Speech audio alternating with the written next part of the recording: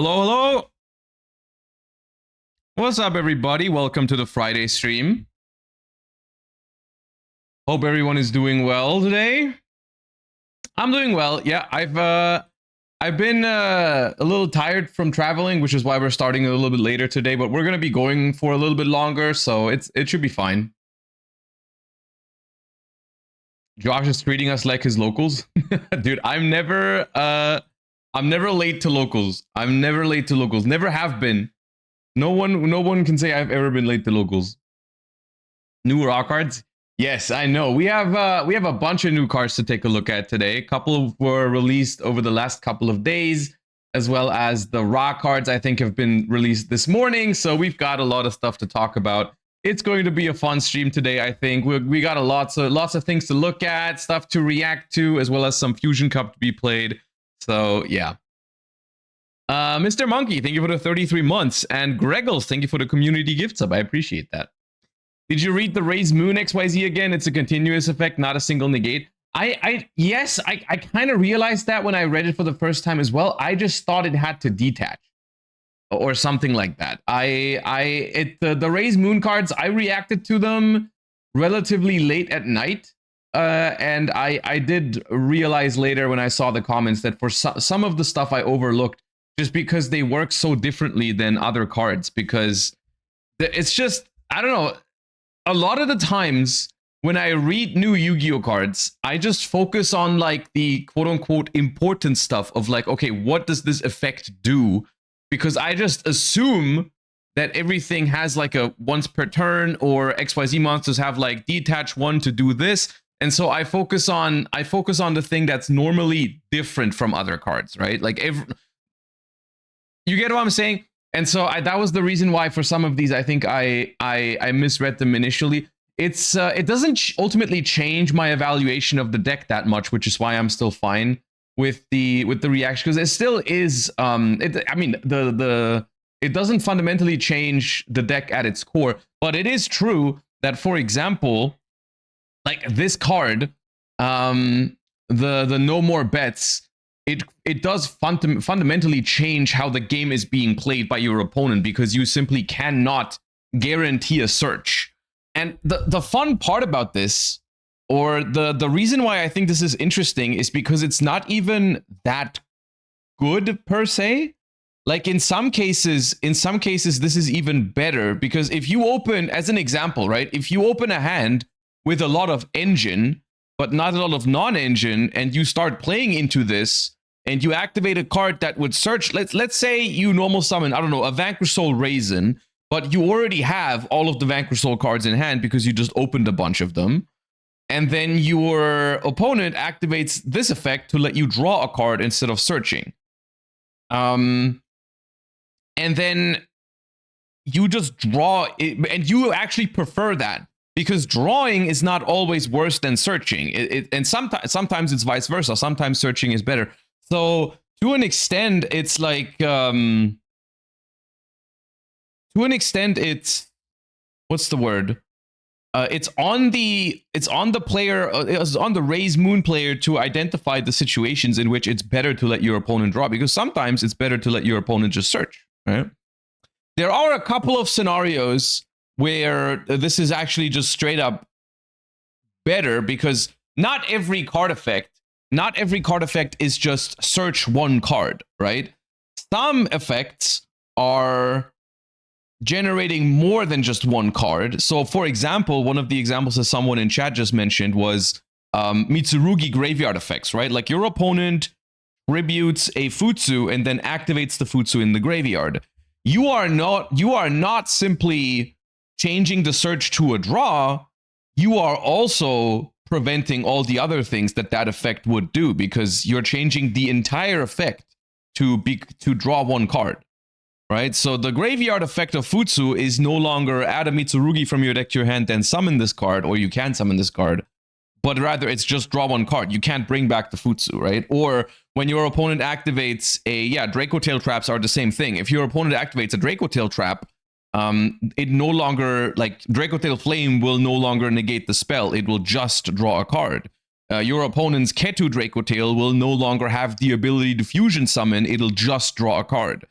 So that's when it becomes good. That's when this effect becomes really strong, is when you make an effect do less than what it would normally do, right? Like or Pot of Desires, like instead of drawing 2 cards, you're just drawing 1, for example. I wish there was an Ash retrain that does this. That would be I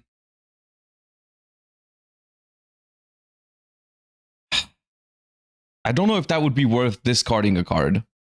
I mean, here's the issue with that, right? If you change Ash to this, it becomes even worse going second, right? It becomes even worse going second. And Ash is already kind of bad going second. So making Ash even worse going second, I think, cannot be the goal. If anything, you would have to make Ash better going second and worse going first. Because what you're describing is a card that is even worse going second and still good enough going first. Right? Like if I agree with you that if the player going first has an Ash Blossom that lets your opponent draw a card, it'd be better for the game. But for the player going second, it would be horrible, that card, to draw it, right? If I activate Prosperity, this card just stops working. Sounds fun. I mean, if you activate Prosperity and you change the effect to draw 1 card, it also loses the restriction. I don't know if Prosperity has the restriction as part of its effect, though. But yeah, in the scenario where you cannot draw cards because Pot of Prosperity... Oh no, actually, Pot of Prosperity, it's not part of the effect. Pot of Prosperity, it's part of the... it's just a condition. So I think it would be Pot of Extravagance is the one where if it gets negated, you can still draw. Oh yeah. I think there's, like I already said, I don't want to go over all these cards again. We're just kind of skipping the warm-up today because we're already late. We're not going to go over the entire archetype again because I already did that on the Plus channel. I do think this deck, after having some more time to think about it, I think this deck is really interesting, similar to Xenovaders. It's funny because Glorious Victors, it started out so weak, I think. Like the Senate one was really kind of like a whatever archetype for me personally. I don't know if other people view it differently, but I just did not think that the Senate archetype was very like interesting or whatever. But it really has turned into a really cool pack for me, because the last 2 that they revealed were just so unique and interesting and awesome. So I don't know, I really like the set now. I think it's really cool. But this deck in particular, like this card is really, really interesting to me, because I think there's going to be, like, this is a real incentive to pick a deck that doesn't search at all and try to play this card, because this card is so good in every deck that can play it, essentially. You can play the turtle in Xenovator? Yeah, you could. There's a couple of decks that could play this. It's funny because it's a water aqua as well. So if you end up, because I mentioned that you can potentially play this in Paleo, and you can even like add it back to your hand with Totally Awesome. I don't know how much it matters that you draw cards in Paleo though, and you can't search with Opabinia, so it's kind of annoying. Can Unchained play it? You wouldn't be able to use Abomination's Prison anymore to search, or Yama to search. So I don't know if you actually would want to, but yeah. And it locks you into rank 7s, right? So that's another thing. You can only use it in decks where that's okay. You can play it in Labyrinth with the Trap. Yeah, the Trap is cool. I like the Trap as well. There's a lot about this archetype that I like. I just can't wait for this to actually come out and see if it's good enough. You missed the fixed 1 draw.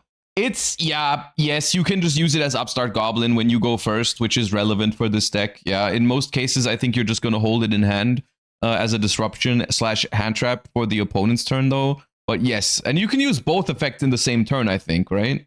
Activate one of these effects, but you can only use each effect once per turn. So it means that also this is relevant if you draw 2 copies of this, or if you use the first effect and then you draw another copy, you can use it to cycle it, which is good. Yeah.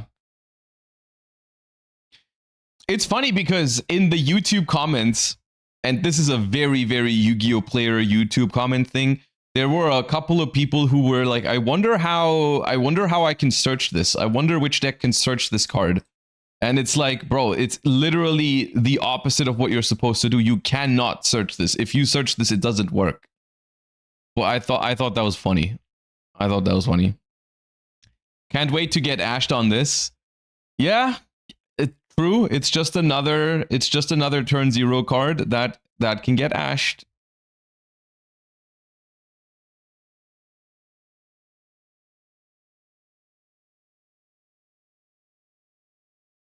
You can foolish it with Zena and add it back with Firewall. Yeah, that does work. That does work.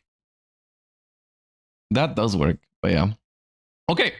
Anyways, those are the Raise Moon cards. I've already talked about those on the Plus channel. If you want to see that video, then go check that out. You can always go !YouTube, and you'll find links to the different YouTube channels. If you ever miss a reaction live on stream, all of the interesting ones are going to be there. Today, we've got some new cards. And before we even hop into the raw cards, I know all of you guys are asking about the raw cards right now, but we've got another wave of cards that came out like 3 days ago at this point. It's a blast from the past with manga themed cards. And these are from the original artwork collection, which is the pack that brings us the new manga rares for Yu-Gi-Oh! And it does also come with some other cards, because of course the manga rares are just reprints of very, very old cards. So in order to have some new stuff in there, they're also making some new cards, including some overframes of some very iconic cards from the manga/anime. So let's take a look at what we're working with here. We're starting out with Barrel Dragon, which is a very cool looking overframe. I like this. Barrel Dragon, the Machine Dragon, level 7 Dark Machine effect. You can only use the second and third effect once per turn each. If you control no monsters, you can normal summon this card without tributing. Okay. During your main phase, you can add a Dark Machine from your deck to your hand, except Barrel Dragon, the Machine Dragon. Okay. I mean, yeah, sure. It's a starter for all kinds of decks, I assume. If there is something that really wants to search a Dark Machine, that is okay. During the battle phase, if this card is in your graveyard because it was sent there from the field this turn, quick effect, you can special summon it, and if you do, toss a coin 3 times, then you can destroy monsters on the field up to the number of heads. Okay. Now, this is an interesting one because it strikes me as more of a generically solid card. It's nothing too crazy here in the context of modern Yu-Gi-Oh! But it's just you can normal summon it. It's a 2600 beater for whatever that's worth when you're going second. And it just adds any Dark Machine from your deck to your hand. And then it has a bonus effect that for the most part only really applies when you're going second, which is something I like. Because of course, if you're going first, you're not going to have a battle phase. If you're going first, you can normal summon this and then search. You could keep it around. You could not link it off or anything like that when you're going first. And if it's just on the field, it becomes a little bit difficult for your opponent to remove, because if they run over it, you can bring it back and then potentially destroy some of their monsters. So it creates like a little bit of tension on the board, right?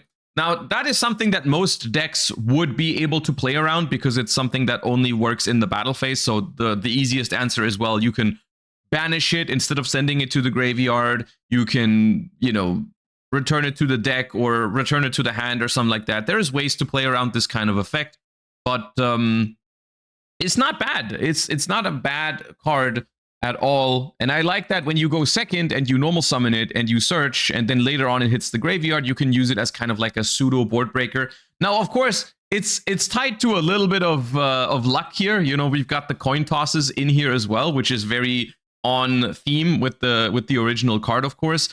And sometimes you're gonna flip 3 heads and destroy your opponent's entire board, and sometimes you're gonna flip 0 heads. But realistically, with how it's going to go, usually it's going to give you 1 or 2 pops. That's just going to be like the average. So I think it's fine. In what deck would you use it, Orchist? I don't have a specific deck in mind right now. It does search a Dark Machine, so just because we've talked about it recently, I was thinking if it was good in Xenovaders to search Gizmek. I don't know if that's a thing though. I probably not. But there's a lot of decks that could potentially use it, because you guys are saying it searches Orchist cards as well, which is true. At the same time, I think Orchist is a deck that already really needs its normal summon. So you don't really want to spend or add more normal summons into the Orchis deck.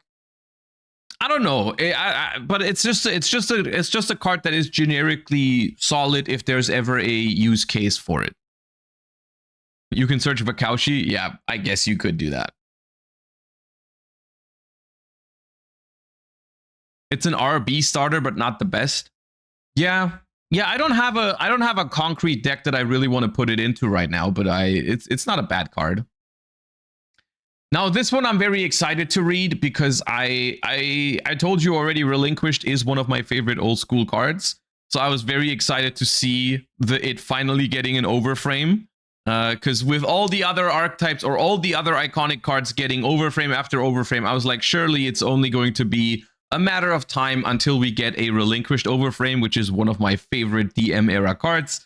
So let's take a look at Relinquished, the Wicked Eye of Illusion, level 1 Dark Illusion Ritual effect. Also, it does kind of have like the Pepe Punch pose, right? It does kind of give me these vibes. Right? It really does kind of do this. Yeah. You can ritual summon this card with Relinquish, the Wicked Eye of Illusion. Okay, so it mentions itself as a way to ritual summon itself. So it doesn't have a corresponding ritual spell. You can only use this card's first and third effect once per turn each. You contribute 2 monsters, special summon this card from your hand. This is treated as a ritual summon. Your opponent takes any damage you would have taken from battles involving this card instead. During the main phase quick effect, you can target an effect monster your opponent controls, negate its effects, and if you do, equip it to this card as an equip spell that gives it 2000 attack. Okay. It's a little weird that it ritual summons itself, but I guess it does get around the, of course, requirement of having to even play a ritual spell with it. You can just play this card. And once again, similar to the Barrel Dragon, this card is not tied to any archetype, right? They're not turning Relinquished into a deck, which is something they could have done, because there's a couple of different Relinquished cards out there that could have, you know, been combined into an archetype potentially. It bothers me a little bit that it doesn't have battle protection as an illusion monster, because that would have made it a lot stronger. It seems like the cost is a little bit too high for me. Tributing 2 monsters is a very harsh cost. That is not easy to pull off. And at the end of the day, if you're going first, all you really get from this is one. This is a quick effect, so you do get a negate and then equip the card to it, which is neat. But you are attributing 2 monsters for that kind of effect, which I don't think is worth it. Yeah, it's rough. It's also, I mean, I think it's particularly bad going second as well, because how are you really going to play a card that requires you, when you're playing into a board, it requires you to establish 2 monsters, tribute those monsters, and then summon this. And then the payoff is, well, you out 1 monster immediately. Yeah, I don't know. It doesn't have the restriction that original Relinquished cards had of only being able to equip 1 card to it at any given moment, right? This can equip multiple cards to it. So when you, in theory, right, if you go second into a board, you're supposed to summon this guy, equip 1 monster, and now your attack is 2000, which is kind of whatever. But then on your opponent's turn, when they try to out it, you just equip another monster, and now your attack is 4,000, which now that's a little bit harder to run over. Ultimately, though, as a fan of Relinquished, I think I would have liked this to be a better card. It looks like a Clown Crew card. I think the only real thing that this card has potentially going for it is the fact that it is a ritual monster, and as such can profit from some of the ritual support out there. For example, because you're mentioning Clown Crew, which is a deck that also has tribute synergies, this card can be searched with Preparation of Rites, for example, right? So in a deck like Clown Crew, where you play Preparation of Rites already, you could include one copy of this to search if you need it or something like that, right? Which is okay. Bianca Viso can summon on the opponent's turn. I don't think you can summon this with Bianca Viso, because Bianca Viso says perform a tribute summon. This is not a tribute summon. This is, if you summon it with its own effect. You cannot summon it with Bianca Viso, I'm pretty sure. It's not better than Thief. Oh no, absolutely not better than Thief. No, it's definitely not better than the Gallant Thief, especially when you're going second. It's not even close, because you have to tribute your own monsters. This is gold for Mitsurugi. I don't know. This is not that good for Mitsurugi, because Mitsurugi already has to establish 2 monsters on the field to tribute. This does not solve a problem for Mitsurugi. Mitsurugi does not have an issue if it gets that far, essentially. So I think ultimately I'm saying a lot of things right now, ultimately to just say I don't think this card is very good. I'm trying to find something good in it because I love Relinquished, but I don't think there is much here. I think this card is just not great. There might be niche scenarios for it where you can search it because it's a ritual or illusion or something like that, and maybe you can do something with that. At the end of the day, however, I don't really care that much. This is something I've said about multiple of the overframes. The job of the overframes in modern Yu-Gi-Oh, I think, is to make this game better for collectors, to give people something that just looks awesome. Which is why, for honestly, my take for some of these overframes is that instead of making them mediocre cards, they could have just made them a reprint, quote unquote, of the original. Like, I actually, for this one, I think that would low-key be cooler if it was just Relinquished. Like, just give me an overframe Relinquished, that's fine. I don't need it to be like some mediocre retrain that doesn't end up seeing play anyways. This could have just been OG Relinquished. Then you get Blue Eyes Toon Dragon. No. That's not what I mean. Because the Blue Eyes Toon Dragon overframe is not an alternative artwork. They just took the OG Blue Eyes Toon and made him a little bit bigger, which was like not that good. But they could have just made this an alternate art for Relinquished. Like I'm saying, it could look the exact same way as this card looks right now, but it could just be Relinquished. It doesn't need to be Relinquish the Wicked Eye of Illusion and be a mediocre card. It could just be Relinquished. And that is something that could actually be cool to even... maybe it could even be better that way, because then you could play it in retro formats. I mean, Relinquished is not the best card in retro formats, but it's like a playable archetype in some older formats. So people would actually... Maybe people would even like it way more, and it would be even more popular if it was a retrain, because you could put it into old school Yu-Gi-Oh decks, right? I think that would go hard. I think that is a concept that would be very, very attractive for players, and it would also it would give them a way to monetize the hype that Time Wizard is getting. Perfect example for this is actually the Gores. Like, I'm happy that they made a Gores retrain. As a big fan of Gores, the Emissary of Darkness from back in the day, I think the Gores looks awesome. But what if that was actually Gores? Like, what if they made an overframe for actually Gores? That would go crazy. Like, so many Edison players would want to obtain one. But because it's not Gores, it's just less. It might be less popular because of it. Same thing for the Dark Armed Dragon.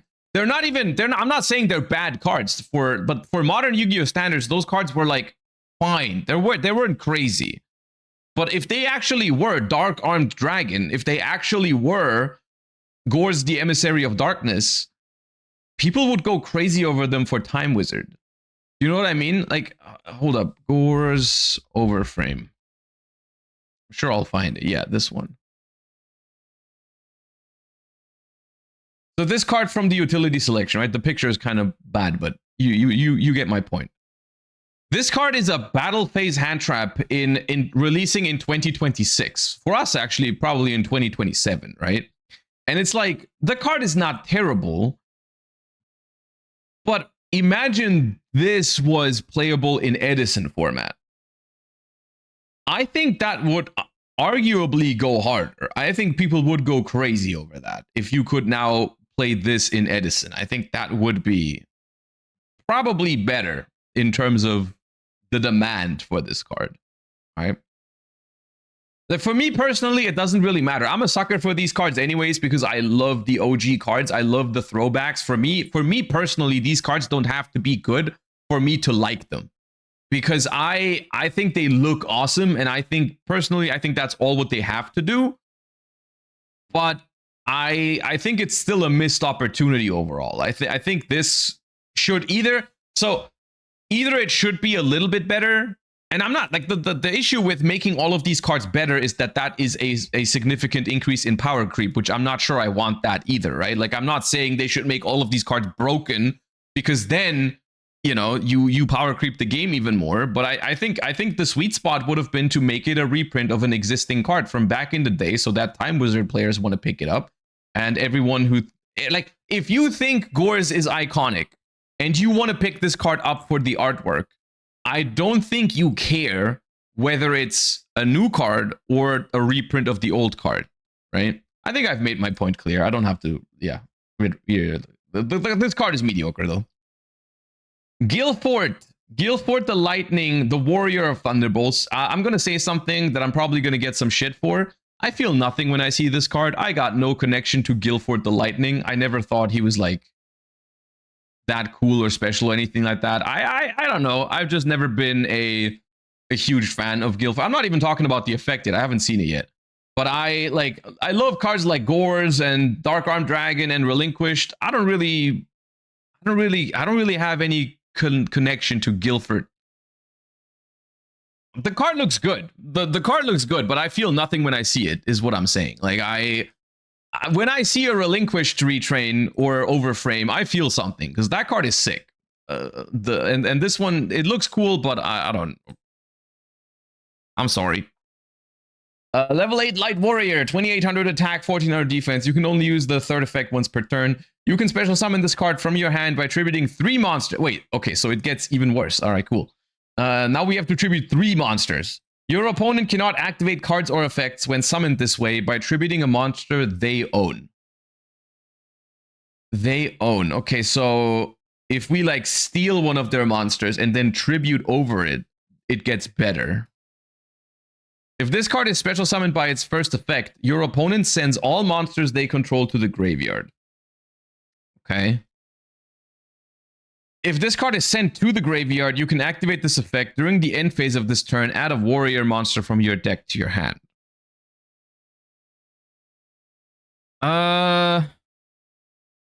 This card reads really fancy, but I low-key think this is just kind of bad. This is the last overframe, apparently. It does out towers. It does out towers. But it's just kind of bad, isn't it? Like, here's the problem, right? Like, this is just a card that the way it's designed doesn't really make sense in the way that modern Yu-Gi-Oh works, because this is a board breaker, right? Everything about this screams board breaker. because it sends the flashy effect here is send all monsters the opponent controls to the graveyard. And in a perfect world where you even get to pull off this part where you have a monster owned by your opponent, you even make it unrespondable, right? The issue is you just cannot make a board breaker that you have to hard draw, and it needs 3 tributes.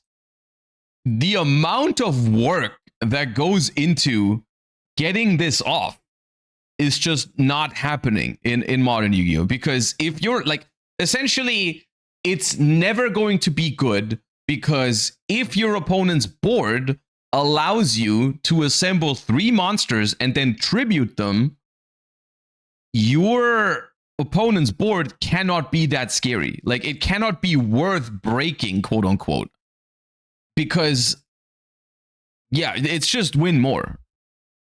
And then I read the third effect, and initially the third effect reminded me of Magnamoot a little bit, but with some very key differences. Number one, Magnamoot, the end phase search of Magnamoot going second is actually good, because you can pull it off on turn 0, so you get a search that's going to be immediately available to you when you go second. This card cannot be summoned or sent to the graveyard turn 0, unless by other cards, not by its own effect.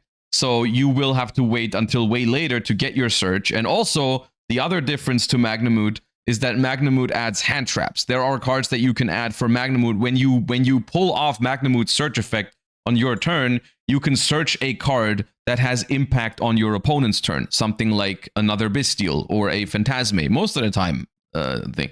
I don't know if there's much in that regard that you're going to play the Guilford with. You can add Izuna. Okay, yeah, sure. You could play this in a deck with Izuna, and then when you go first and send this to the graveyard, you can add an Izuna from your deck to your hand. That's not terrible. The issue is that the card itself does not trigger its own effect, if that makes sense, right? Like, Magnamoot will do the work for you, right? Magnamoot summons itself with its own ability, and then does the search. So Magnamoot very easily translates to search another Bestial or search a starter when you're going second. This card doesn't do that. It requires another card to send it to the graveyard or something just to get the search. It's not worth all the work here.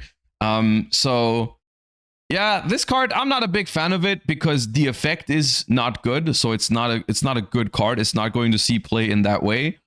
So the only thing that's left is liking it because of the artwork, and because I'm not personally that big of a fan of the Guilford archetype, I don't really care for it. But that's the thing. Other people might like it because they are big fans of Guilford. The thing is, like, liking Guilford the Lightning is a very subjective thing. Like, I don't care about it, but I'm sure some people do.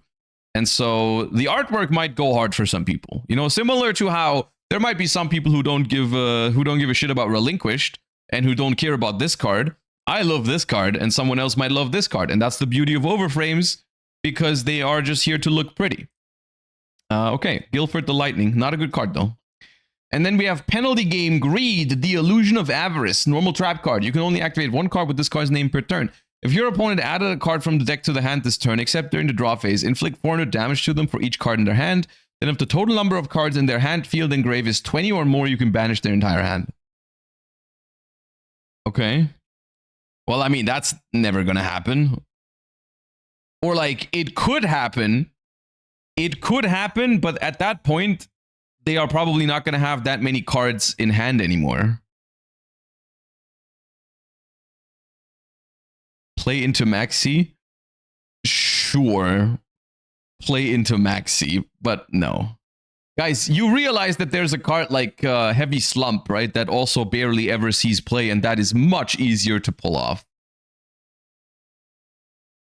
Revealing this card the day after Raise Moon is BM. I mean, it's not even that good against Raise Moon, though, right? Because Raise Moon, like, they summon 1 card and then draw 1. They never, like, accumulate that many cards in hand. They just keep a hand size that is somewhat consistent. No, I think actually it's funny because this card is only good in one specific deck, which is not even a good deck, but like in Chainburn it might be interesting. Because the 400 damage for each card in their hand, like, if you set this and your opponent searches like one of the first things in the game, the fact that they take like 2,000 damage or 2,400 damage is actually not bad for the sake of like chain burn. But it's still, that doesn't make it a good card overall, right? So, yeah. Zombira. Okay.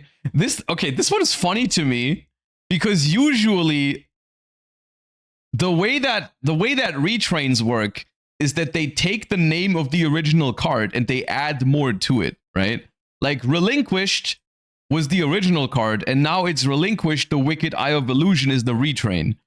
And to me, this is funny because now Zombira was the original card, but Zombira the Dark was the OG from over 20 years ago. And now we actually make it shorter as the retrain is now just Zombira. I don't know. It's just something I noticed where usually it's the other way around. It's kind of funny. Level 4 Dark Warrior, 2100 attack. When this card declares an attack, lose 500 life points, and if you do, gain 500 attack. When a monster is destroyed by battle, you can equip this card from your grave to the monster that destroyed that monster. Then you can destroy the one monster your opponent controls with the highest attack. The equipped monster's name becomes Zombira. Also, its effects are negated. When the equipped monster declares an attack, its controller loses 500, and if they do, they gain 500. This card goes hard in GOAT. This card does go hard in GOAT format. And I think any format after GOAT, it probably wouldn't see play anymore because it's not good enough.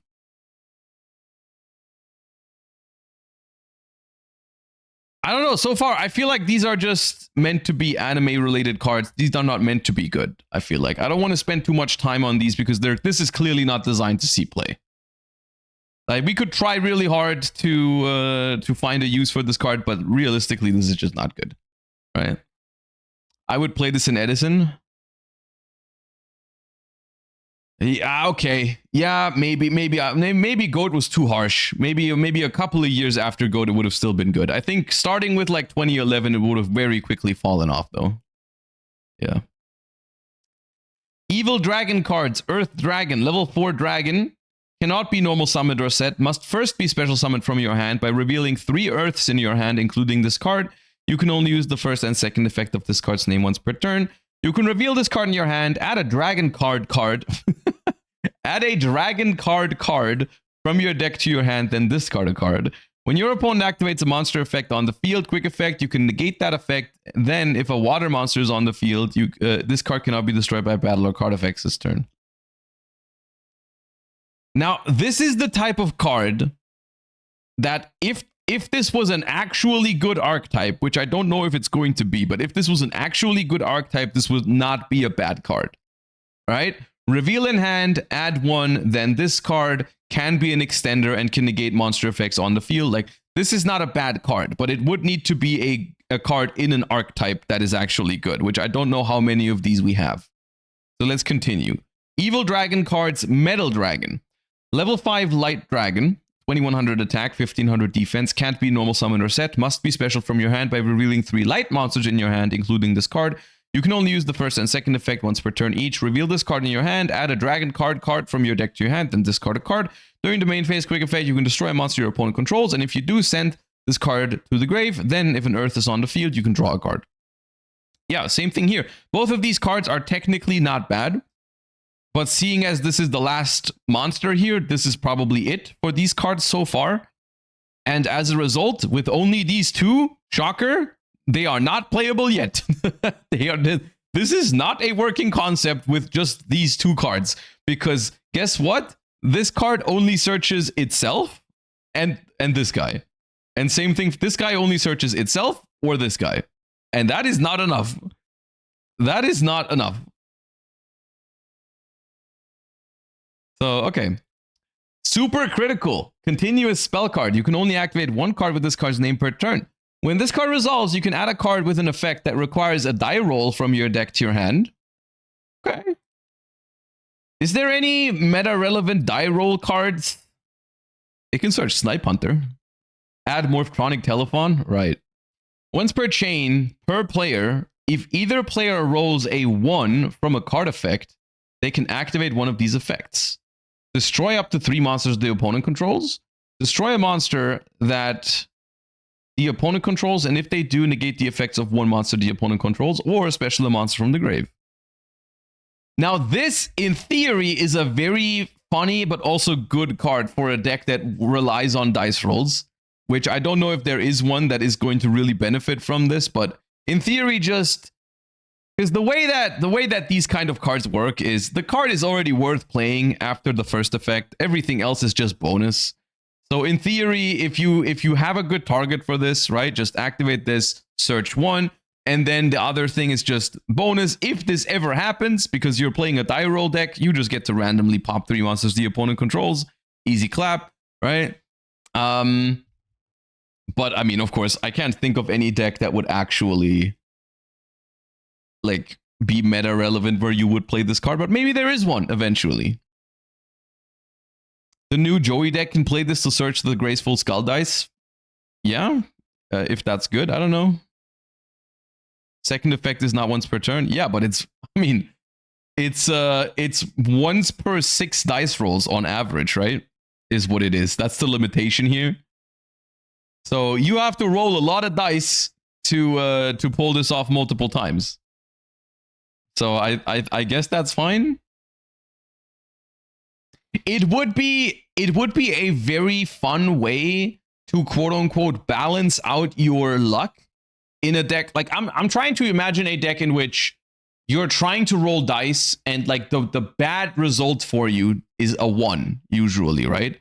And then you play this card, and so it helps you mitigate the outcome of when you roll that 1, right? It's like, well, I'm trying to roll not a 1, but if I get like Snipe Hunter, for example, which is a very old card that obviously isn't good anymore, but in theory, it's like, okay, I try to destroy your card. I'm trying to roll everything but 1 or 6. This improves your odds a lot, because if you happen to hit that 1 and you miss with Snipe Hunter, now you get this effect, right? So, you know what I mean? Or Sixth Sense. Yeah, Sixth Sense. Sixth Sense is like, now you roll a 1, well, unlucky, only draw or mill 1 depending on what you called, but at least you get to destroy 3 monsters. So now you turn that 1 into still something valuable, which helps you with your odds, right? But I mean, we're spending too much time on these. This pack so far, the Yu-Gi-Oh! Original Artwork Collection, has a very, very, very obvious target audience, and the target audience is just collectors, I think. This is just something where the cards in here are not meant to change the format in a meaningful way. They're not meant to be super powerful cards. This is just basically something that is targeted at collectors, people who are fans of the original anime and stuff like that, which to me just begs the question of why didn't we just make these be retrains like I mentioned earlier? Like these, I think these should have just been an alternative artwork of the original card. They shouldn't have been a new card, is how I personally feel about it. Like this should have just been relinquished. This should have just been Guilford the Lightning, and so on and so forth, right? Because like these are the other cards. They've announced some really cool cards for this pack. This is also from the original artwork collection. These kind of manga cards are in this set as well. You've got a bunch of, you got Zoa in here. Which ones are, the Jinzo is really cool, right? The Jinzo is kind of awesome. And one thing I noticed when I was scrolling through these this morning, because these cards I think are legal for play, if I remember correctly, there's cards like Lava Golem in here. And now we're starting to actually add these to the game that could actually see play. Like someone could play this version of Lava Golem in their deck. If you play a Lava Golem in your side deck, you could choose to play this card, and it looks so cool. I think it looks so cool. There can be some stuff, some people, and there's also a Harpy's Feather Duster. Like, come on, man, this is an Aura Feather Duster. This is an Aura Feather Duster. Scapegoats looks really cool too, even though that card is less playable. The polymerization is awesome. By the way, the polymerization has no text on it, which some people will not be a fan of. This is a discussion that people had in other card games as well. Like Magic was doing this with some very iconic cards where they just made a full art reprint of it that didn't have any text on it because everyone knows what it does anyways. And some people were not a fan of it because it's like, well, the card doesn't explain what it does. How are people going to understand this game? Bro, it's not that deep. First of all, 99.9% of players know what polymerization does. And if they don't, then they can just look it up on Neuron, which is something that people already do all the time because Yu-Gi-Oh cards come in different languages. And so the fact that you can't always read a Yu-Gi-Oh card is something that has always been the case. Like if you play against someone who plays a card in like French and you don't speak French, you have to look at what the card does. You have to look it up anyways. There's no way around that. And so I think it's not, to me, it's not an issue. I think it's kind of cool actually that these cards don't have text. I think they could have gone even harder and made them the artworks even bigger, but then it wouldn't have been the original manga style of the card. But I think it's cool. Mirror Force as well, man. Look at that. That is a wonderful card. Magic Cylinder, Exchange of the Spirit.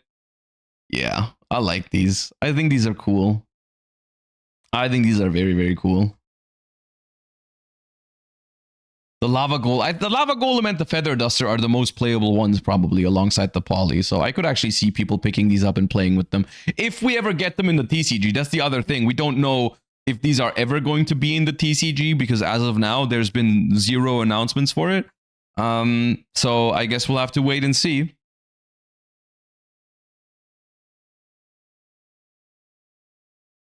What do you think of Diabellstar and Rush Duels?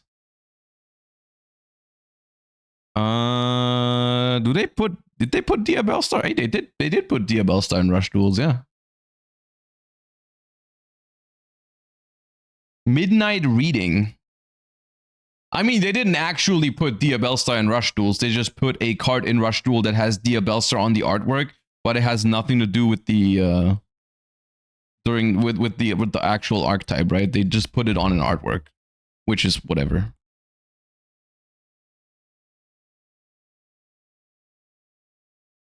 Is the card good? Send 1 spell from your hand to the grave, draw 2, then you can choose a face-up monster card in your spell trap zone and special it to your field and face-down defense position. Hey, you know, it does actually have a little bit to do with the original gimmick of Snake Eyes of putting stuff into the spell trap zone. So maybe they are adding more cards of the artwork of the series to Rush Duels. Is Lava Golem legal? I think it burns for 700. So I don't remember exactly when and where I read it, but I think like they did say that these cards are legal for play, but that you have to follow the text of what the card does you usually do. I think they said that, right? Because I do think you're right. I do think that there's a 700 here, right? And I think it's maybe in the original manga. Maybe the original manga Lava Golem only does 700 burn damage. I actually don't know that. I actually don't know if that's true or not. So, but if you play this, it is going to be Lava Golem, and it is going to inflict 1,000 damage. Why does it say 700? I don't know. I can't read Japanese, but I would assume that because the manga was playing with 4,000 life points, that they just quote unquote nerfed it in the manga, or that's how it was originally supposed to work, and then they buffed it for the actual TCG because 700 was not considered not enough or something. So yeah.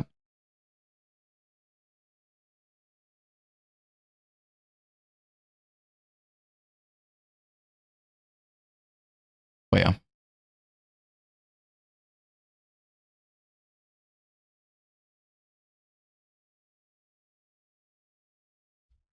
All right, and this is what everyone's been talking about this morning. We've got first reveals of the next set after Beyond the Brave, which is the Immortal Phoenix set, which very obviously, as everyone has already predicted, and as it's been announced, is going to be themed around Marik and the Winged Dragon of Ra, as you can obviously tell from the cover of the set.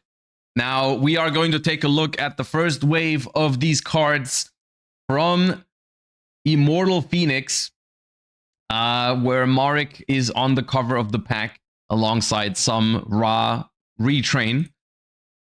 And we are getting, as expected, some retrains of Merrick's most iconic Yu-Gi-Oh cards. We've got Hellpomer here.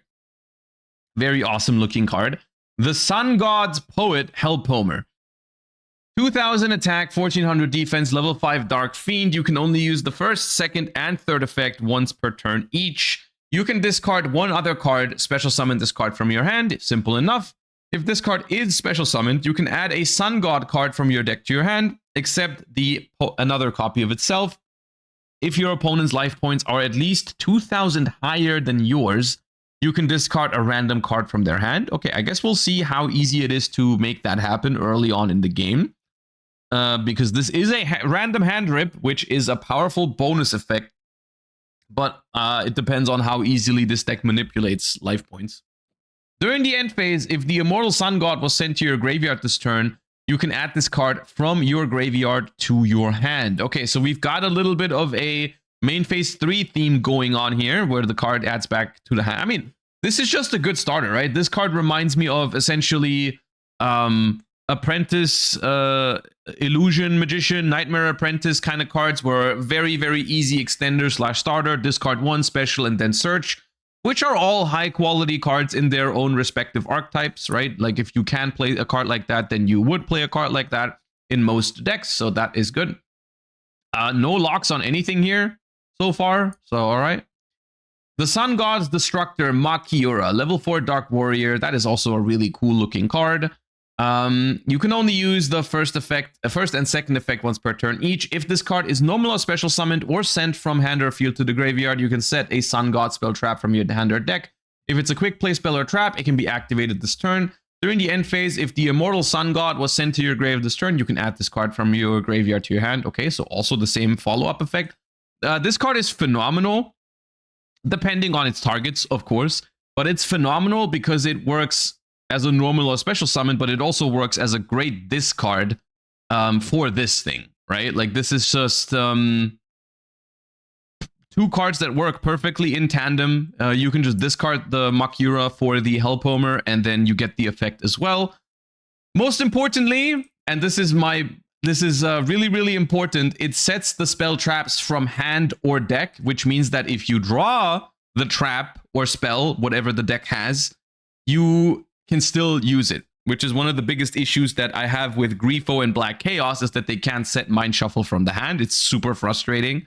So as a big fan of the Rolat deck, this is just painful for me because you can't even say that they learned from it, because it's something they've done before it as well. Like they've done this countless times already. They just forgot or intentionally didn't do it for the Ritual of Light and Darkness deck, which is really frustrating. But yeah. It just feels arbitrary, right? Like, yeah, Maiden of White, right? Maiden of White in Blue Eyes, you can set True Light from your hand, because they were like, well, if you draw the True Light, what are you gonna do? Well, we'll let it set from hand or place from hand, so that it's not that big of a problem. And for the Yugi cards, we forgore.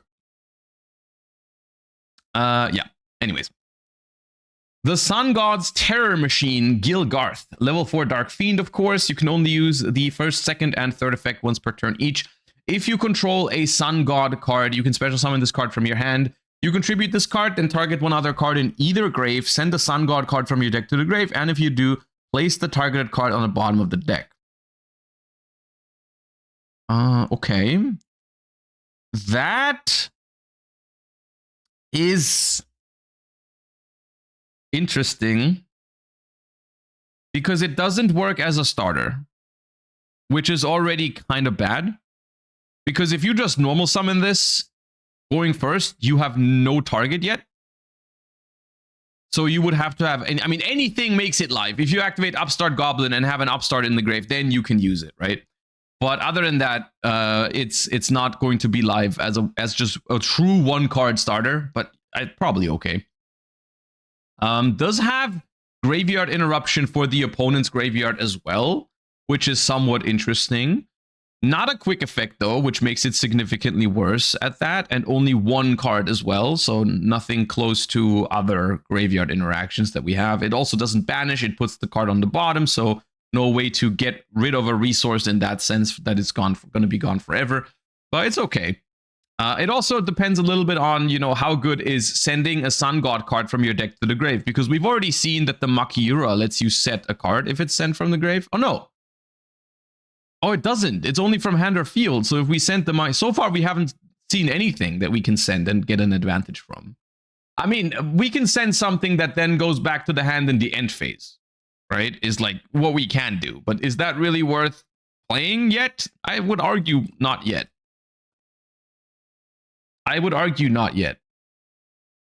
Okay, the Sun God's torture device, Visor Des Shock. Okay, we're combining Visor Shock and Visor Des into one card, all right. Level 4 Dark Fiend, you can only use the first and third effect once per turn. If a monster is sent to your opponent's grave and you control a Sun God card, even during the damage step, you can special this card from your hand, and if you do, return one other card on the field to the hand or extra deck, and if you do, inflict 800 damage to your opponent. Cannot be destroyed by battle. During the end phase, if the Immortal Sun God was sent to your grave this turn, you can add this card from your graveyard to your hand. If a monster is sent to your opponent's grave and you control the Sun God, it's kind of like a hand trap. It's kind of like a hand trap, but it's also kind of bad. It's kind of bad, isn't it? It's kind of like Kelbeck, the Ishizu Kelbeck, but you need to control a Sun God, so it doesn't work when you go second, which is weird. It can help you play into a board because it's a non-target bounce, which is pretty okay. It's better than Kelbeck's hand effect. I would argue it's worse because you need to control a monster. Like, yeah, if you control a Sun God card, then it's better than Kelbeck because it's non-target. But if it's not, if you don't have a card, it's completely dead. So I don't know if I would call it just better than Kelbeck. I think it's worse than Kelbeck overall. The fact that it works in the damage step is actually very interesting. This is a very interesting part that I want to emphasize because it means that it works when you run over a monster. Right? It works when you attack over a monster, and it also means that it's much harder to interact with because when you activate an effect like this in the damage step, a lot of cards just cannot be chained to it. So it's a non-target bounce in the damage step that your opponent can barely respond to, unless they have a card that negates activation.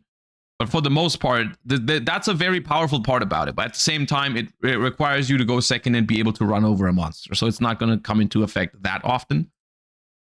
I will say this is probably the card that the end phase effect is the best of, because of course, like when you play on turn 1 and you use all of these other cards, right? And then you add them back to your hand in the end phase, that is quote unquote just follow-up. It is just something for next turn because none of these cards do anything on the opponent's turn when you have them in your hand. This card does. So if you send this to the graveyard, for example, this is the best card we've seen so far for the Terror Machine to send from the deck to the graveyard on turn 1. Like this could just be a one-of that you send for the Gilgarth, just so you add it back to your hand as an interruption in the end phase. But all the rest is just follow-up. Right? Witchcrafter coded. Yeah, kind of like that, right? It's kind of like that, where all of these cards, you get them back in your end phase, you have all the follow-up in the world, but you have 0 interruptions from it. This at least gives you an interruption. Okay, and here is the big one. It's a fusion monster, and it is a wonderful overframe, the Winged Dragon of Ra overframe. Here you go. Here you go. The Sun God of Darkness, the Winged Dragon of Ra. It does look pretty good. It does look pretty good. I like that one. It's a level 10 Divine Beast. These are not Divine Beasts, so I was, yeah, no. This was something that people speculated, was that they could make like a Divine Beast archetype around one of these, and then you could play all the Dominus cards in it. But luckily they didn't do that. This one is of course Divine, but the rest is not. So you still can't play all of the Dominus cards. The Winged Dragon of Ra, +3 Sun God monsters. Okay, that is interesting. The reason why that's interesting is because it specifically says the Winged Dragon of Ra. And this was a big question I had, because with with a lot of these new archetypes that they're doing right now, the big question is always, are they going to make a completely new deck? Or are they going to force you to play the old cards? Because sometimes they do this, sometimes they do that. Like, for example, with the new Sacred Beasts, even though we previously had Sacred Beast cards in the game, they are all not part of the new Sacred Beast archetype, right? They just said, let's revamp this entire thing, let's start from scratch, and let's make a completely new archetype out of it. That are just, they look like the old cards, but they are completely new cards. You don't have to play any of the old cards anymore. And I thought that's what they were doing here so far, right? I thought that's what they were doing with these, but looks like you still have to play the Winged Dragon of Ra, which, of course, the Winged Dragon of Ra in itself is probably going to be a brick, but okay. Unaffected by other cards effects. Okay. Just like that, like that. Once per turn during the main phase, quick effect, you can discard any number of Sun God cards, choose that many monsters, choose that many of your opponent's occupied main monster zones, make your opponent send the monsters in those zones to the graveyard. Okay. All right, number one, this lets you make use of all of these cards in your hand during your opponent's turn, which is interesting. It's removal.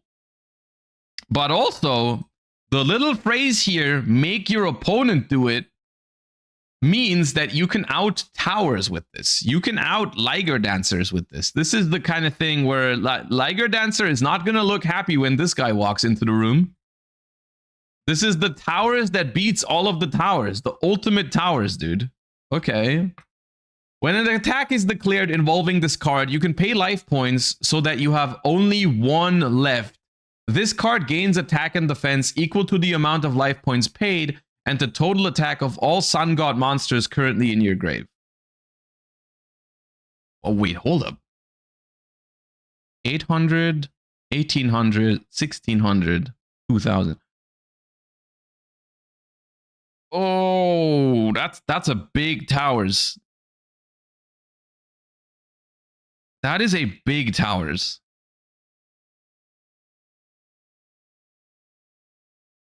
So, I'm trying to think whether I like this or not as a win condition for a deck. I do think it's kind of fitting for the Winged Dragon of Ra Divine Beast deck to have this kind of win condition. At the same time, the fact that it's fitting doesn't really mean it's good for the game, because look at Toons.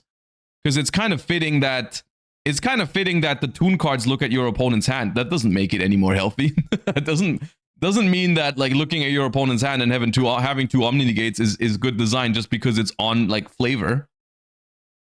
What I'm trying to see right now, or what I'm trying to think about, is whether this card is better or worse than Liger Dancer. Because it's bigger than Liger Dancer. It's because one of the way you out a Liger Dancer is by attacking over it, right? You attack over the Liger Dancer, which is, of course, easier said than done, but that's how you do it, right? This is basically unoutable by battle. If you read the next cards, you will understand what they did. Oh, yeah, we'll get more context, but it's like the way you would beat this card, right? The way you would beat this card is by having a way to either inflict burn damage or by having a way to attack directly or give your opponent a monster that you can then attack over or something like that, right? Underworld Goddess, Gallant Thief. I mean, yeah, of course, the classic tower outs all apply. The classic tower outs all apply. That always works, of course. Yeah. Okay. Ooh, is that Lava Golem? Is that Lava Golem retrain? Okay. Lava Golem, the Sun God's Steel Cage, level 8 Fire Fiend Fusion Effect monster. Sun God monster you control and 2 face-up monsters on the field Cannot be used as fusion material, must be fusion summoned or special summoned from the extra deck to your opponent's main monster zone by sending the above cards from either field to the graveyard. Oh god, okay.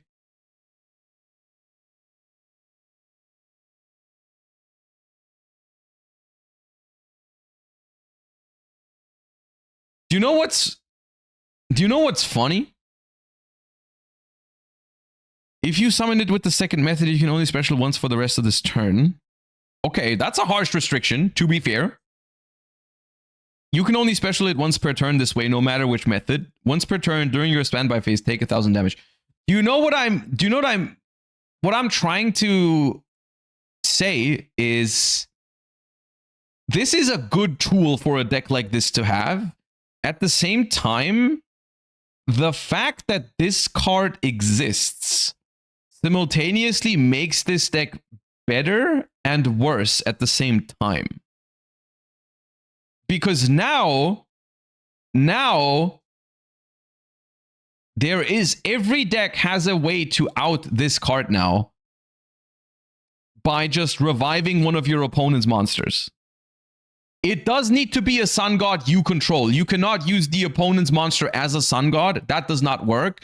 But if you have any card that revives your opponent's monsters, you can now out it. A dark charmer, because they're all darks. Dark outs this guy if your opponent plays this. All right? Fallen Anti-Virtuous, when you have an Ecclesia in the graveyard. Striker Shark Cannon. Anything where you can revive one of your opponent's monsters, you can technically now out this guy, you know, by playing this in your extra deck. Which is, of course, it's the age-old question of like Chimera Tech Fortress Dragon or something like that. If you end on only Ra, you're fine. It's not true. You can use two of your own monsters and just this guy. Like your opponent, like Dark. If Dark steals one of your monsters, you have the materials. You can use your Dark, your Sun God monster, and your opponent's Ra. Dark alone does it already. Of course, you have to respect your opponent's ability to clear your Dark. They can out your Dark with this, right? There's more layers to it. But if you can ever force your opponent to use this on anything, and then you can do a Dark after, you could theoretically, you know, do this. True, but if you do, you can only summon once for the rest of the turn. Yes, there's a restriction. There's a restriction. I'm just saying, like, it becomes, because this card exists, and if people play it, it becomes a little bit harder to win the game off of the back of just this card being unoutable, right?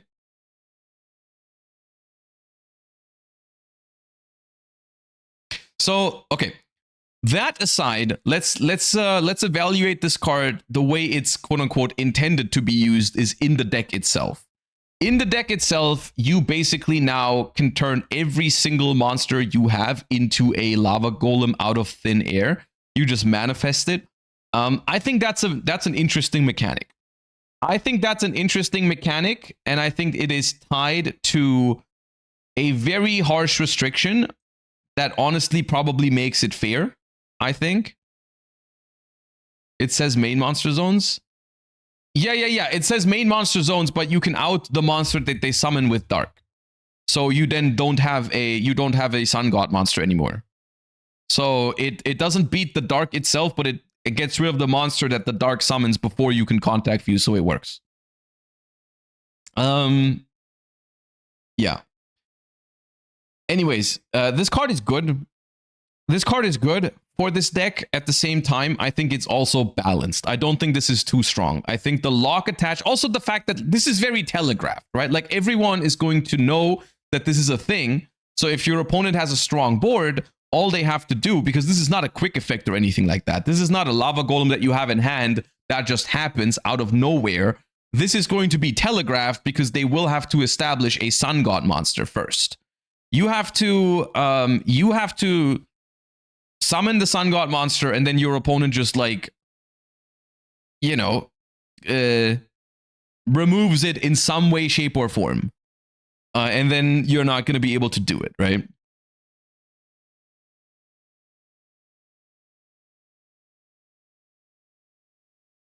So I don't actually think this card is that crazy. It sounded more fancy when I read it for the first time, but the more I think about it, the more I feel like this is just okay. Not that crazy. All right, here is the card, right? The Immortal Sun God. This is the card that they all care about, right? This is the card that if it goes to your grave, all of them go back to your hand.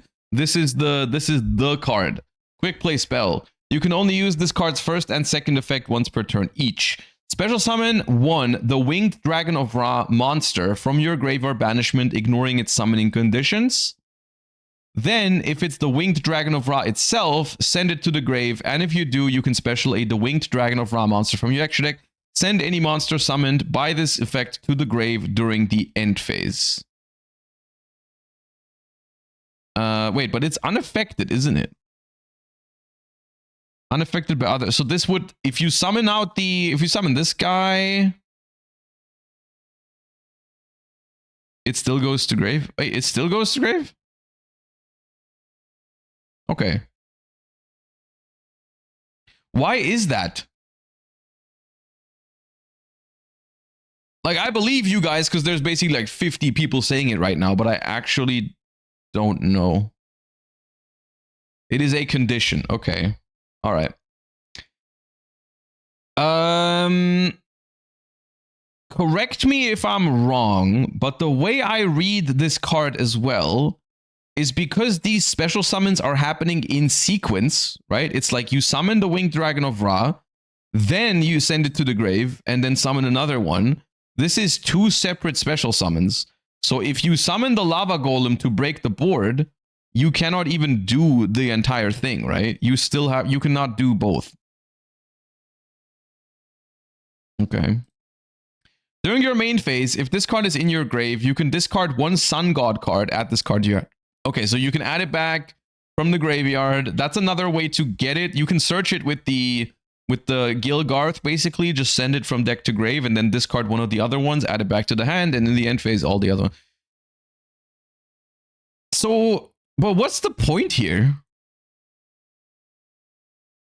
Isn't this card just... Isn't this card kind of bad? And if you do is simultaneous, yes, but then is not. You summon once, you summon one time, then there's a then in the text, and after that is another special summon. So that is not simultaneous.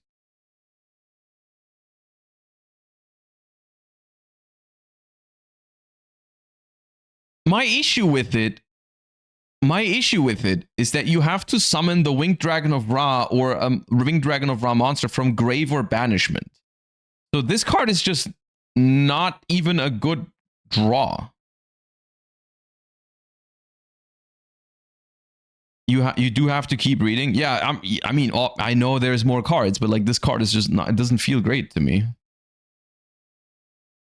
The Sun God leading down into darkness. Continuous spell. Activate this card by sending a Winged Dragon of Ra from hand, deck, or face-up field to the grave. You can only use the first and second effect of this card's name once per turn. Okay, so this is how you get one of them in rotation for this, I think. This still doesn't make this a better draw because you have to have other cards to even make it live, but it does get you there. You can only use the first and second effect once per turn. During your main phase, if this card was activated this turn, you can add a Sun God monster from your deck to your hand. Okay, that's pretty good. If a monster is destroyed by battle, inflict damage to its controller equal to its original attack. Then, if you have the Winged Dragon of Ra in your grave, you gain 1,000 life points. This is simultaneous. This feels like more of a downside. I'm gonna be honest with you. This feels like this just presents your opponent with a way to beat you. Because if you make a big friggin' Sun God of Darkness, you have to go down to 1 life point. 1. Which now means if your opponent ever runs over one of your other monsters, you lose. So you have to just sit there with 1 of these and attack them to death.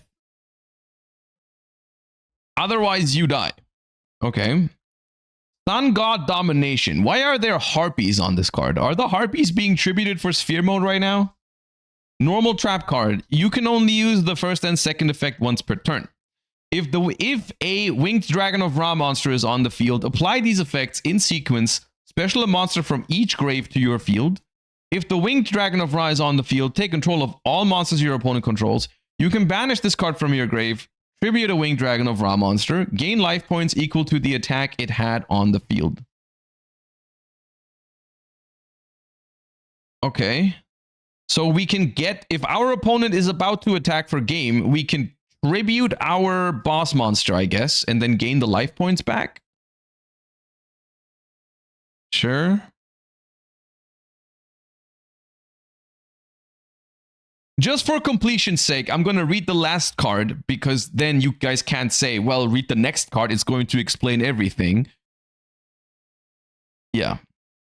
We have the Sun God's Protector, Egyptian God Slime, Continuous Trap. You can only activate one card with this card's name per turn. Special summon this card in defense position as an effect monster, 3k, 3k. It's still a trap with these effects. If it's special summoned, you can add a Sun God card from your deck to your hand. Then if it's a monster and this is your opponent's turn, you can special it. Cannot be destroyed by card effects. Okay. Terrible card to draw, but this is a good card to set. There's a couple of good cards to set with the, what's it called? With the Makira. Now, can someone please explain to me how I am supposed to summon the Sun God of Darkness, the Winged Dragon of Ra, in a way that it'll actually stay on the field? Because the only card from these new cards, the only card that summons it in a way that it's, you know, it is sent to the grave in the end phase. So you'd have to use OG polymerization or something to summon it.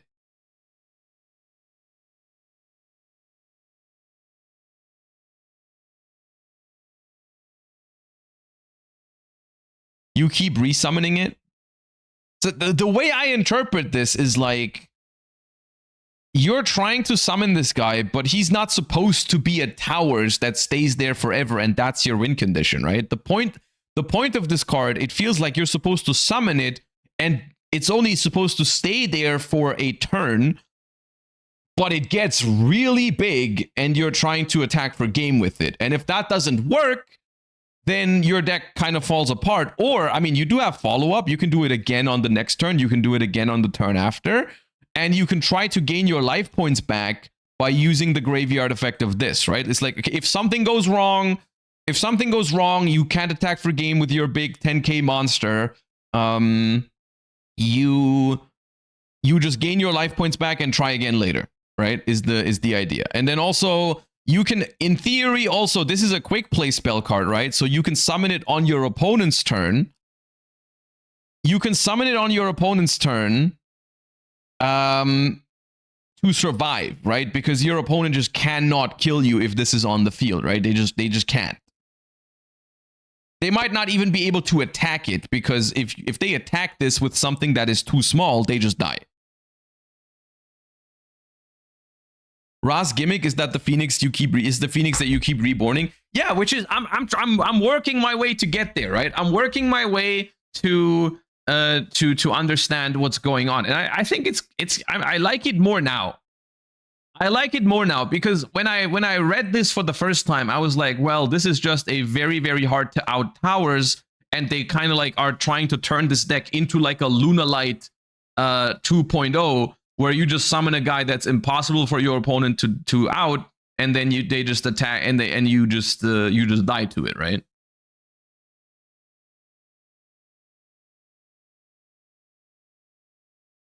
I know there's older cards. I'm familiar with some of them, actually. I'm familiar with like the True Sun God and stuff, or like I'm familiar with the rough idea of the deck because I've played it for an episode with the Card Market people where we did domain format. I played a raw deck for that. And like, this is not supposed to be a completely new archetype. This is supposed to go with some of these older cards. Like the True Sun God and the Immortal Phoenix and the Monster Reborn gimmick thing. Maybe you even still play that. But yeah, it just kind of like streamlines it into, because the thing is, this card is kind of trying to do the same thing as the deck was always trying to do, but now instead of making it with like, because it was always super vulnerable if you tried to do it with just Winged Dragon of Ra, right? Like, because Winged Dragon of Ra does the same thing, right? Where you pay life points and it just gets big. But Winged Dragon of Ra, of course, wasn't unaffected by everything. So it was really hard to have that as your win con. Because, like, you pay all those life points with Winged Dragon of Ra, and then your opponent stops it, because obviously they're going to stop it. And so they tried to fix that by making a card that, like, cannot be stopped as easily because it's unaffected. Right? Ra has Immortal Phoenix mode where it's unaffected and has 4K. There are ways around it, but they just, I mean, if it was good, then we wouldn't be needing support, right? Like we're talking like these ways that Ra decks had were not appropriate to the times. They were not good. Otherwise, the deck would have been interesting, but it wasn't. Okay. I do like it more now. I do like it more now that I have the context of all the other cards, because now it starts making some sense, right? It's like you just try to summon the Phoenix Fusion, try to attack for game with it. If it doesn't work, then you try again next turn. This is why there's so much follow-up here within the graveyard. And if you ever, I don't even know if this deck wants to go first, because, I mean, you can't really do much going first, right? You can't really... I feel like if this deck goes first, the plan is set this card, and survive the turn with it, right? Is kind of like what you're supposed to do. Because, I mean, no one is killing you if you summon this. Unless they specifically have a an out in it, like a goddess or something. But if you go first with this, you just cannot really die, right?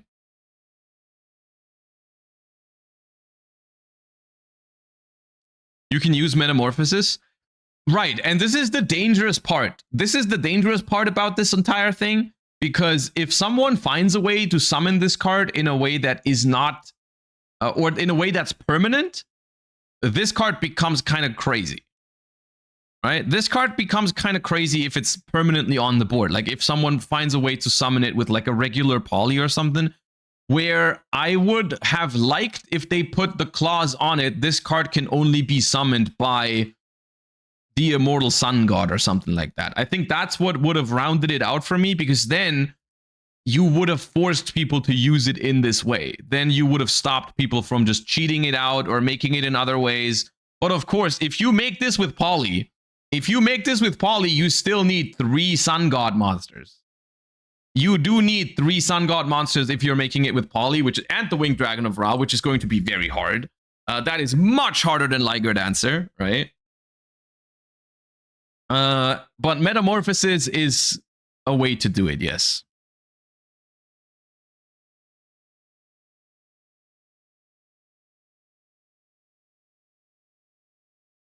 Fusion deployment against Winged Dragon of Ra. Yeah, I mean, that's not great though. Like, fusion deployment can summon a lot of cards, guys. It's not that there's a lot of cards that you can summon with fusion deployment, and guess what? No one is doing any of that, because that it's only good if you summon a card that does something. Ra can't be special summoned. All right, then that was even a lie. But I mean, it wouldn't have mattered even if it was true. Like fusion deployment can summon Dark Magician, for example. But it doesn't matter that it can do that, because who cares? Congratulations, you've summoned Dark Magician. You are now going to proceed to losing the game.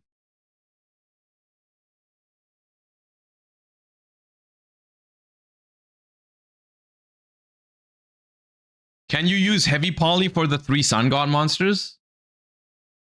I forget. Can you use heavy poly with question mark? I forget.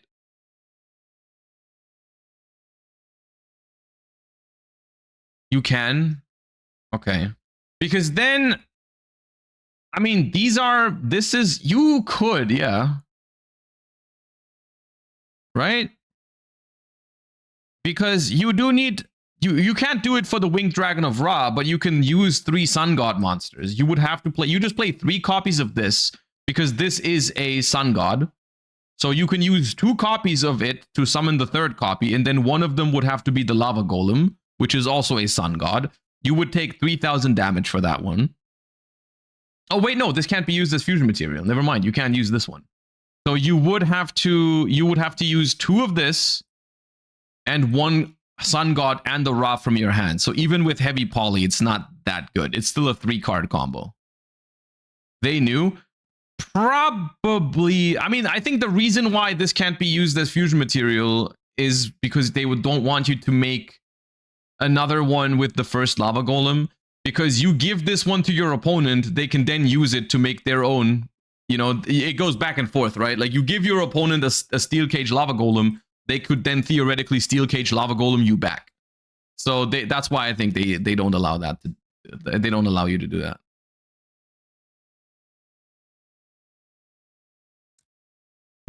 I don't know. I was confused because I expected these to be a little bit more broken, because when I woke up this morning, I saw Triff going crazy about these cards this morning. I saw Triff going completely insane about these on Twitter. And I think, and I actually don't blame him for it, but I feel like the reason why he thinks it's so good is because he also thought that this wouldn't apply to it, which is what I thought as well. So I don't blame him for it. This is something that, you know, I also wasn't sure that this was going to actually send it. But I do feel like if it does have that drawback of going to the graveyard during the end phase, I feel like that's fine. He did reply to that? Okay. Well, then what is the reason why it's supposed to be so broken? Because, like, if the argument is that this card hits the board and immediately attacks you for game, that is just worse tenpai, isn't it? If that's the way you approach it, that would just be worse tenpai because it's so much easier to play around. You summon your stuff in defense and it won't happen. Right? Or like anything that lets you dodge in damage step also wins. Like for example, a forbidden droplet. You just can't do it. He sends them? No, it won't. You will not have. If you summon 4 monsters in defense position against this deck, it'll not summon the Winged Dragon of Ra fusion monster and have 4 monsters in hand to discard. The discard, you only get those cards back in the end phase to discard. You're not going to have 4 cards to discard to just send all of your opponent's defense position monsters away. It's not going to work like that. Like this deck is so much worse at OTKing than so many other decks out there. They can Lava Golem in attack. Yeah, they can Lava Golem in attack, which is true, but then you only get 1 more special summon, and if your opponent has 1 way to do anything about this, then it's not going to work out. Because, I mean, this thing gains a lot of attack points, but it doesn't gain infinite. Like, the Lava Golem has 3k. You pay, even if you didn't take any damage, you gain 7,999 attack. You do need 3,001 of attack in the graveyard to even make it happen, which you can make happen if you go through all of these. But at that point, you start losing to graveyard interaction, right? Like you lose to the dragon that devours the dogma by just shuffling your stuff into the deck, and so your fusion monster doesn't get big enough to attack for game, you know. You also can't lava and then Phoenix because of how the spell is worded. Yeah. You would have to summon the Phoenix first and then Lava Golem, which is very odd sequencing, but it does work. I'm looking forward to summoning this with Fallen at the Virtues from their grave. You can't do that. Because it's not properly fusion summoned. It's a special summon from the extra deck. So this cannot be revived. Doesn't work. Yeah, loses to Grifo as well. If they do Grifo for no damage, you lost, right? In this scenario. So it's so much easier to beat than like Liger Dancer even. Like Liger Dancer is a better win condition going second than this, I feel. Doesn't it lose to any burn damage? It does lose to burn damage, but obviously most decks don't have that. It also loses to Droplet, because the way that Droplet works is even if you have an attack position monster, if they attack your attack position monster, if you Droplet it away in the damage step, they don't get a replay. Just in case you people didn't know that. If you have a way to out your own monster in the damage step, there's no replay. So if you attack a monster and they Droplet it to the graveyard in the damage step, you just can't attack anymore. And you can still try to Droplet this. Yeah, it's unaffected, but you can try to Droplet it.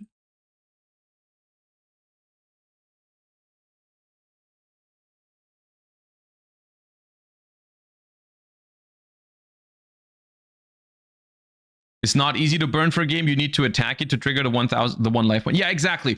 Like if you burn them before they use the effect, all it does is it reduces the attack points that they can reach with it, which could still be a win con, right? Like sometimes maybe if you inflict like 2,000 burn damage to it, they simply cannot gain enough attack to OTK you, right? Depending on how big your monsters are. Because it's just like, okay, well, now it grows to 7,000 because that's all you could afford to pay, which is just not enough to attack for game, and so you don't win, right?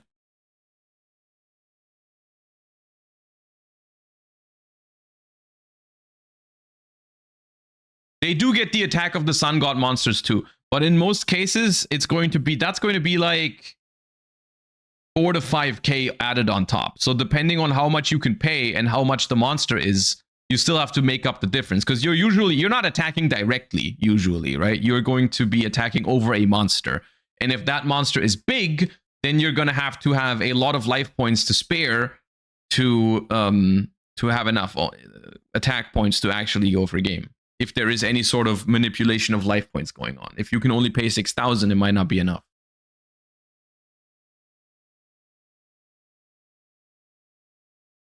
Very good against people that don't know the deck. Falls off hard if they do. Like I'm looking at it from this perspective, right? If this is the game plan going second, it just feels like, even though this card is unaffected, it feels like it's so much more interactable than a Tenpai deck going second, for example, right? Like it feels so much more. There's so many more things you can do about it than you could against Tenpai, for example.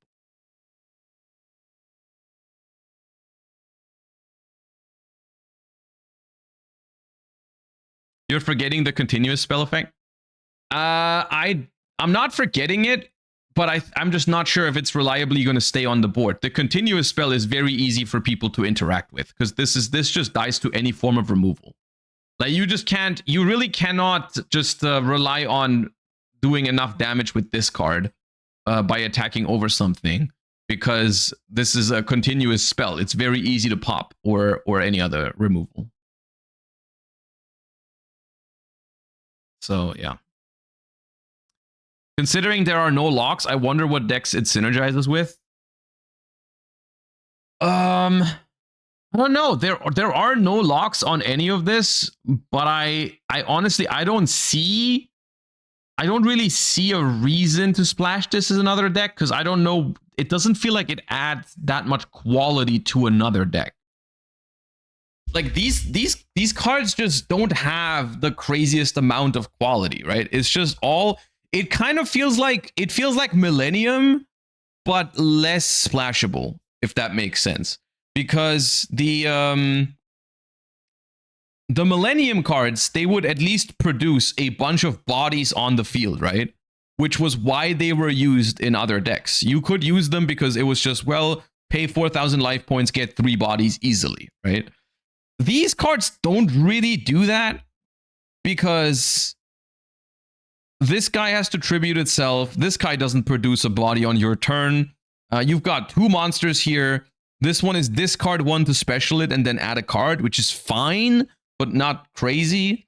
And this guy also just gets you 1 spell if it's summoned. There's no like real way to spam a bunch of bodies without normal summoning or anything like that, right? Have you read the True Sun Go? I'm familiar with the old Ra stuff. Yeah, I am familiar with it to an extent. And I think you are supposed to play some of the old cards in this because you also want the Winged Dragon of Ra itself, but yeah. What if you play this in trap decks for the Lava Golem? Yeah, the Lava Golem is cool, but why not just play Lava Golem? Is my question, right? Because these cards are just worse than just drawing a Lava Golem. I don't have to draw this one. Well, you don't have to draw the Lava Golem, but you have to draw one of your monsters to make the Lava Golem. Like, yes, in theory, I agree with you. Having the Lava Golem in your extra deck would be a huge boost in consistency. But you have to draw one of these. And these are going to be very easy for your opponent to remove. Like, you just normal summon the Makura, and your opponent knows, oh shit, there's a Sun God monster. I better use my Fallen and the Virtuous on it, and that's it. You didn't get the thing.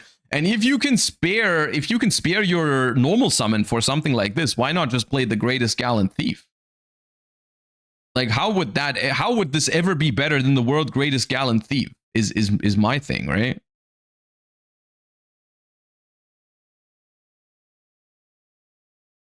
I don't know. I think these cards are fine. I like the idea behind it actually. And I don't really think it's an issue. I at least, or let me rephrase it. I think this deck is not an issue as long as people play it the way that they intended it to be played, which is that the fusion monster is summoned with the quick play spell. As long as they summon the fusion monster with this card, I think this deck is healthy. If people find a way to find some sort of hybrid variation that like searches polymerization and searches all the other pieces and then it just summons this going first, or like cheats it out via metamorphosis or some other way, that is going to be a problem. Which is just something that, look, this is the age-old problem of Yu-Gi-Oh! These days. Like, we've just been having this problem for a couple of years now, that a lot of archetypes, if they're just played the way that they're supposed to be played, they're completely fine. But people find other ways to play them, and then it becomes a problem. So we'll just have to wait and see if that happens with the raw cards. But the archetype itself, I think, is fine. I think it's fine.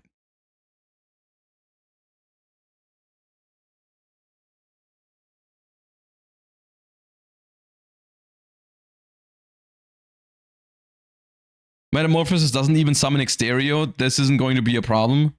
Yeah, it just adds another card to another level threshold for Metamorphosis, right? Because maybe a deck that what level is Exterio level 10 actually? Maybe it doesn't even change anything because Exterio is like the same level. Oh yeah, I think Exterio is level 10. Yeah, Exterio is level 10. I'm gonna be honest with you, I think most of the time Exterio is just a better target for Metamorphosis then. Like, maybe going second this is better, but it's just, yeah. I think with Metamorphosis, I think we just all collectively close our eyes and hope it never gets used for the things that it could be used for, and hope that it stays a meme.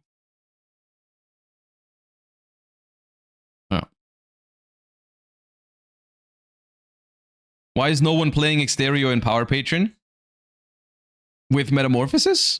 Well, the reason is that Power Patrons have like 15 cards in the deck already that say, if I resolve, you FTK your opponent. And so why would you play a card that says, if you can play the game, you can FTK your opponent even harder? So if it like Power Patron, this is you guys are XDDing right now, but that's genuinely the reason. The reason is because if Power Patron plays the game, you are FTKing your opponent in like 20 different flavors already. You don't need to add a Metamorphosis into the mix that makes your board even stronger. Your board already wins like against everything.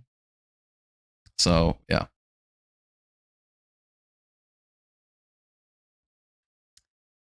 All right, last thing we're going to talk about that I did want to bring up before we hop into some other stuff for the rest of the day is new YCS Prizing for both Advanced and Genesis. And this is some pretty exciting news for a lot of people because some people have been getting really sick of the Anotherverse prize cards, and we have a new pricing. This was kind of expected, I will say. It was kind of expected because these cards were already announced, I think, as pricing for YCSs in Japan.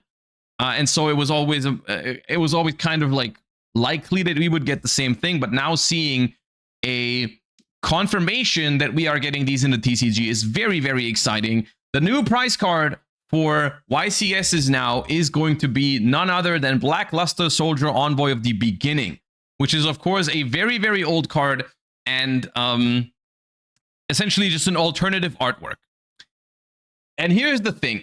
The prize cards in Yu-Gi-Oh! Have been a very, very interesting and polarizing topic over the last essentially 20 plus years, ever since they started making exclusive prize card for tournaments, because there was basically two camps and we could never seem to agree on what was best for the game because, we've had some prize cards that were really, really strong Yu-Gi-Oh! Cards, like Crush Card Virus back in the day, Gold Sarcophagus, or even somewhat more recently, something like Minerva, the Lightsworn, or Giant Hand, or the Chaos Emperor Dragon, King of Armageddon, who were somewhat playable cards. Some more, some less than others, but some of these were actually absolutely meta-defining cards, and some of them were less meta-defining cards, but still good.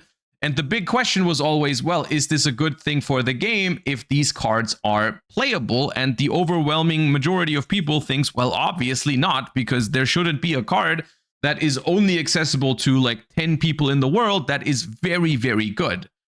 It causes a lot of problems because it literally makes Yu-Gi-Oh! Pay to win. And as much as people tell you Yu-Gi-Oh! Is pay to win, usually it's not. But when these cards are, when cards like that exist, when a Crush Card Virus exists, that's like multiple thousand bucks to play, that would be a very, very big issue for competitive Yu-Gi-Oh! If that was actually a thing these days. Because nowadays, with all of the hype around trading card games, like the card would not be worth 2,000 bucks or whatever. Like if they made a YCS prize card that was super, super strong, and everyone would want to play it, but it's the only way to get it, that card would be giga expensive. So I think we've all kind of established, or everyone kind of understands the idea of why a YCS prize card should not be like an exclusive and really, really strong card that gives someone a competitive advantage just by having it. Which then led to them making a couple of cards that just weren't good, right? They made a couple of prize cards as well that just were kind of whatever, stuff like Dig Vorzak, or I don't know what else, Ascension Sky Dragon, which were all YCS prize. They had an effect, but they just weren't good, right? They were not even remotely playable. And so as a result, they were just prize cards, and that's it. Utopia Kaiser, yeah. And then in recent years, they've been making the Anotherverse cards, right? Anotherverse Dragon, Anotherverse Glutonia, Anotherverse Solaria, and Anotherverse Stratios, I think were the four names, which were just vanillas. So they essentially went from making pseudo vanillas, is what I think you could call the older ones. You could call them like pseudo vanillas, because they never were good. They were basically unplayable too, but at least they had an effect. And then they just made actual vanillas, which for me it was kind of fine. I didn't really care because in my opinion, a prize card just has to look cool. And I think the Anotherverse cards looked cool. But at the same time, the fact that they were vanillas, it just had an impact on their value. And so for some people who were trying to sell their prize cards, some of the Anotherverses, I think, are some of the least valuable prize cards that Yu-Gi-Oh! Had. So it was a problem in that sense. And the thing that I've been saying for a long time now is that there is a very, very obvious solution to this. And I'm happy that it's happening now, but it still feels like, we could have done this like 10 years ago, man. This was not that hard to figure out. If on the one hand, the cards can't be terrible because then no one wants them, but they also can't be exclusive and powerful, there is a very obvious solution. Just make alternative artworks. just make a card that looks incredibly awesome and is powerful, but not exclusive to the YCS winner, right? Just take, like, we could have been doing Blue Eyes White Dragons, Dark Magicians, like a lot of the cards that they now make overframes could have just been YCS prize cards as well over the last couple of years instead of the Another Verses, and it would have been super sick. Like, imagine how much winning a YCS would get you if you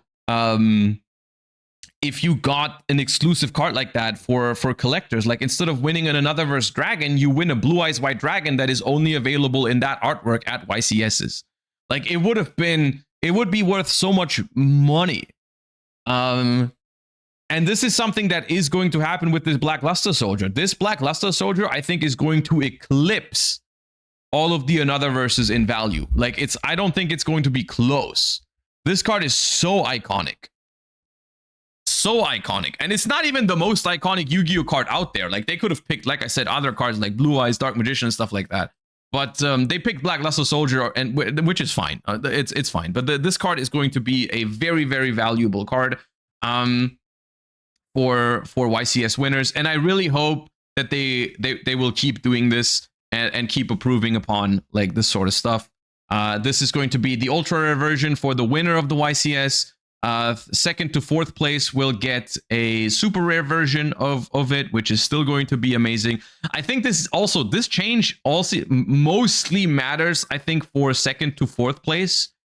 I can only speak from my perspective as a YCS winner.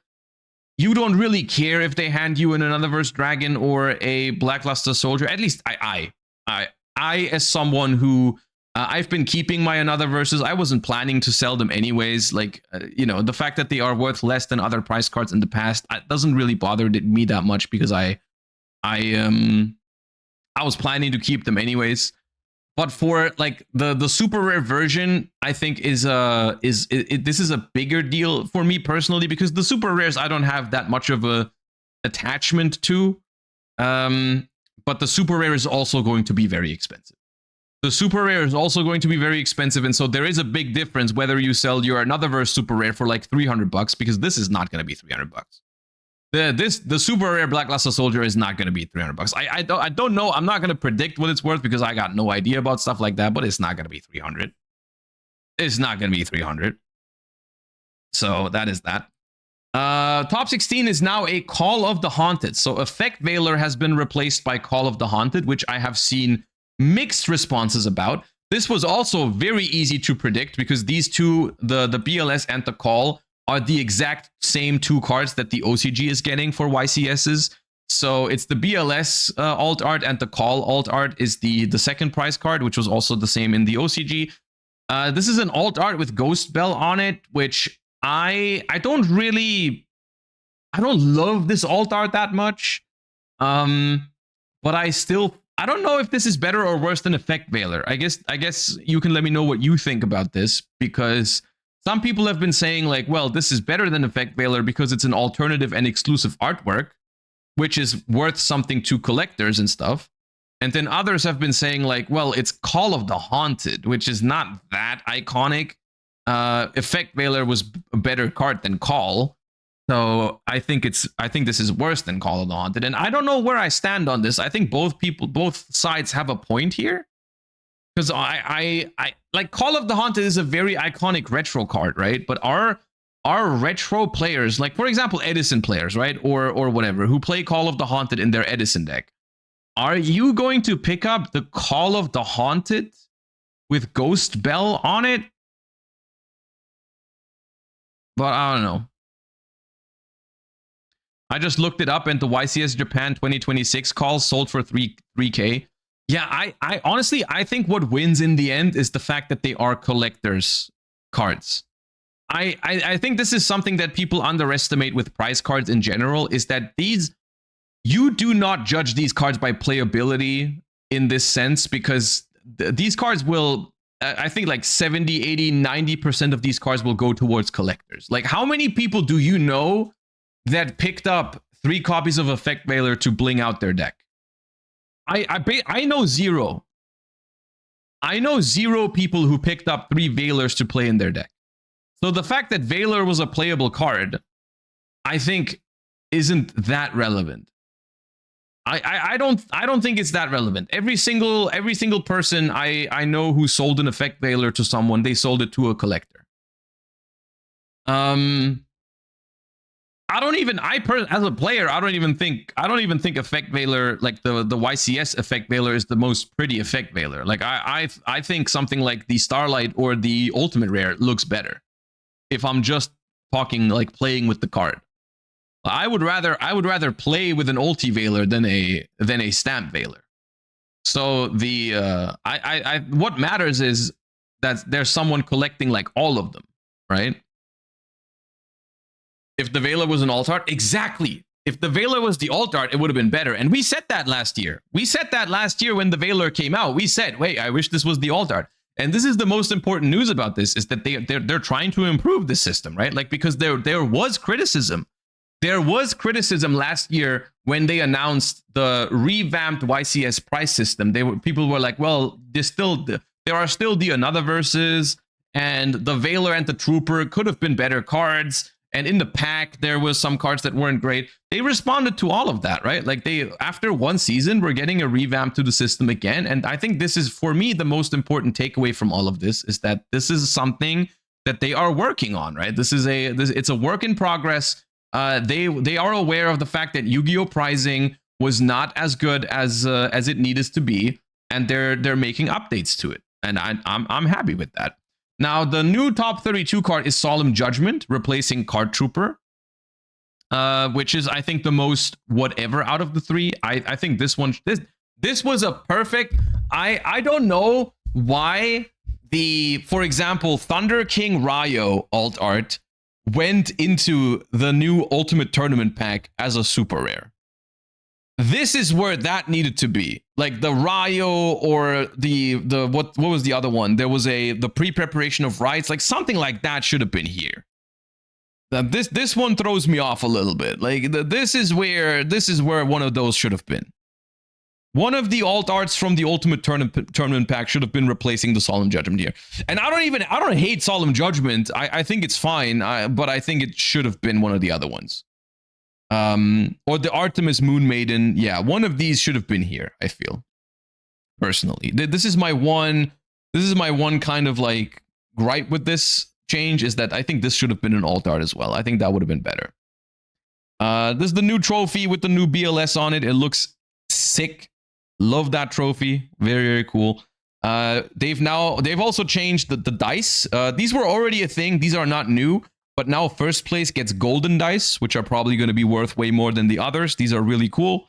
But the regular dice set is still here for top 8, which is also really cool. We already had these. Previously. They just upgraded them a little bit as well. Console. Dude, I'm going to be honest with you. I feel like the age of giving out consoles as prizing is kind of over. Because like, here's the thing, right? A lot of people are saying the age-old thing of they should give out cash prizing. And I think cash prizing is not necessary. I think the way that it makes sense is this. This is how it makes sense, because this is a very, very exclusive, very good, very expensive card that costs them almost nothing to make, but is going to be a very substantial like prizing for people, right? This is also what, for example, Riftbound does. I don't know if Riftbound has cash prizing, but the main thing that Riftbound does is like they give you exclusive shit at your tournaments, like the medal cards and stuff like that, right? That is the main thing that people talk about when it comes to Riftbound, is the medal cards. They do have some cash prizing, okay. But the main way for how these companies can make good prizing for people, for more than just the winner or something, is just by making exclusive shit that only they can make. This is such an easy way. Why would they, like, for example, just an example, if this Black Luster Soldier is going to be worth like $5,000, right? Why would they give you $5,000 in cash if they can just print this card that costs them nothing, but you get the same amount of money? I think this is understandable move. I just think they should do more of it because it's so obvious and easy. It's just like, yeah, just do more of that. You know, just do more of that, and it's fine. And here's the thing, and this is my argument, right? I don't know what kind of deal they have going on with Xbox, or I don't know how much they pay for one of these consoles. With the money that they spend on one of these consoles, they could probably print so many exclusive cards for like the entirety of top 32 or top 64 or day 2 of their YCSs that everyone would be way happier. Like, it's just not a good use of their money. It's not like getting a console is a bad thing. Like, sure, you get the console, you sell it for a couple $100, it's fine, it works, but it's just not efficient, right? With the money that they spend on getting the top 8 players, 8 of these consoles, they could be creating so much more value for the community. You know what I mean? My point is just like, just don't buy these. Spend the money, spend that budget on this kind of stuff for more people. And I'm not saying make 200 PLSs to give to 200 players, because that would devalue the card. I'm just saying, like, make other cool stuff. Like, make other alt arts, print other, like that's what gets people happy. All right. Anyways, the playmat also insane. By the way, I think this is another side effect of the price card changing that might actually, for the entirety of the community, just be so much better, because the ultra rare price card, only the first place gets it. Like, this changes the outcome for one person. The super rare price card changes the outcome for 3 people, because second, third, and fourth get it. But this being the price card also means that this is the playmat. And this playmat for everyone in, this is now top 32, is going to be so much better than an Anotherverse playmat. Because the Anotherverse playmats, they were also kind of hard to move for people. This playmat is not going to be hard to move. This playmat is insane. This playmat is crazy. This playmat is going to be expensive as well. So much more expensive than Anotherverse Dragon playmats, Anotherverse Plutonia playmats, or whatever. Like, unironically, I'm pretty sure the Anotherverse playmats were less than $100. I don't want to just make up a number, because it's been a long time since I've sold one. Like, I usually just keep them around, because to me, it's like they're not worth enough for me to even be worth selling, because I'm just like, I'd rather keep it as a memory if it's just $50 for one of these playmats that I had to get like top whatever for. But if anyone wants to sell these are going to be expensive, very expensive.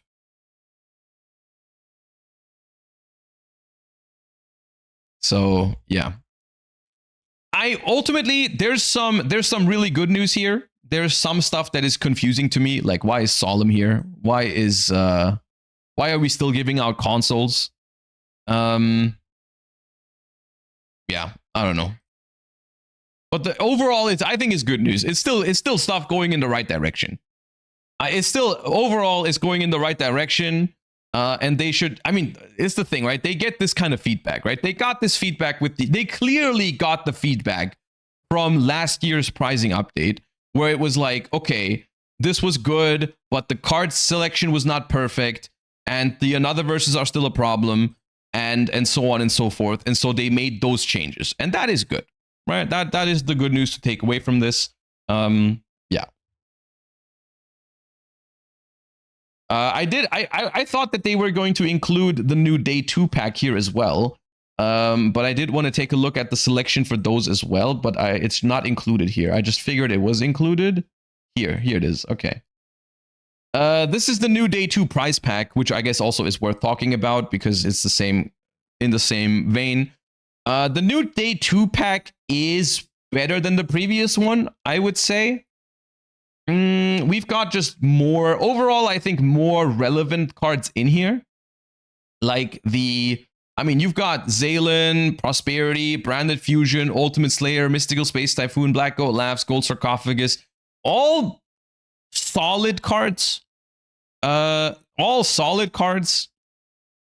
I would have liked if they went even harder into the generic direction.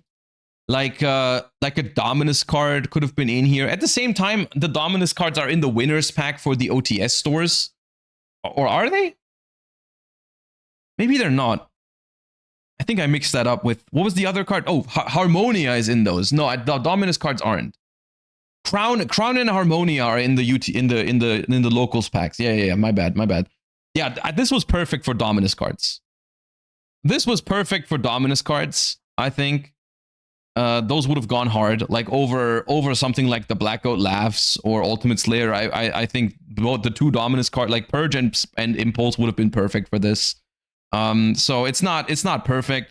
Galaxy Eyes Photon Dragon and Stardust Dragon are the odd ones out when it comes to playability, but they are alternative artworks, which I think I like. A card having an alternative artwork, it does matter, right? Like you can see this also from the newest tournament pack, right? Cards like the Thunder King Ryo or the Artemis, the Megistus Moon Maiden, they are just super rares, but they're worth more than other super rares because they are alt arts. So yeah. Day 2 pack cards should be super rare at the very least. It's so annoying that they're rares. I get that. I think that's fair enough. I personally like rares, so it doesn't bother me, but I do think they could have just... I feel like if everything here was just bumped by one rarity, I think that would just be cooler, right? Like this could be super rares. The top 32 card should be an ultra rare, and then the top 16 card could be a secret rare or something, or an ultimate rare, right? I think we could have like stepped it all up one notch a little bit. Yeah, I can get behind that. I can get behind that. There's other things that they could do. Like for example, one thing that I think would be perfect. I think first place should get maybe this is a hot take, but I think what if top 4 got ultra rares and first place got overframe of this? Can you imagine? Can you imagine that world in which that happens? Like top 4 gets ultra rare BLS and first place gets overframe ultra rare BLS or Starlight overframe BLS. It's crazy to think about how easy it would be to implement that, right? It would be so easy to implement that, and it would have such a huge effect. Even though it's the same, there's the same quantity out there of the card, of the overframe. It's still the same number of first places. It doesn't change, but it would just, I don't even know. I guess you can put in a guess of how much an overframe Starlight Blackluster Soldier would be if it was only one at YCS's. But I think that would hit such high numbers. Because here's the thing, right? The Grandmaster rares, for example, Grandmaster Dark Magician, 2.5k for the first copy. There's no way. 2.5k is way too low. 2.5k is what another versus get for comparison. Another, like, ultra rare prize cards right now are worth that much. Because what I'm comparing it to is like Grandmasters, because Grandmasters are, there's only 100 of the Grandmasters. There's 100 of the Grandmasters, and the Dark Magician Girl goes for like 50k in Japan for the Grandmaster rare Dark Magician Girl, right? The YCS prize cards, I'm pretty sure there's less than 100. So I think that's the kind of dimension that we're talking if they did that. Because the prettier the card looks, the more people want it.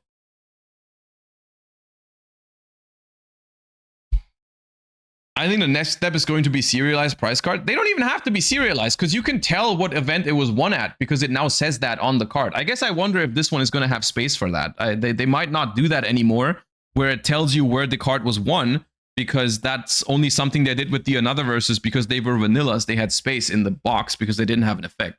So maybe that's actually not going to be the case. But yeah.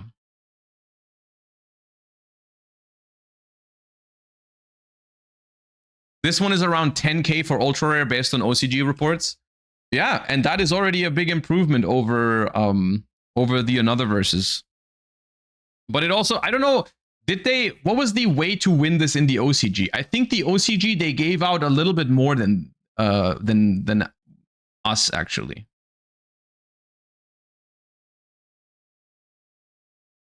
But yeah. Who actually buys Yu-Gi-Oh cards for that money? Quite frankly, I don't know. It's just collectors, but I also don't care because it's just the fact that there are people who do it helps the competitive scene out a lot. Because in theory, it makes it so easy for Konami to make good pricing, right? Just make a card that collectors want, and there you go. You don't have to spend infinite budget for prize money. You don't have to spend infinite on consoles. You can just print a cool card. You just print a cool card, and your players are going to be happy. And that is the simultaneously the nice thing about this, and also the frustrating thing, because we've been waiting for this for so long. But it seems to be finally happening, at least a little bit now. They're getting better at it. But yeah. I mean, I wonder the same thing every time I hear about like the Riftbound stuff as well. Like when people say like, oh, you win like metal cards at Riftbound events that go for 50,000, and there's a new one like every month, and people still buy them. And I just think that's crazy. I would never do it, but it definitely helps the game's popularity, if that kind of thing, you know? We don't have collectors in YGO. I think this is one of the biggest mistakes that Yu-Gi-Oh has made in the last couple of years, or like previously, is I think they've been neglecting the collector market too much by making more and more like reprints and stuff like that. But I think Yu-Gi-Oh does have collectors. It just has less than other games, and we are getting them back into it slowly with the overframes and Grandmaster Rare stuff now, and the new prize cards. But like, as much as people hate scalpers, which I agree with, but I think collectors themselves are very important for the health of the hobby.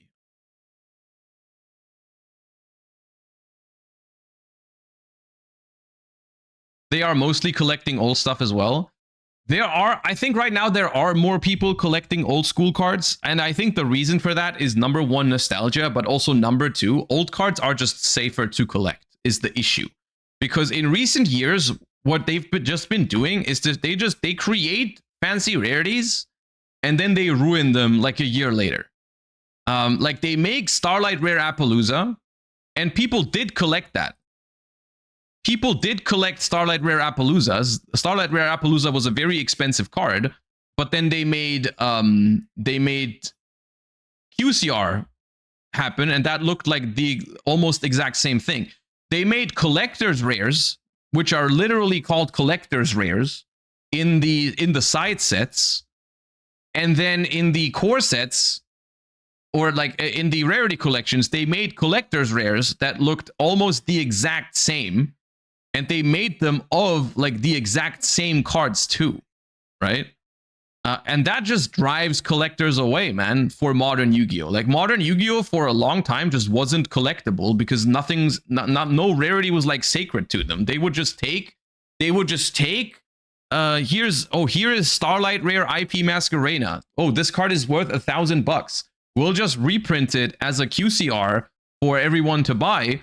And everyone's frustrated, you know? I mean, some people are happy. In the moment, people are happy who are picking up an IP Masquerena in QCR, but everyone who had one in Starlight is just probably never going to invest into a modern Yu-Gi-Oh card ever again, right? Collector rares is not for collectors. It used to be, but then they ruined it. And I think this is a big thing with overframes and grandmasters. If they fumble the bag on this one, I think it might drive collectors away from modern Yu-Gi-Oh forever. Like if they just reprint the overframes in the exact same fashion in like a Mega Tin style product, I think that's going to ruin the collector's market for Yu-Gi-Oh like forever. Like if a year from now they just drop like Mega Tins 2027 and it just has all the overframes in it, in a new rarity that looks almost like Starlight, I think it's Jover, man, for Yu-Gi-Oh products. And then they also make like a rerun of the Grandmasters. Like they just make like another one now instead of. We already made number 1 to 100. Now we're just making a rerun of number 101 to number 1000. You know what I mean? Like, yeah, they're not that stupid. Come on, I would like to agree with you. I would like to agree with you. But then again, here's the thing, right? You say they're not that stupid, right? But if I showed you, I'm pretty sure if I showed you, okay, if I show you a Starlight Rare IP Masquerena, okay? And I explain to you how you get it, how rare it is, how expensive it is, right? And then I show you a QCR IP Masquerena, and I explain to you that it came out like 2 years after this one, and this is how you get it and how easily you can get it. I think you would also say like, no one would do that. No one would be that stupid, right? No one would ever do that. I think it's so I don't know. I would like to agree with you, but I don't know if I can.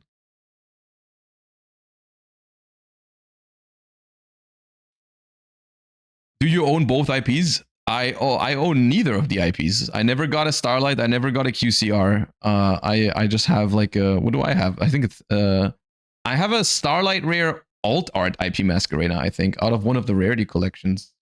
That's not worth much.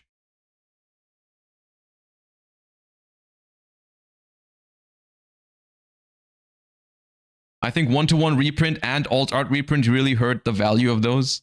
And it's the same thing with the BLS, right? Like, here's the thing. As much as some people are going to hate this because they would love to have one of these BLS artworks and own it because it's a beautiful card, and I agree with you, it is a beautiful card. I would also love to own it. But they should never reprint this BLS artwork. They should never reprint this BLS artwork in any shape or form. It should be exclusive to the YCS to make it so that the price has value. And as much as people would love to own overframes because they're beautiful cards, because they're not necessary for competitive play, you can play with another version of the card just fine. They should never reprint overframes. It should be something where they give people some level of trust, that if you invest in one of these cards, you are going to be happy with it for a long time, right? And that is something that should just be the case. They should not reprint. They should not reprint these cards. They can reprint the base rarity of these cards to death. I don't care. Reprint. Put Dominus Impulse in everything. Put Dominus Impulse in the legendary modern decks. Put it in the prize packs. Put it in the locals packs. Put it in the next side set. I don't care. I'm all here for it. Yu-Gi-Oh should be affordable. People should get those cards, but the sets should be carried by expensive cardboard that's not necessary for competitive play. That's the thing I keep reiterating over in recent years, is that we need chase cards that are not necessary for people to play the game. And in order for those cards to exist, you need to give people some level of trust that they can safely invest into, like an overframe Starlight Dominus Impulse. And if they reprint overframe Starlight Dominus Impulse in a year, people are losing that trust into this rarity, right? They just, if you spend $500 on an overframe, I think Dominus Impulse, I don't have them, but I think Starlight Dominus Impulse is like $500 overframe right now. And anyone who buys a playset of those, incredibly fancy card, right? Incredibly fancy. But in my opinion, it can be that because you don't need it. You don't need a Dominus Impulse in overframe to play the game. And if you spend that money on the card, I think you should get some level of safety that they're not reprinting the same card next year for everyone to pull out of the tins.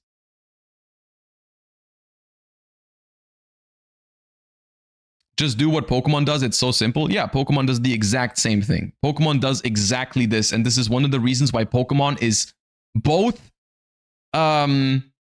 super attractive for collectors, but also incredibly cheap to play, which is exactly where you want to be as a card game. It's so perfect for a card game to be exactly there. You can play it for cheap. You can, but people still want the product because the cards are exclusive in there and really hard to pull, and there's collectible stuff and everything. Like, it's the perfect sweet spot for everything. Because if you just want to play Pokemon, you can go on Card Market and pick up every meta deck for dirt cheap because you don't need the fancy versions of the cards just to play the game. You can just pick up the cheap versions of the cards that are out there. Like, there's infinite copies out there in low rarities because people rip open the product to find the other cards. But the game is still sought after and collectible because they got rare printings of the card, right? One Piece is a better example. No, One Piece is not a better example. One Piece is just the same example. They also did this. They are also doing this, but Pokemon is basically doing it in the perfect way. When Pokemon reprints cards, they have the new premium art for the high rarity cards, right? Yes, the original high rare Pokemon cards, like the alt arts, are never reprinted in that exact same artwork. Like they might have like a base like Umbreon VMAX that they keep reprinting, but they never reprint the alt art of it. Sometimes they make other alt arts as well of the same card maybe, but like they don't reprint that alt art. Pokemon has a scalping problem. It does, but that doesn't really affect you if you just buy singles. Let the collectors open the product for you, man. It's easier that way. But it does suck for people who want to open the product. I agree with you. It's not a perfect system, but it's a better system for the people who just want to play it.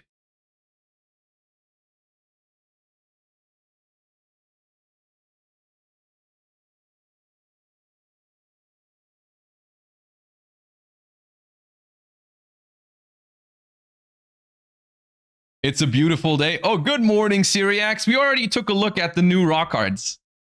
We already took a look at the new Winged Dragon of Raw support. How good is it? Because I'm not sure, actually. I think they're all right. But I don't think they're that crazy. I think you can make it work, though. I think that's the biggest news is probably they're all right. You probably wouldn't even want them to be too good because then it'd be meta and you would hate that. I feel like for you, actually, they might be like in the kind of perfect level of, well, they're solid, they're definitely playable, but I don't think they're meta. So you can mess around with it, but not everyone is gonna play it. Which is exactly where, yeah, exactly, yeah, that's what I figured. Yeah, you must be super happy. You must be super happy because they're not good enough to be tier 1, but they're not bad enough to be completely unplayable. Yeah, is the exact right way for you. The deck looks like it has a horrible mirror. Yeah, which is also, if the cards are not meta, you're going to play less mirror matches, right? Which is good, again.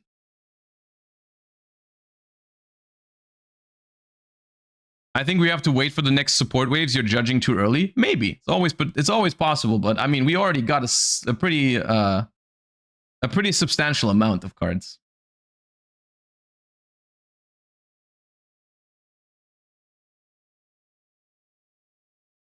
If the deck is in the same position as Lunalight, it would be perfect.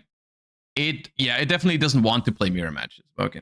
All right, gamers, let's play some Yu-Gi-Oh! We've been yapping for a long time, and we have more yaps to do later as well, because there's another topic I've been wanting to talk about. I joined some discussion on Twitter yesterday that I wanted to take to the stream, so we've got more stuff to talk about later. Josh, unlike Pokemon, I don't know if there's enough Yu-Gi-Oh! Collectors for them to carry the products. Well, judging by the popularity of all the good Yu-Gi-Oh products recently, I think there are. And also it's something that you need to build up again. I think it's a matter of Yu-Gi-Oh needs to put in some work to actually like build the collector community back up, right? Like cards like the new overframes, right? I think they create collectors. Like I guarantee you there are people who were maybe not interested in collecting Yu-Gi-Oh as much over the last couple of years, but they started collecting again, or maybe for the first time, with the overframes because they just want to collect the overframes. That is something that I'm sure there's people that do that. I'm sure there's people that said like, oh, screw the Starlight Rares, screw the QCRs. I don't want to collect that because what they did to it. But those overframes, I want those, right? So depending on how you structure your products, you will create collectors for your game. So yeah. Anyways, we need a deck for the Fusion Cup, and I have bad news because I haven't even finished. I'm not in stage 2 yet. We can't enter stage 2 yet. But that's okay because I'm not tryharding it for 72 hours anyways. I'm just trying to have a good time. So we need to do that. Maybe, can we finish stage 1 with GMX maybe? Or Memento? You know what? I wanna play some Memento. Memento. What is the limitations on Memento? I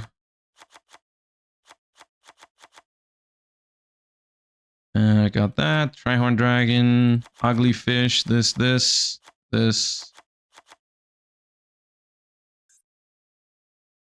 Biggest limitation is no link. Well, it's fine. We still got Cross Sheep.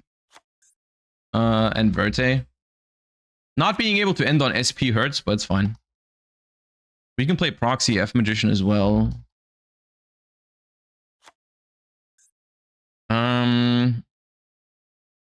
Guardian Chimera. Goblin Biker Spell is probably here. Golden Biker. So we play this. What other non-engine is good? We can play Fiendsmith, but can we bridge into it? Probably not. Probably not. We can play F and V. Oh yeah, I'm in standard format right now. Hold up.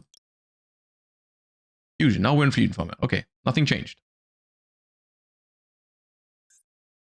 What non-engine do we want? We want Ash Blossom for Charmies. We want Fuwa ourselves. We want Max C. Well, the non-engine builds itself in Yu-Gi-Oh! Master Duel. Do we want Super Poly? Maybe. Super Poly is just a one of. I don't know how much I like the one of Super Poly in all of these decks.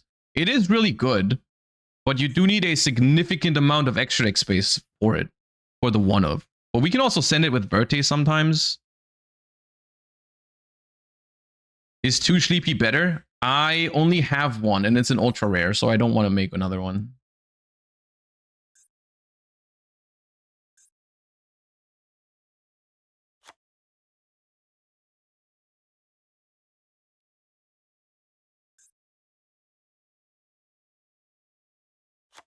Like this?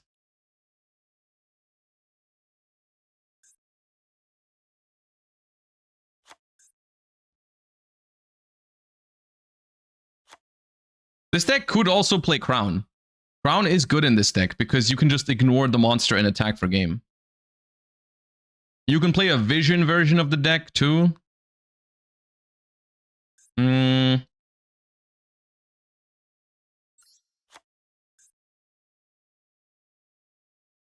Mud Dragon, Garuda. The hero guy. I like the hero guy, man. He's cool. I like Draco Stapelia in this deck. How about we cut Super Poly and we play 2 Crown, 2 F and V? I could see it. I don't know.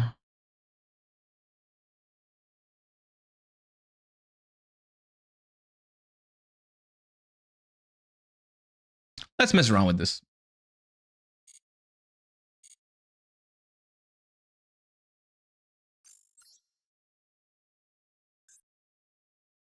Where are we? We are stage 14.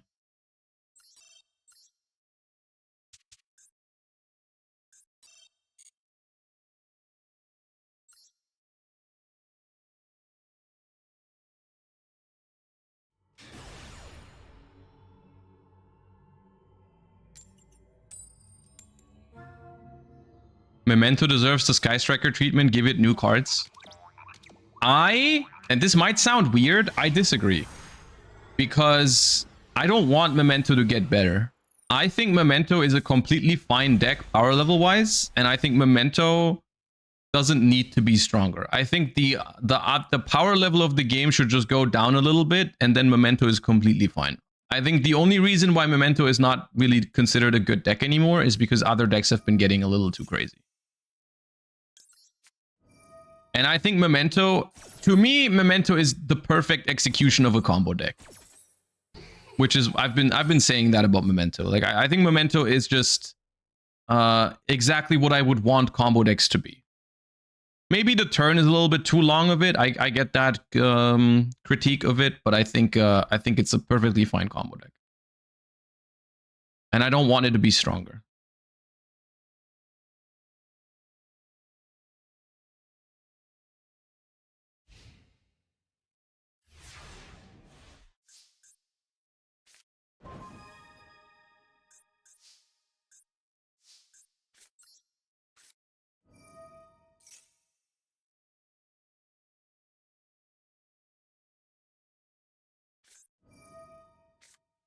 Awesome.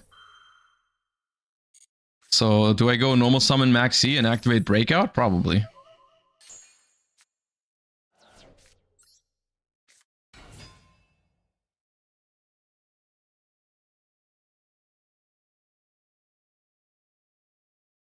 This is probably FNV.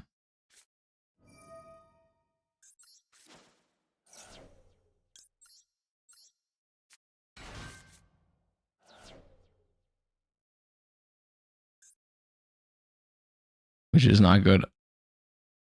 Maybe I should have kept the Maxi in hand. Like this kind of loses to everything. It loses to Imperm. I mean, it doesn't lose to Imperm. Ah, Spark. Okay. I can special a monster from my hand now. Oh yeah, let's go. I'm summoning an ugly fish.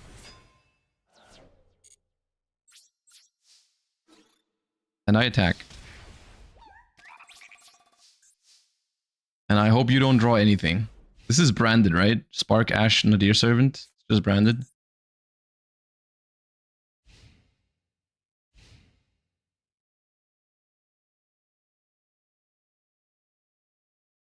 What a game. Yeah, I'm not gonna lie to you. I would have rather played a game with both of us not having Ash Blossom. Like, I would have been fine if my opponent resolved their card, if I get to resolve my card at the same time. Like, I think that would have been cooler. But it's not the world we live in, unfortunately. Not even in the event anymore.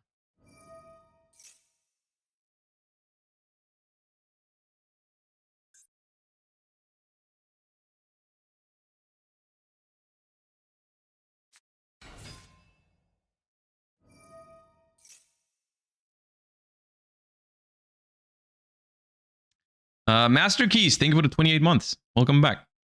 What's the name of the hero fusion? I don't know. I just type hero and find it. I have no idea.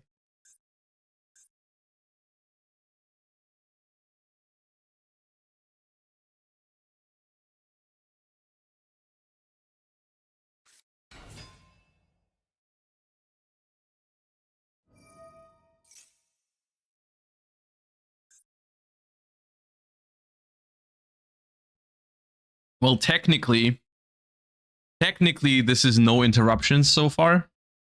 So if I draw a play, maybe. You never know.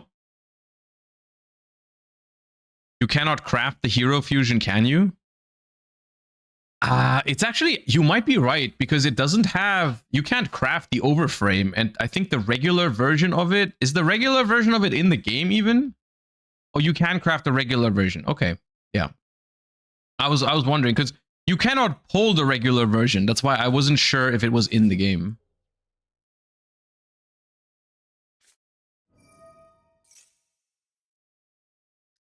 Now it's interrupted.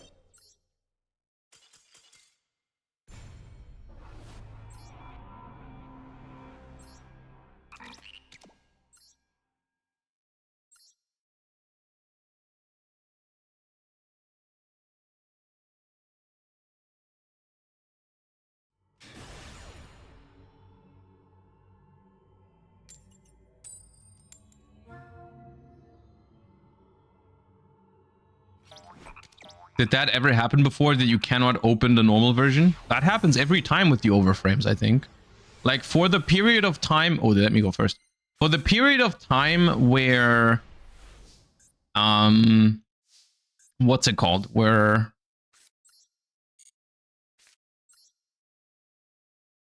Mirror Jade was in the game, the overframe one, you couldn't pull the regular.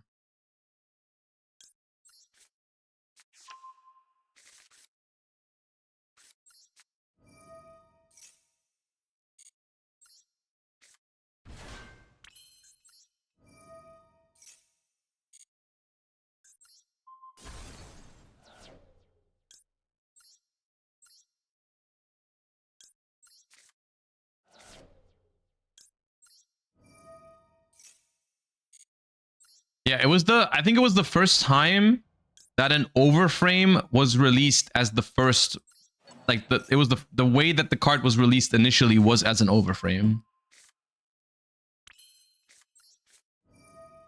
Yeah, that is true, I think.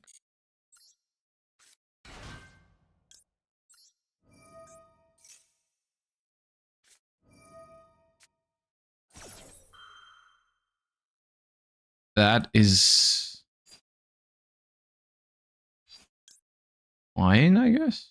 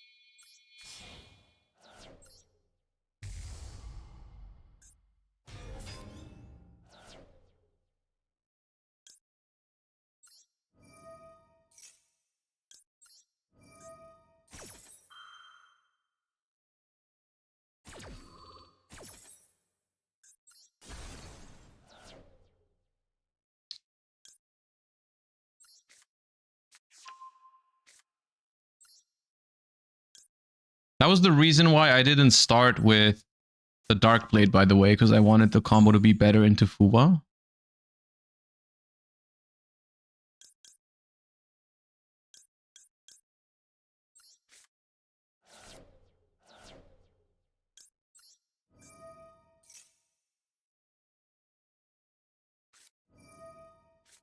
All right. Guess we're not summoning the Horned Dragon this turn. That's fine. The one that would have hurt here actually was, or would have been,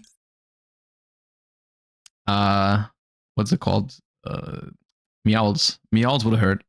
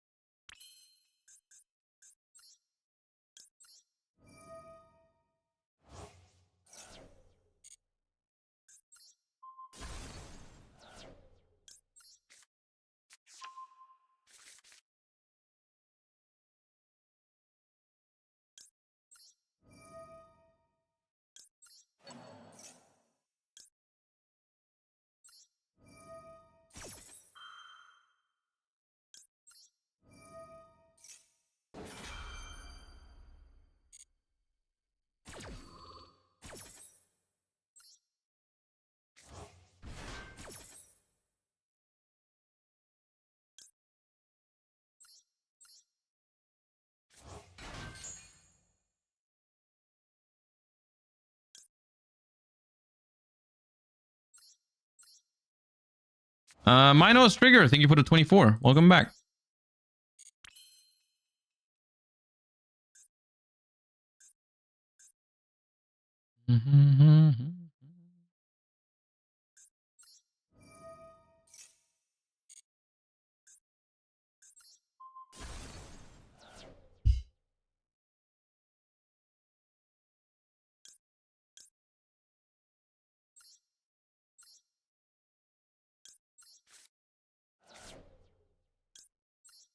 What is our DP goal today?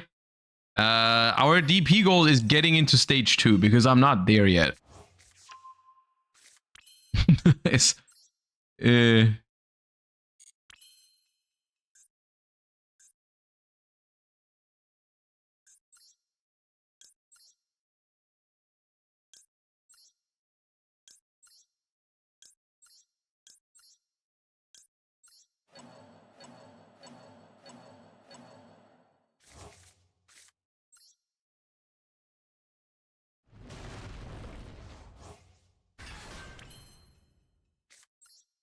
Put Dragon back, summon it with Bone Party. I was gonna just pop it on the opponent's turn or fuse with it. And then after this destroys, I can bring it back with the field spell. It all works. I could have also, I could have sent a Bone Party from deck with Goblin and then kept this one in hand as a Super Poly discard.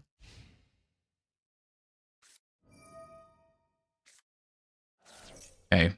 It is Gem Knight. That does make some sense.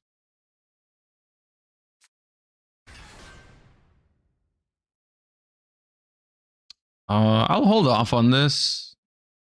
Just in case of Talons and Thrust.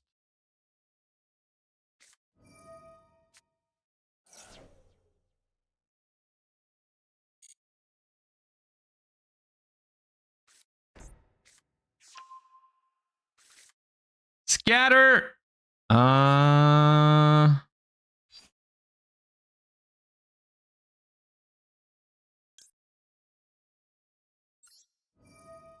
Now.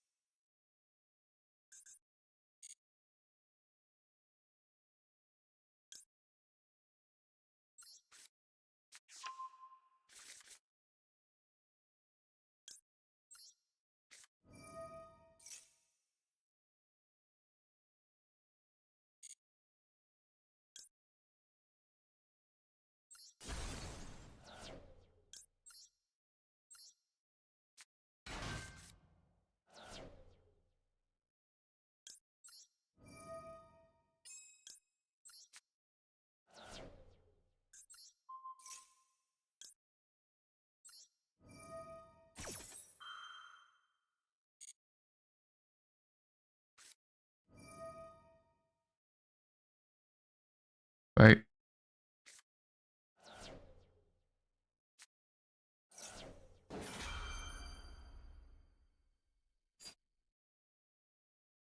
Or 2.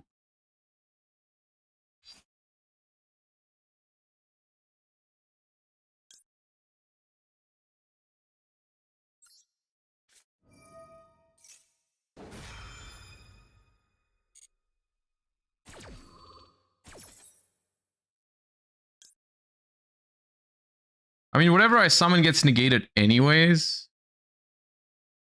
I'll put this here. This dodges. Won't need. I mean, they will negate this too. I'll just do this.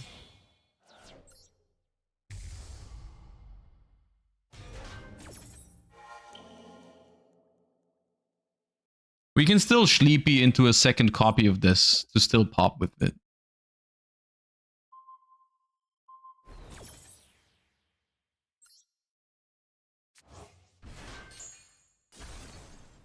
Since when do you have so many Memento Royals? Since last year's World Championship.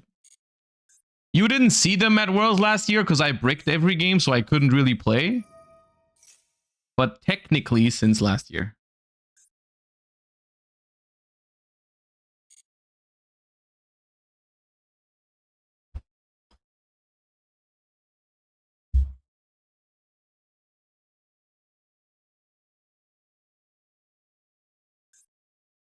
Second copy is banished. Oh yeah, second copy is banished.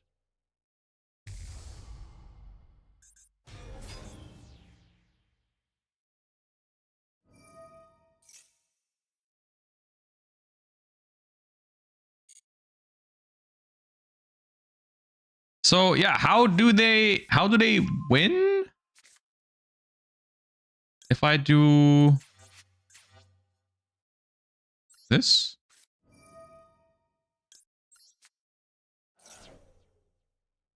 Oh, I'm making this guy. I'm drawing 2 cards. I don't care what you say. I don't care. I don't care. I'm drawing 2.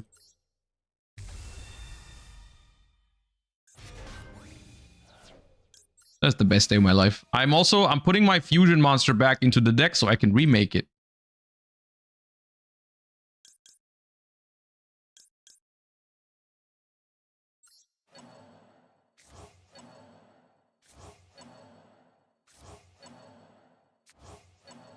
Why is it so slow? Ha! I redrew Mace.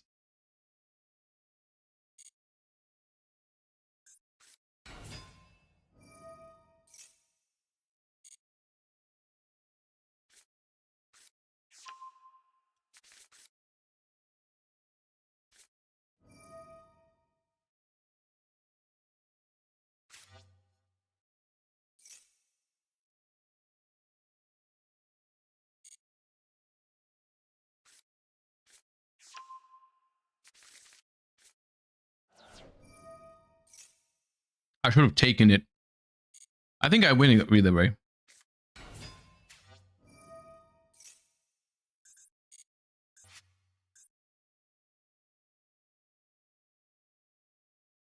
I think I just pop now. That works too.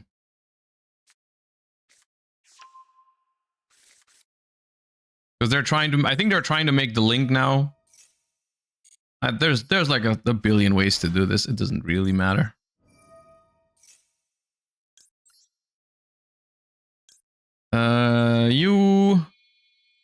You and hello. Okay, timer is a loose con.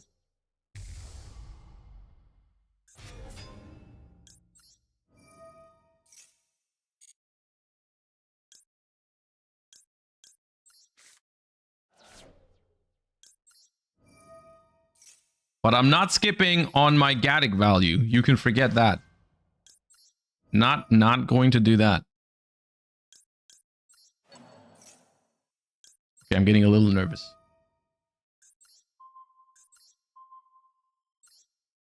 I'm getting a little nervous.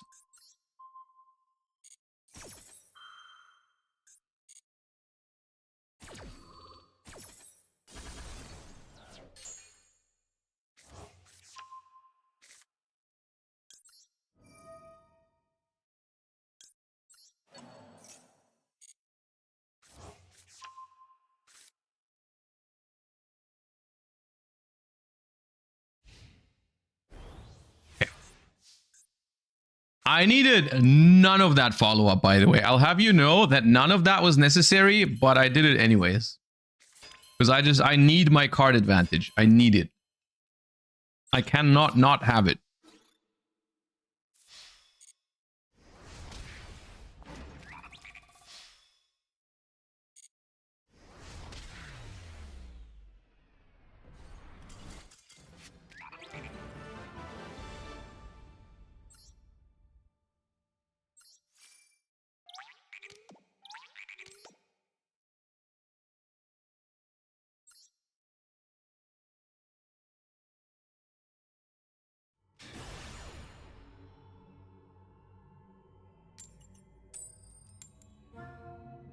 If they made your dream memento support, what would it be? It would be a ban list that lowers the power level of the game. Like I said earlier. That's my dream memento support. This deck doesn't need to be better. If it gets any better, it's just going to be combo slop.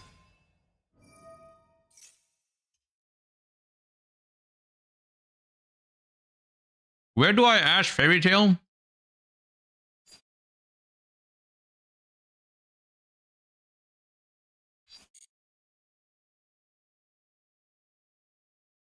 Probably not here.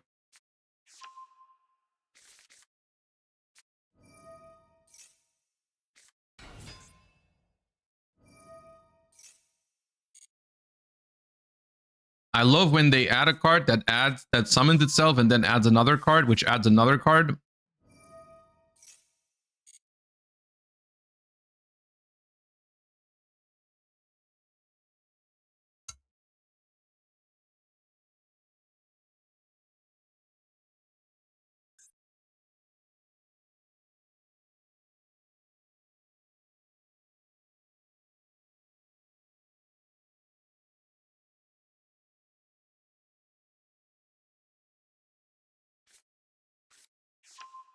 If they don't have an extender, Ash on the XYZ kills it. Okay, yeah, but if they don't have an extender, doesn't Ash on Luna also kill it? The fact that this card is legal is crazy.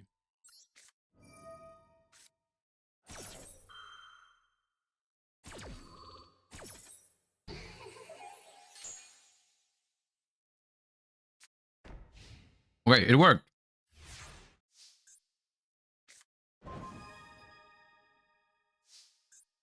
Hawk Champion, it worked.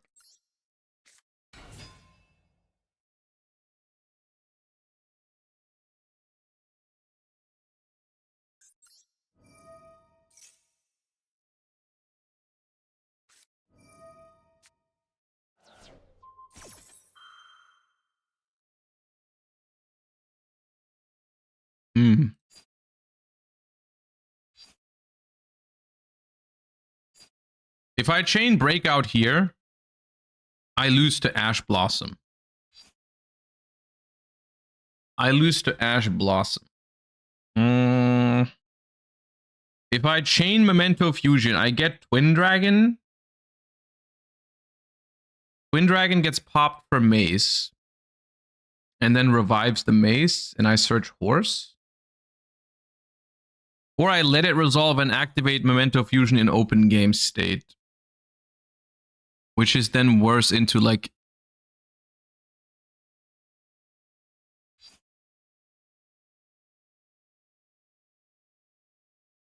I could let it happen. Fusion. No, I think I chain here.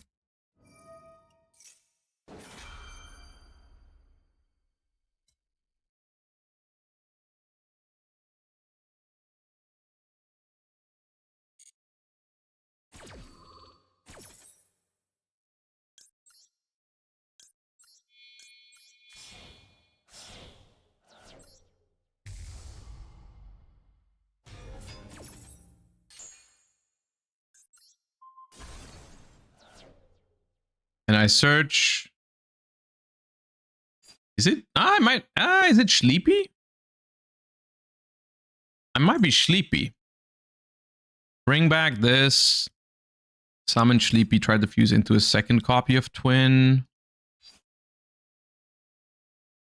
Or no, it's Horse. It's Horse. It's Horse.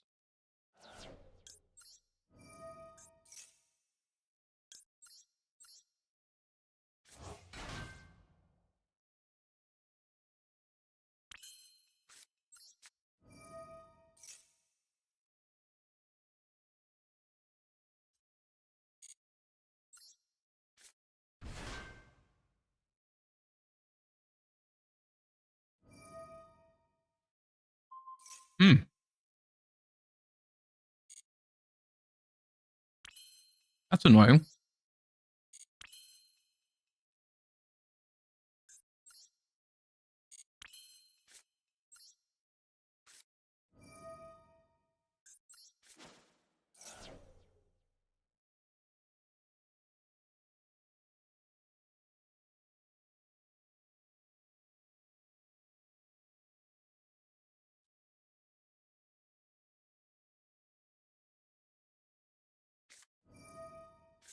Yeah, I lose.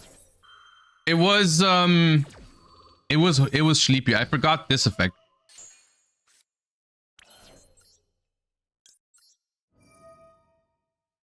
I do lose to Ash on Breakout now, but I wouldn't have if this was Sleepy. Because destroying Sleepy with the fusion would have gotten me out of this. So this is on me. Now I set Super Poly and hope it holds. And then I need to top deck follow up.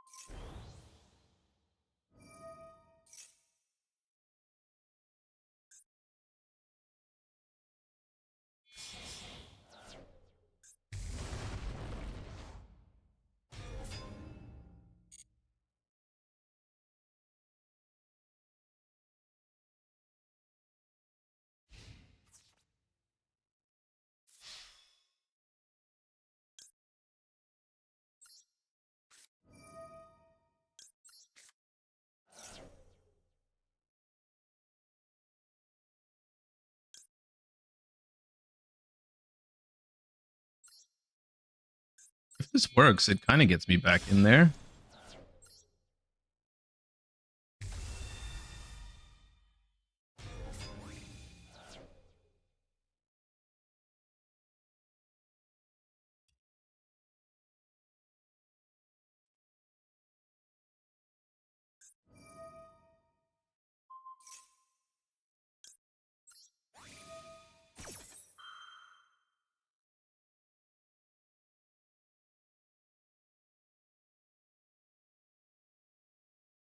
That overframe seems pretty good.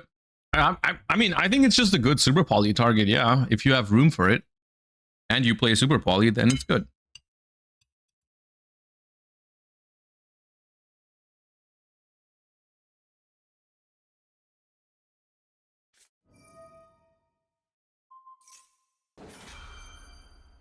Well,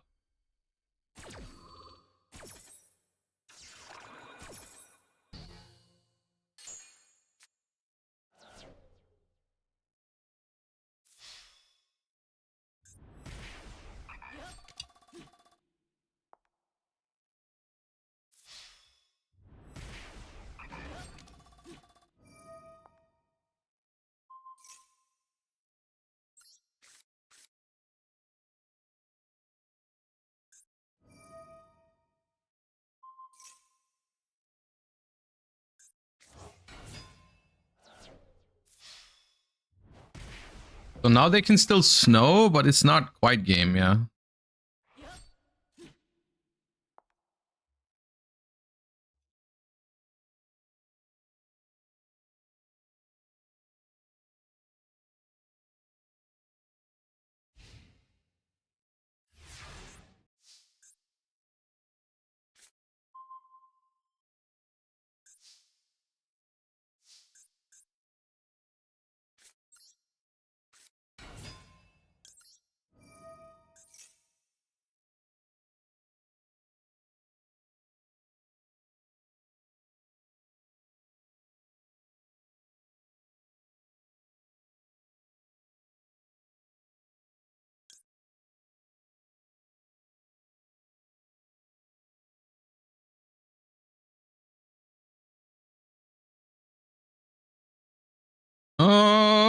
If I search the horse, they just negate the horse.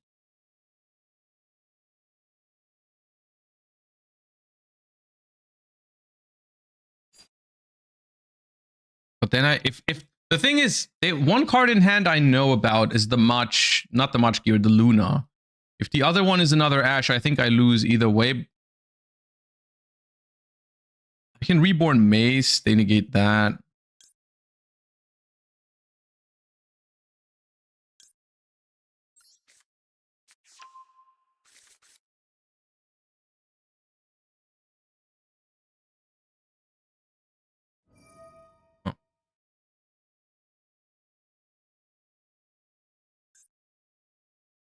Oh wait, no, the last is Genia, you're right.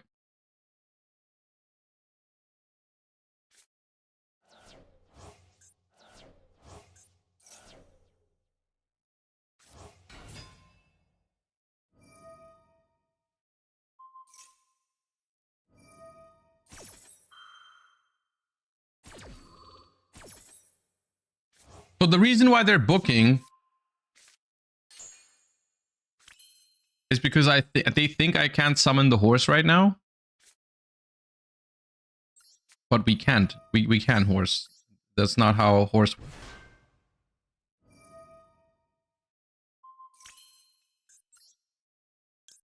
And now this, I think, wins.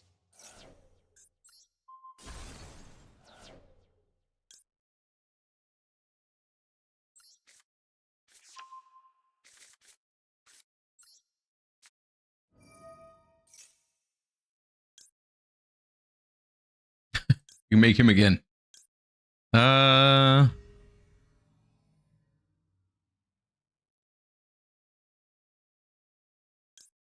Twin or this? Maybe twin.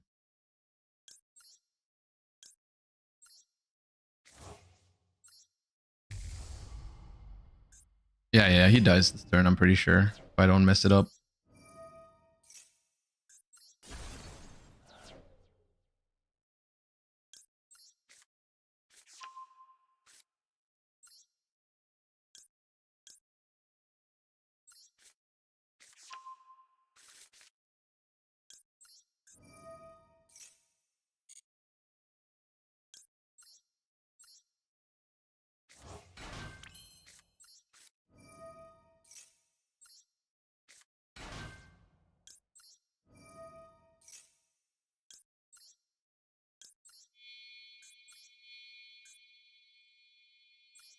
Why can't I? Oh, does this say?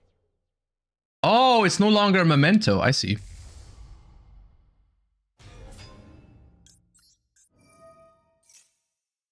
That complicates things just a little bit, but I think it's fine still.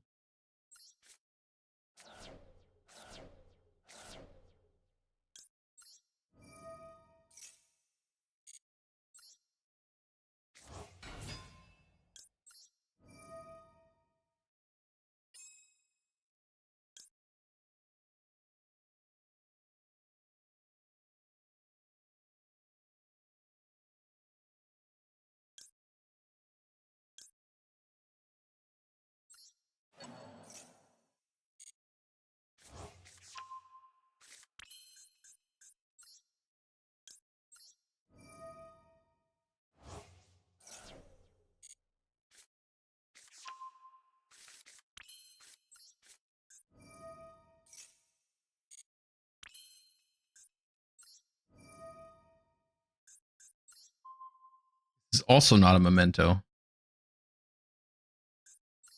Again.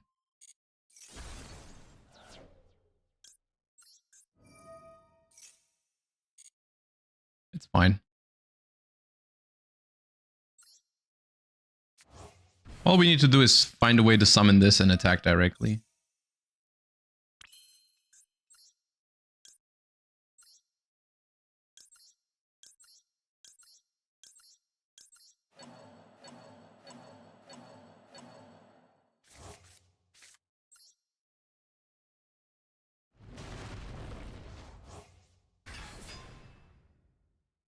I should have popped the horse with the fusion.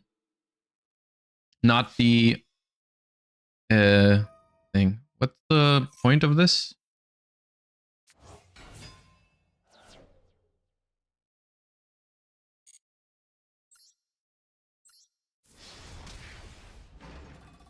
Nothing. I guess it would have mattered if they had enough cards to summon the snow again, but they didn't.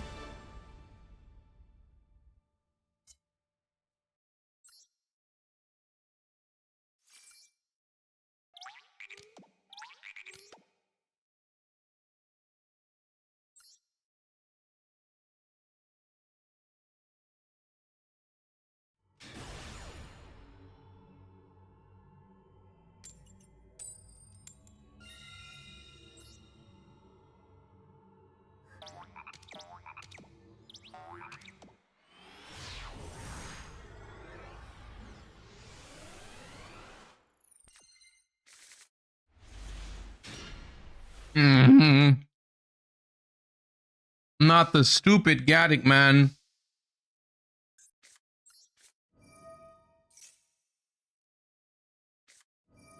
Oh.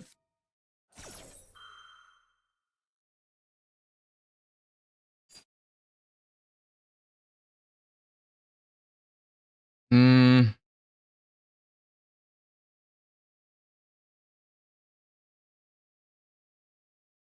I'll buy that. I don't know, because like I think I can play through Arthalion here, but other hand traps might give me a lot of trouble because I drew the Gaddick. Could be Shadol. I mean, yeah, if okay, if they make Winda here, that would destroy me. Okay. I'm so scared of Maxi though. What if they set 3? If they set a bunch of Draco Tail traps, I would just destroy that all. That doesn't matter. I'm not. I guess Winda is a realistic scenario in the Fusion Cup though.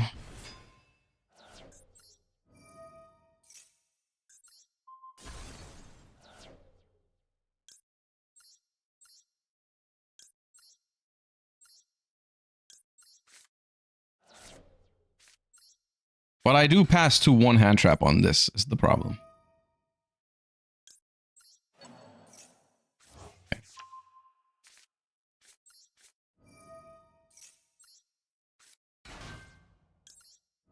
It was risky. It was definitely risky.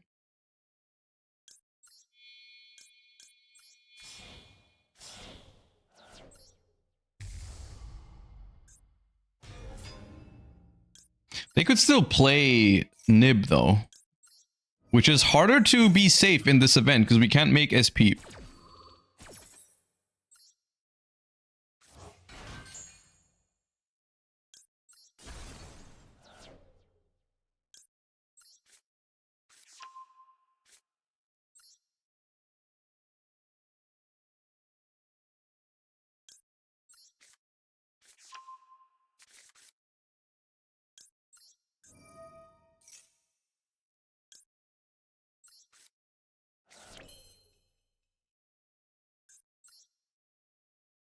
The Gaddick could have been fused with Sleepy. I did that.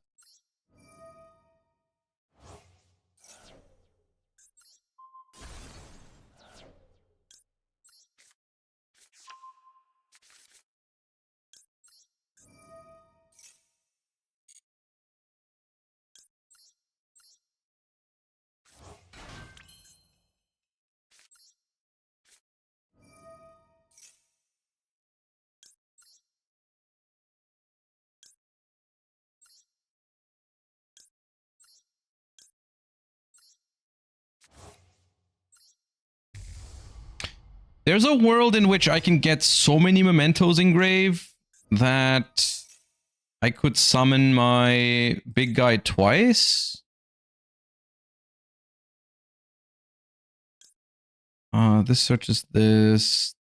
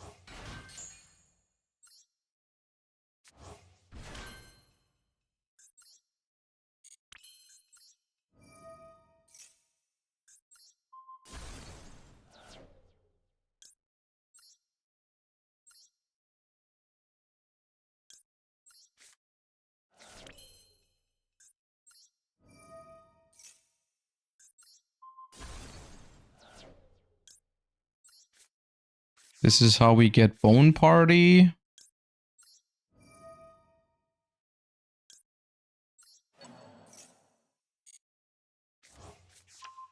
Add back Fusion.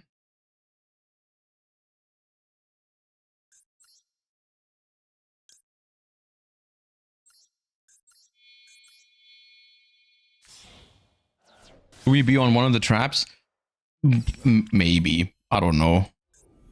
Probably not.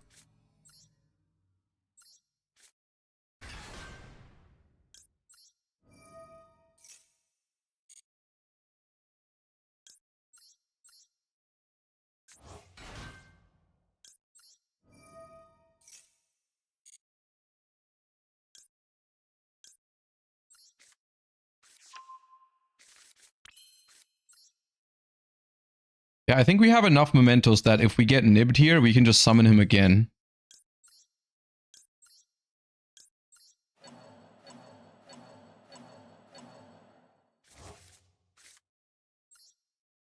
Yeah, if I were to play one, I would play Fracture Dance.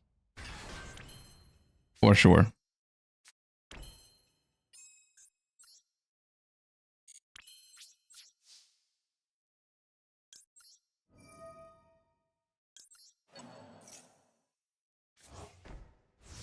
Okay, good enough.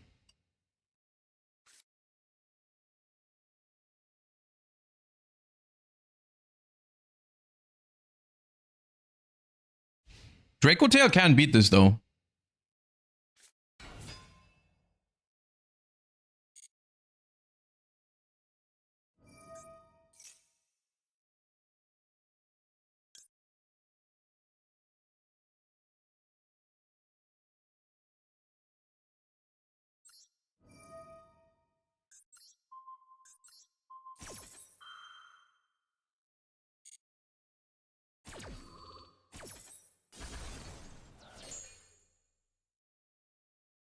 Want to find out if they have more Draco Tails. I want to force them to have multiple Draco Tails.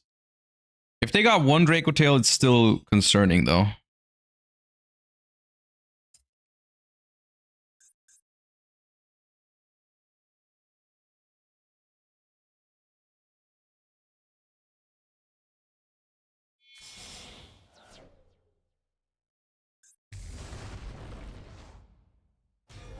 Okay, good and bad news.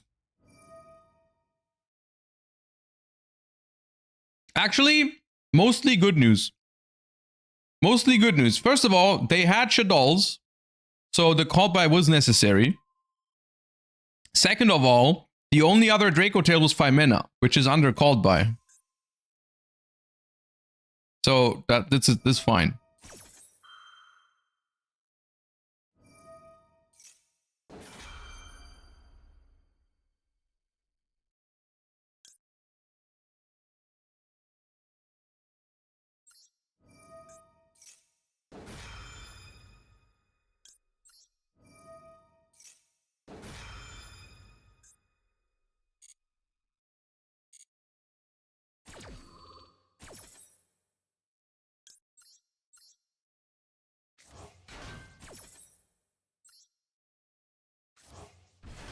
Probably should have used Goblin in hand. Yeah, I could have. I could have just discarded it to make sure they can't bounce my combined creation. That's true.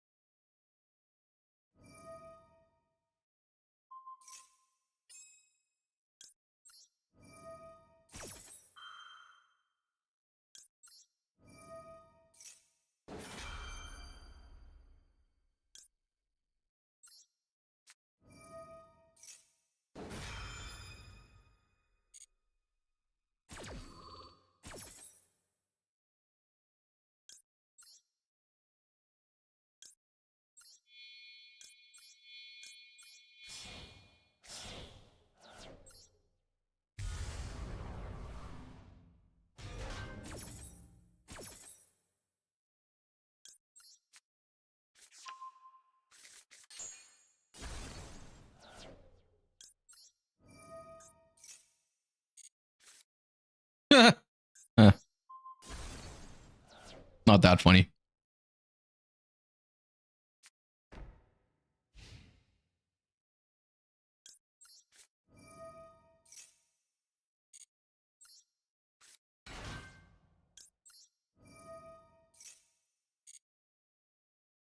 Once again, I'm doing unnecessary things. But I like doing unnecessary things here. I have enough time. Leave me alone. Yeah. Bring back your Arthalion.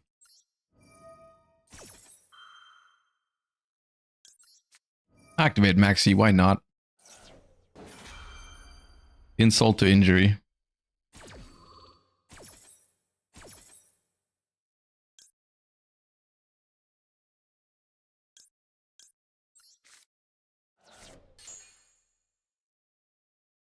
BMing. Okay, it's technically not BM because it is correct for me to pop the face down.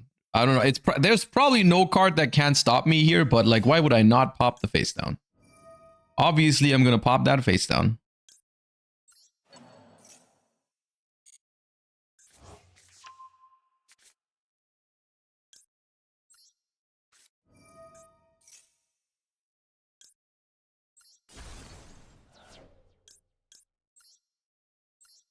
Now, I will admit there were faster ways to pop that face down. I'll give you that. I will give you that.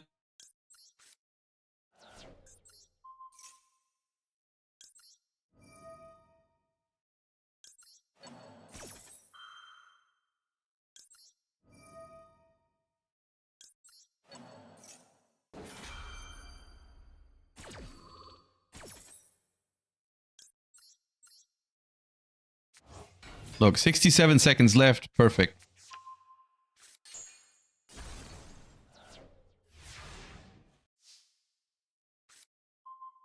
Actually, immaculate timing, guys.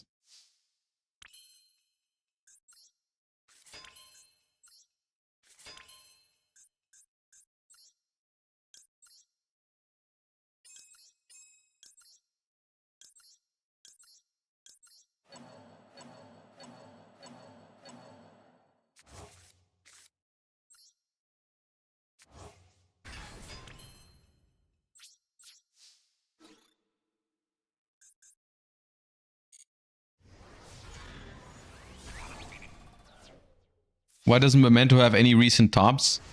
Because there is unfortunately just other decks that do it better and more efficiently. Because in order to win with Memento, you actually have to work for it, and there's a lot of other decks where you don't need to. So why would you? Why would you?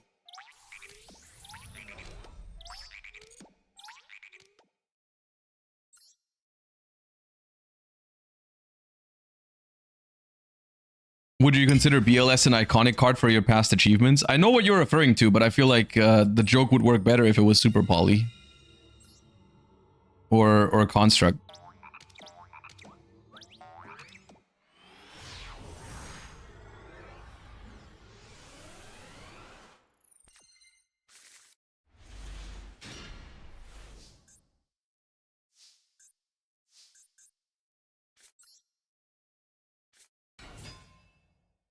Are you excited for potential Diabell support?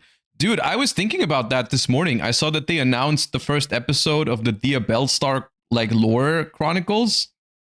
And I was like, that is honestly kind of likely to be more reasons to play Genesis format at some point. There's just an increasing amount of reasons to start playing Genesis format recently.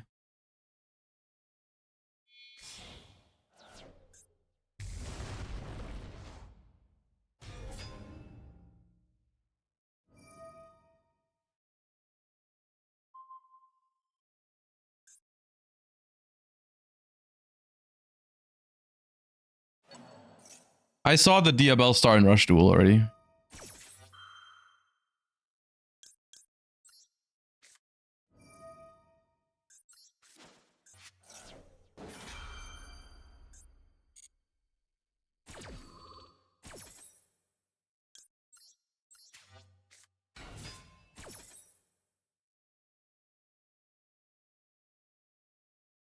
Say whatever you want, the Snake Eye box safe Duel Links format.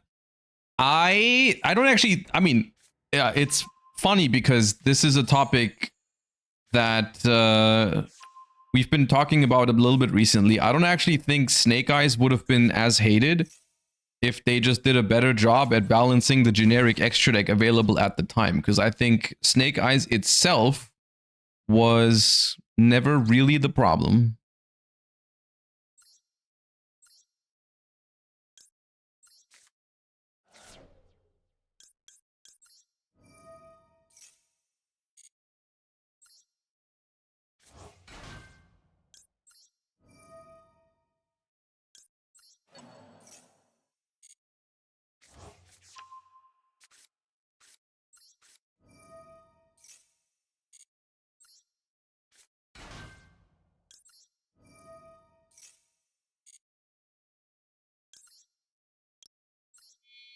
And this is how I imagine it in Duel Links. In Duel Links, it probably plays a lot more like an actual Snake Eye deck. I mean, I know it does have access to some generic extra deck tools, but I don't think there's Appaloosa.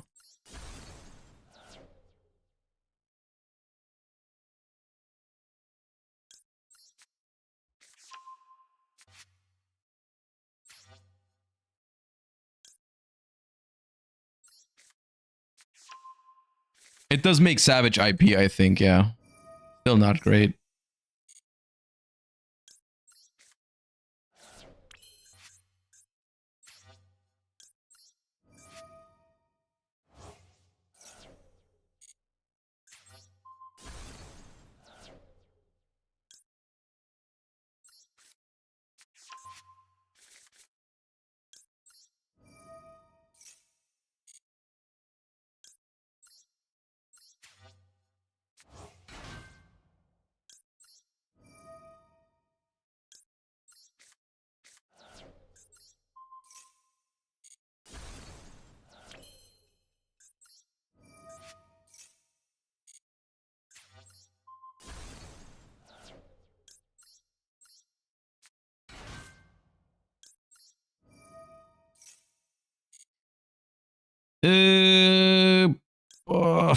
This.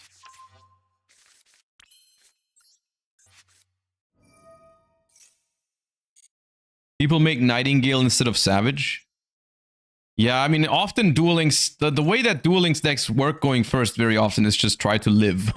Just survive and you'll be fine.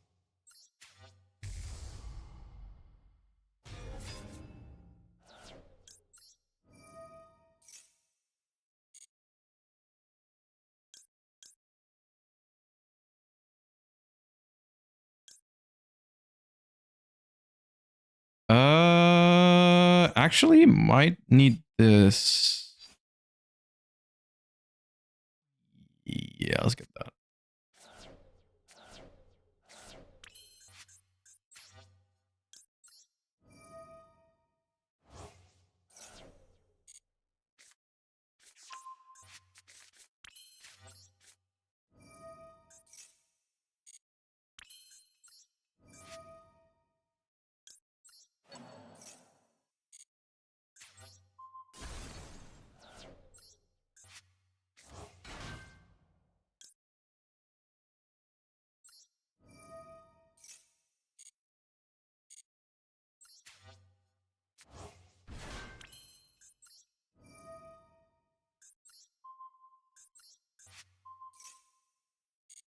You know what? Actually, maybe I shouldn't have destroyed that because now the Ecclesia adds itself back to the hand.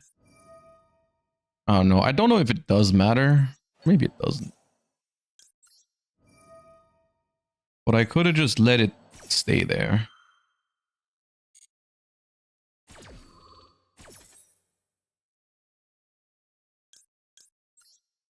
When are we doing the Shunping mid-range reaction? Okay, first of all, that is Anthony Zhu, not Shunping Zhu. Please, for the love of God. But later. We're streaming longer today than usual.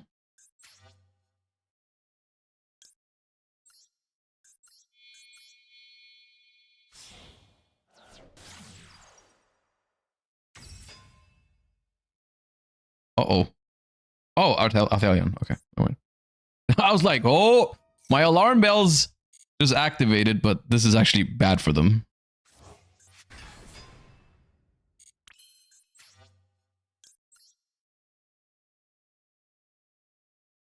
I don't have enough mementos in road. Where are my mementos? Hello? Has anyone seen my has anyone seen my memento, friends? I am missing some. Well, fine, whatever. Oh, you. Okay, man.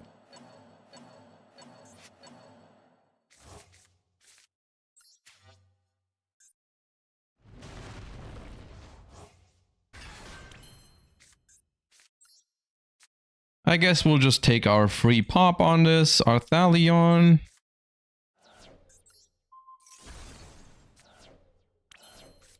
Oh, I can't summon Horn Dragon now. I summoned this first. That was not correct.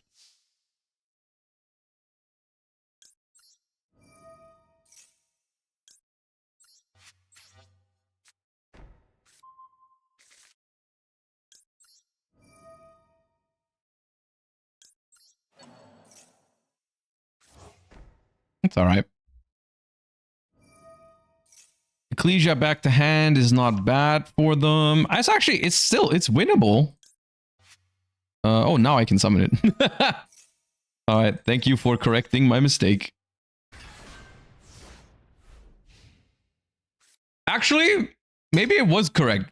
Because this plays around Nibiru that way. Maybe I'm a genius. Secretly.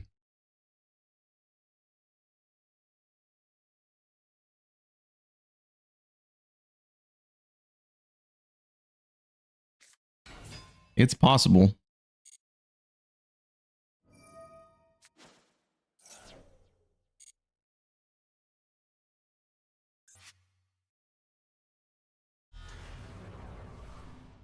The Albaz package seems so weak without the synchros.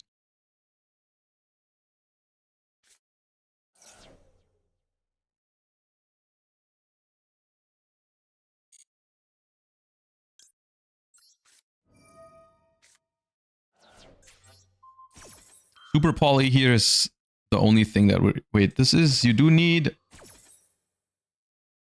I'm so stupid. I'm so stupid. I forgot that's how it worked.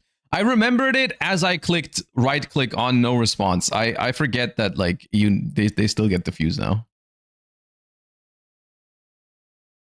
I realized it like a split second too late. I was like, hold up, let me double check this works, but then I already right clicked on no further responses because I could have just popped it with Fallen into Virtuous. And this one, I think this one does matter. This one could end up costing me the game.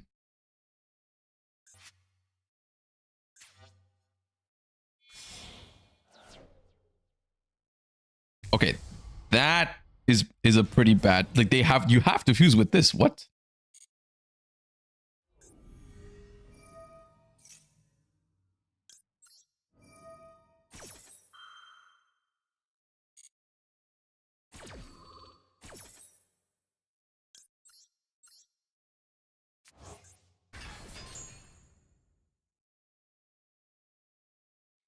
Am I late? No, we haven't done it yet. We haven't done it yet.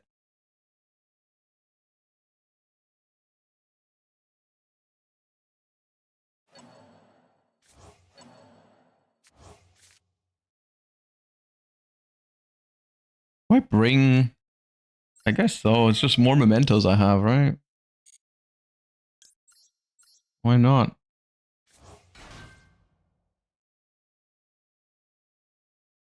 Still unaffected, and he'll probably banish the big guy at some point. I kind of doubt. I mean, what's Branded Regain doing here, first of all? But I kind of doubt that they will. Why are we activating this right now? I've got questions.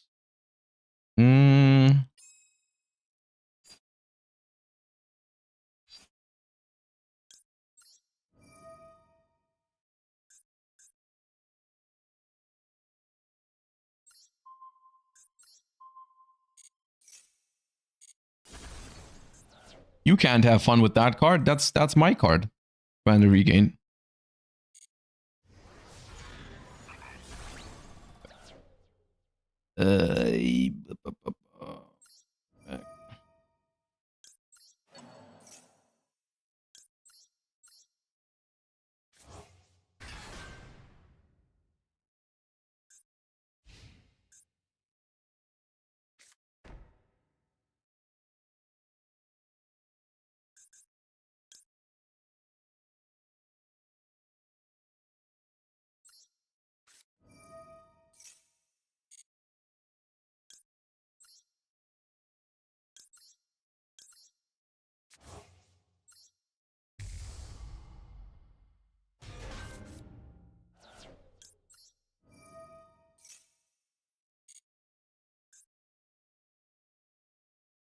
This only pops face-up cards, so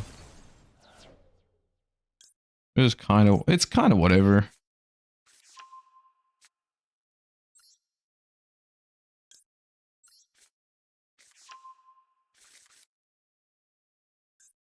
Okay, the rest is not main phase, so I can just let them go end phase now.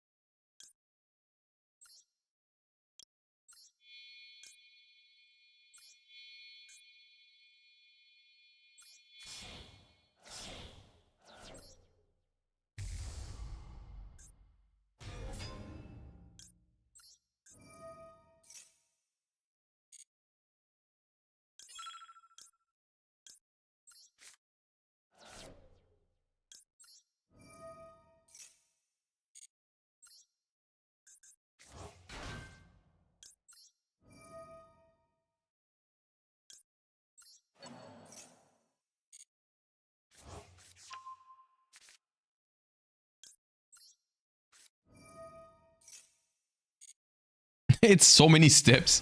It's so many steps for so little. It's just like all of this summoning to summon Darkblade. And bring back a bunch of guys from the graveyard.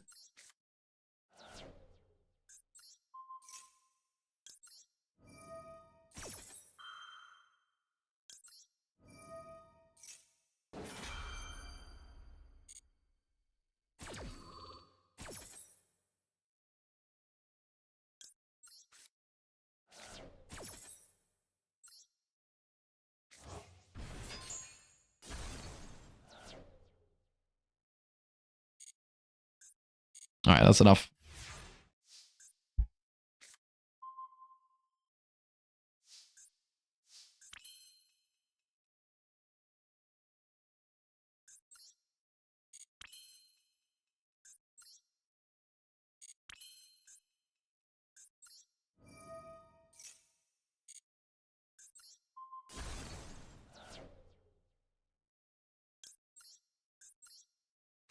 Why does this deck have to do so much for simple interactions? I don't know, but I like that about it, personally.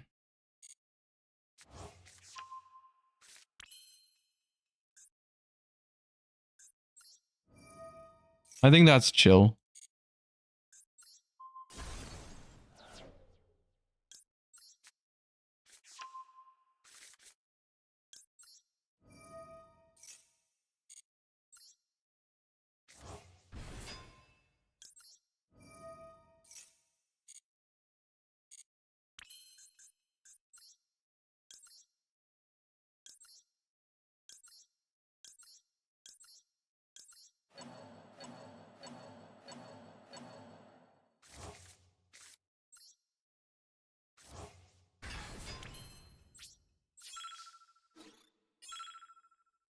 How good is Memento? I'm trying to think right now. How good is Memento against Luna Light? Because, like, I know I can make the 5k guy, but they can just destroy the 5k guy, right? So how do I prevent that?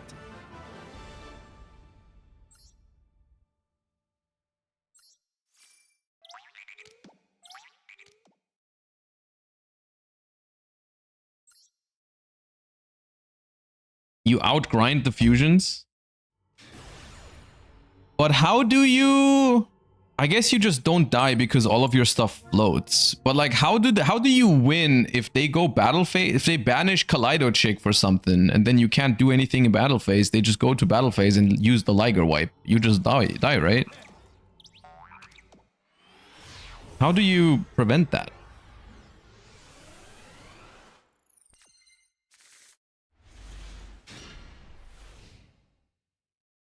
Dude, can someone count how often we've opened Combined Creation Akihiron? I feel like we've opened them more often than the actual starters.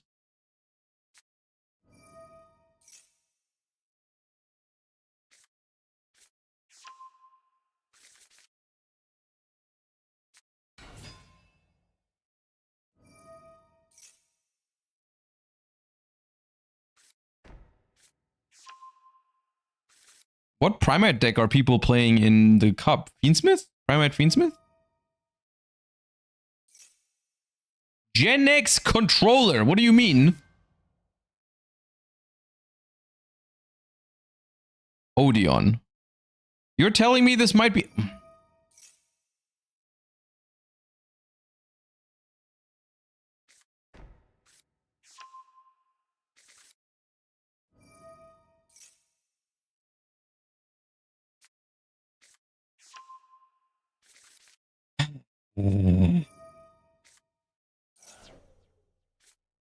Odeon is a fusion deck, to be fair. No. No, I don't accept it as such.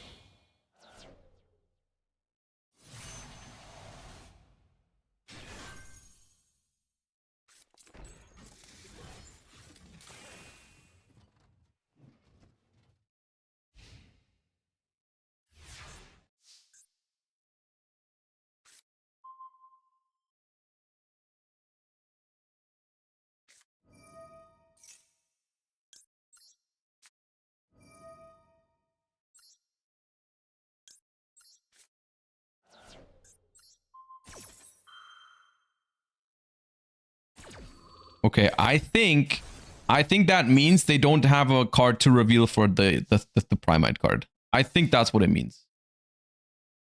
It's gotta mean that. There's no way.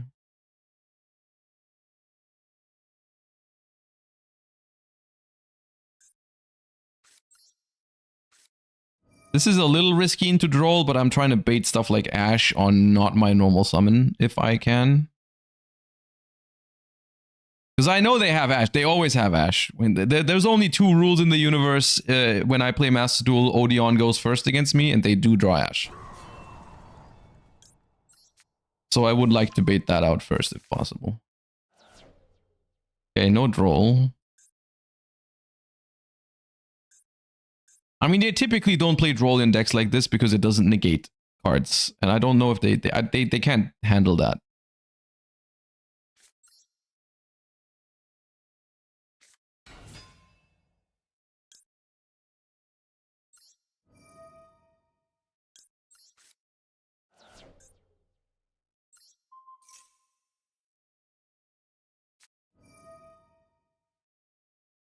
Okay.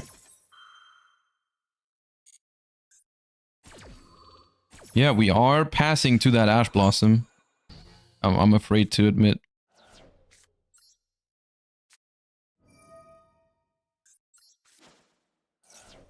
Nice.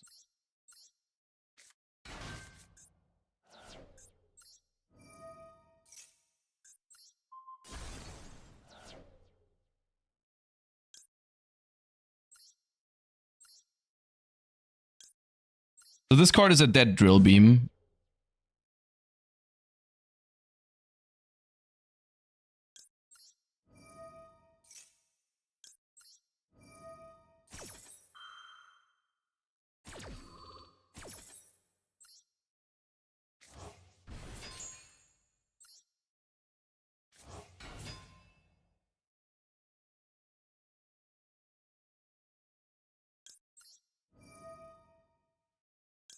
We win?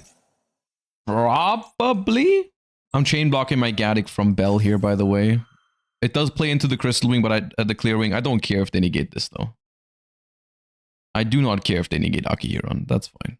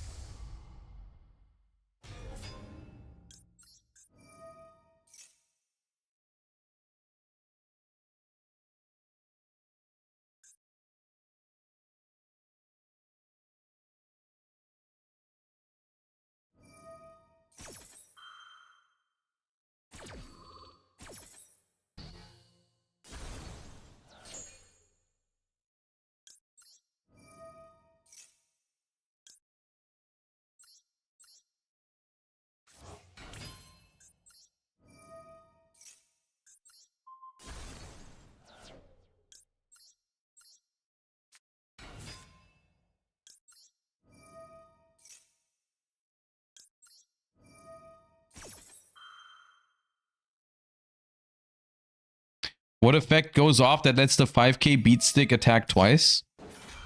There's no effect that lets it attack twice, I think, that you have to resolve. It's just its own effect that if it's the only monster, it can attack everything. Which is probably what you're thinking of.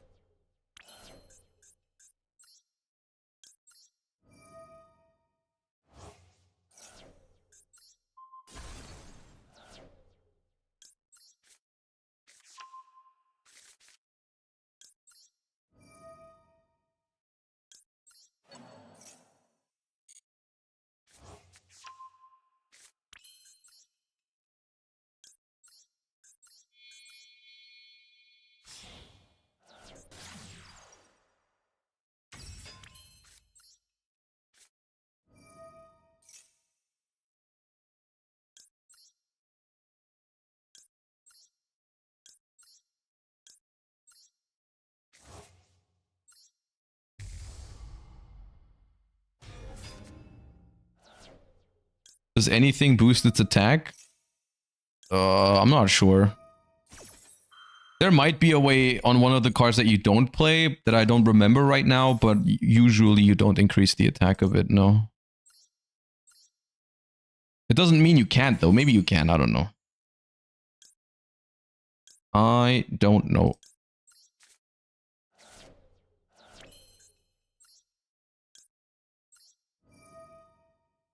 Akihiron lets them attack directly, yeah.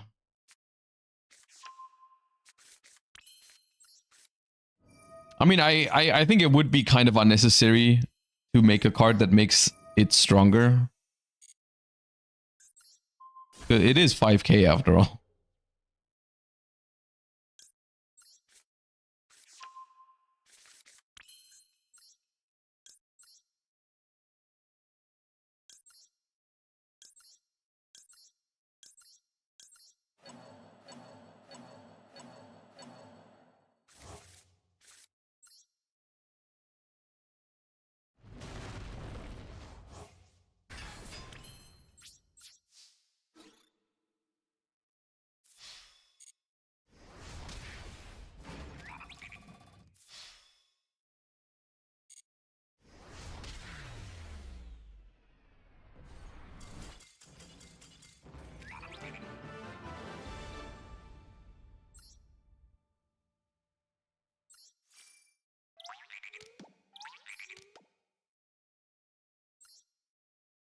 All right, we're not at the craziest pace today because we are playing Memento, admittedly, so it takes a while. But it's fun.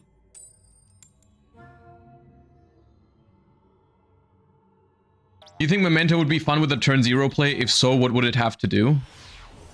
Probably a fusion summon, but yeah, I don't know how exactly you would make it. Akihiron again, by the way.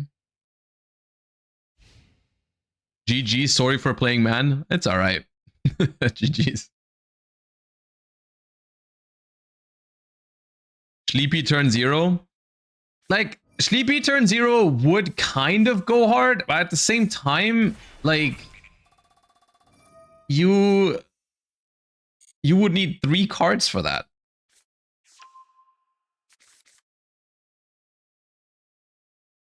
Memento already has a turn 0 play. I don't think it does, no.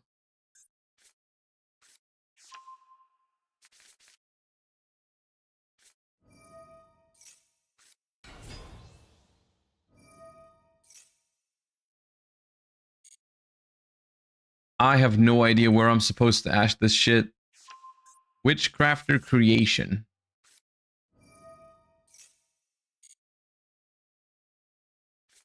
Because they already revealed the Genia in hand. So I knew they had an extender. So I'm just holding it for the bridge into Fairy Tail, which is this, right? That's what I'm ashing now. That's what that was my thought process. We'll see if it works.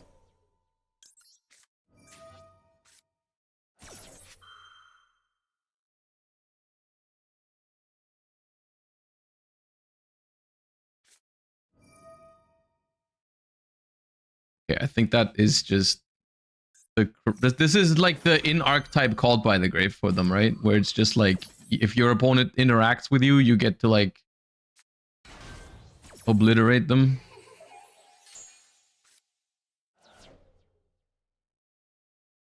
But isn't it normally? Oh, they have Fairy Tail Axes anyways. They haven't even normal summoned yet. Yeah, we probably get cooked.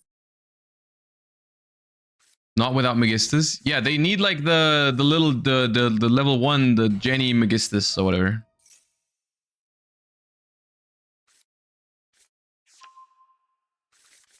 Without links. Oh yeah, I guess if you can't get the level 1 into the graveyard, it's not as good. That's true.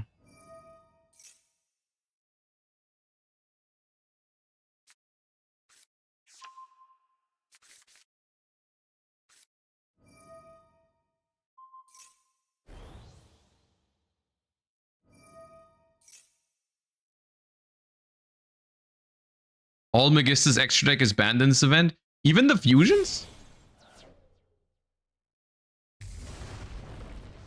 Except fusion. Okay.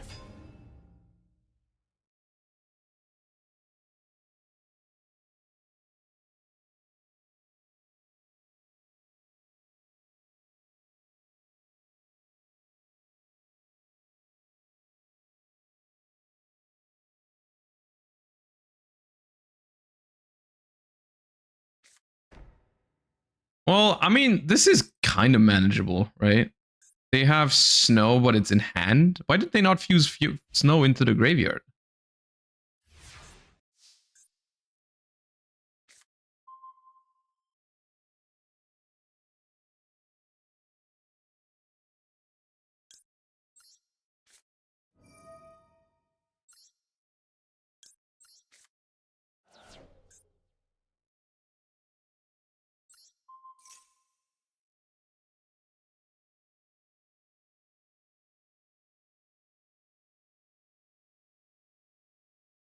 I'm just hoping this is not protected in some way, because there's some cards here that I don't know fully.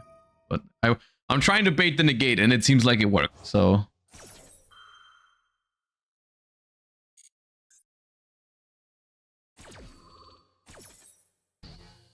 It says, if a card you control would be destroyed by battle or card effect, you can destroy a Regulus in your hand or face-up field instead. So I guess they don't have one in hand, which is good news for me.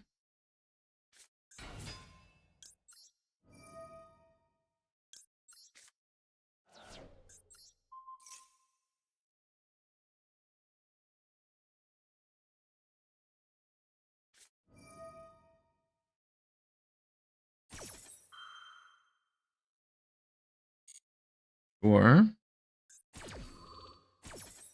So this sends a spellcaster from deck to grave, which is snow. Okay. But they didn't... Oh, you're not using snow? Okay, well, let me Dark Blade then.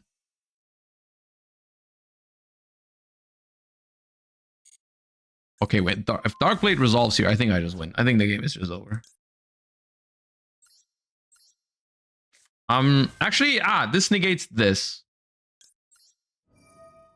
Or it can't. I can dodge with the Bone Party.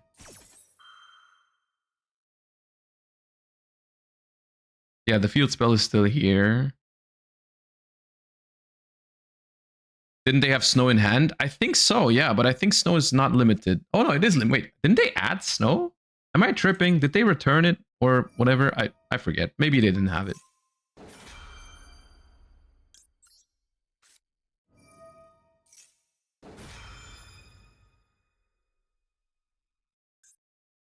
Ash here does kind of win the game on the spot.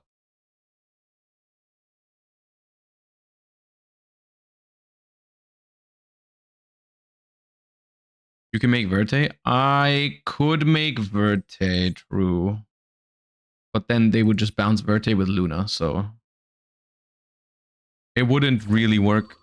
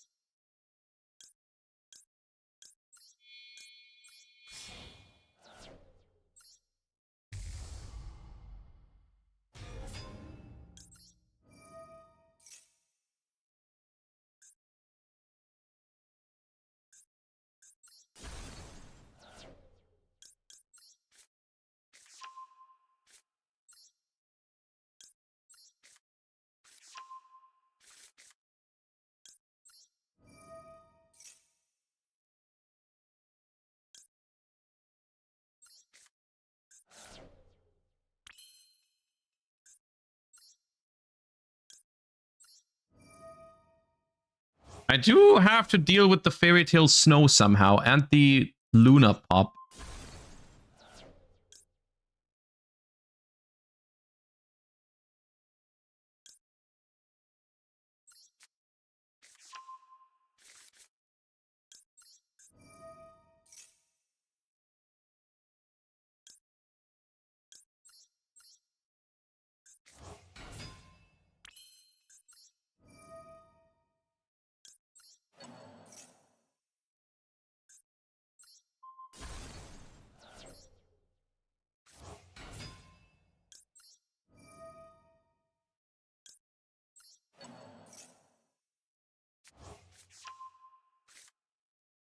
You can Goblin Protect? Yeah.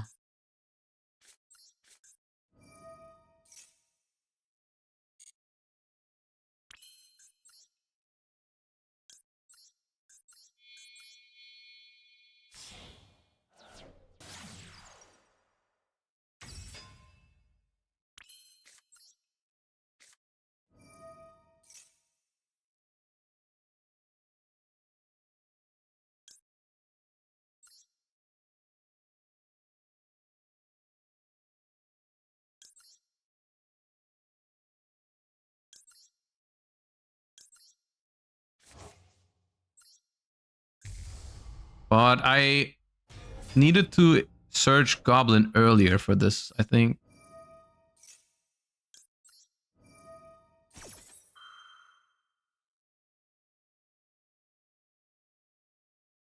I don't think I can kill through snow here, actually. I think it'll stop me. I mean, I could have with the Goblin, you're right, but...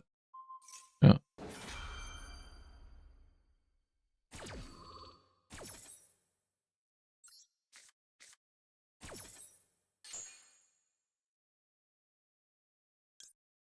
Actually, I can. I can Gaddick add still.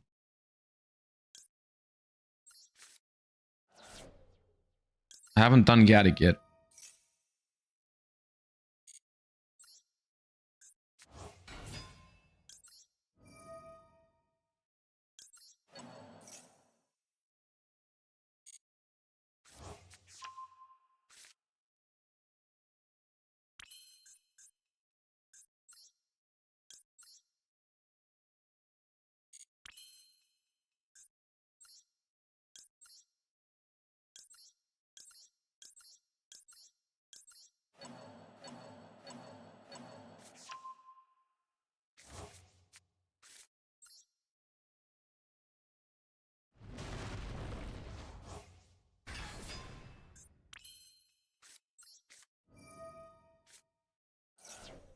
Pure Azamina low-key goes hard for this event.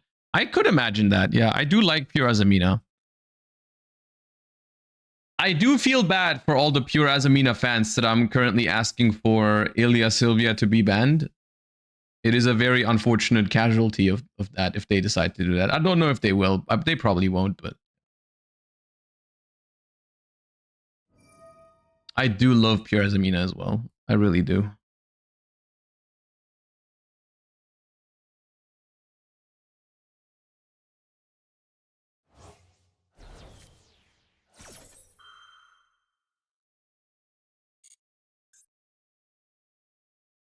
Oh, look, they do play the one that I meant. The one that copies, right? Yeah. No.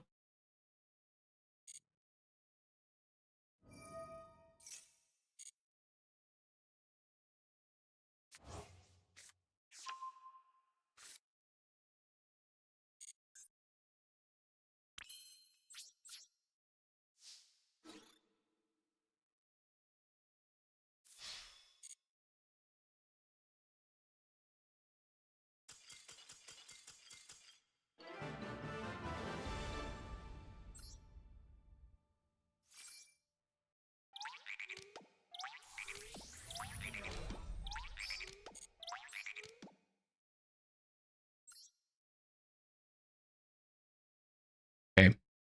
I mean, I always knew we weren't gonna like really compete for first place in this one because I don't have time tomorrow. But it's a fun event, I think. It's all right.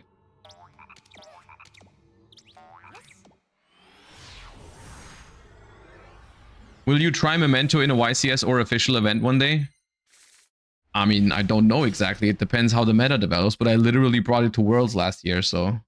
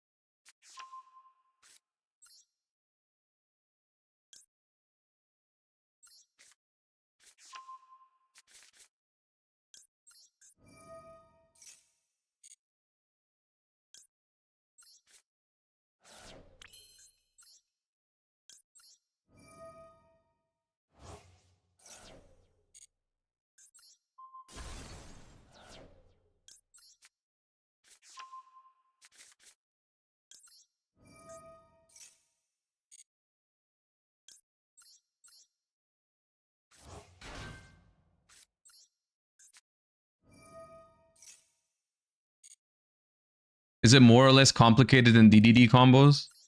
I refuse to believe that DDD is really still a hard deck to play, honestly. I think that used to be true about DDD, but I think it's not anymore. Like, whenever I play against DDD, it does just feel like you're going through the spreadsheets nowadays. Which is not always how it was, but it just feels like it's how it is now.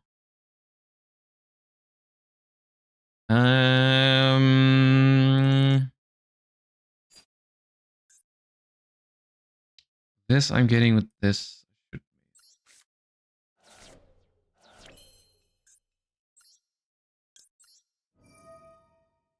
Can Memento run Dominus Spiral? Spiral? Even if you could, you wouldn't want to. Spiral is not a good card.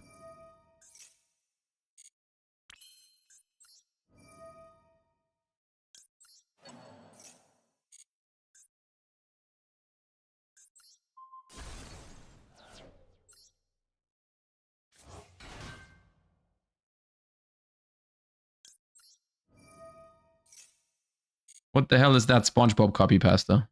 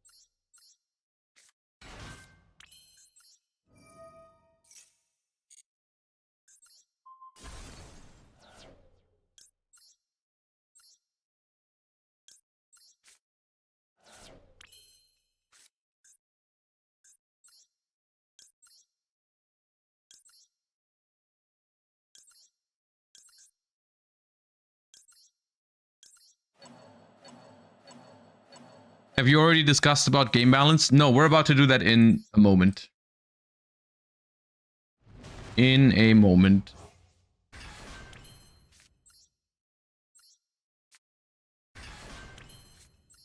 Alright, good enough. We kind of have a random Darkblade chilling here for no reason, but it's fine. He can be here. He's invited.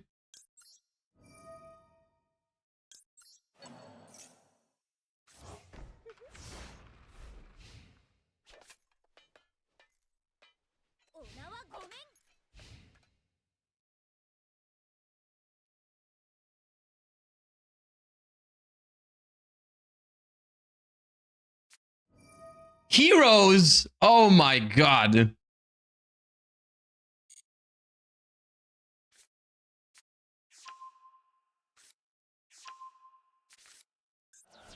Discard a hero lives. Okay. Interesting.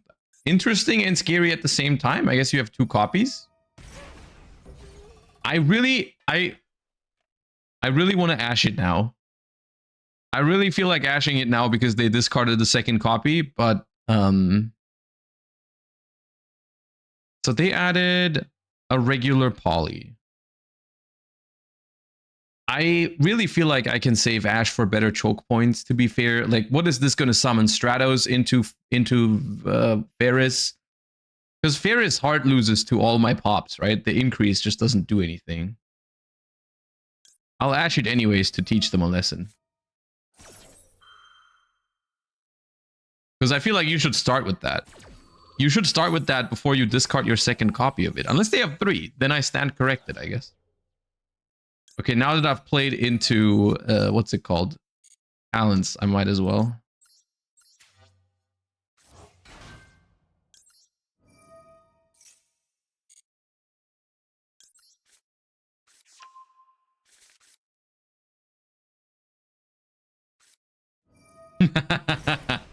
That's funny. That is very funny. You know what? It was okay to discard one. I take it back. Come on, man. It's a 46 card deck. How can I expect them to have 3 hero lives, man?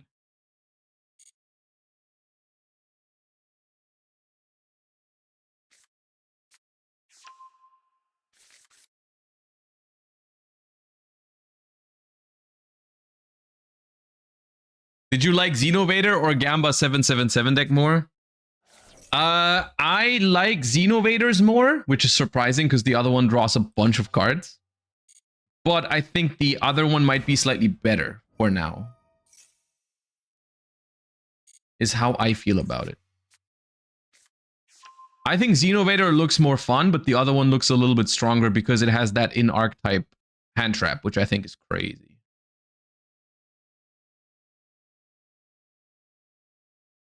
But I do think both of them look really cool.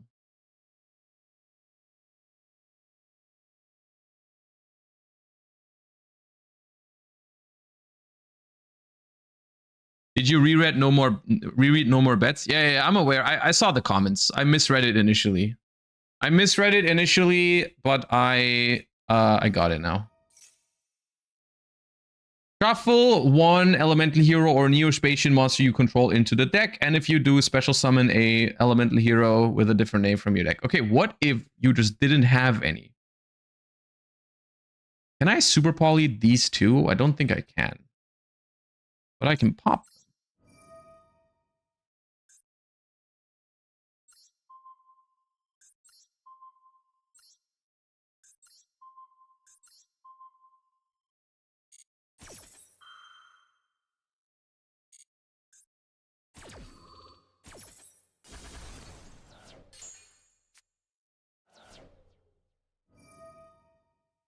Target a card in your opponent's grave, banish it. Not my fish!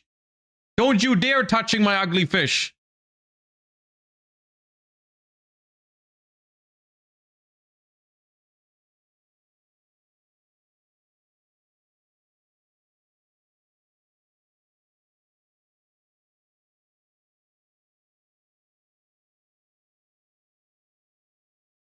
Hello? Nonoka, thank you for the bits. No, my fish! Oh, wait, I can chain it. Never mind. I have calmed myself down. I can just bring it back. Never mind. I'm okay. I'm okay.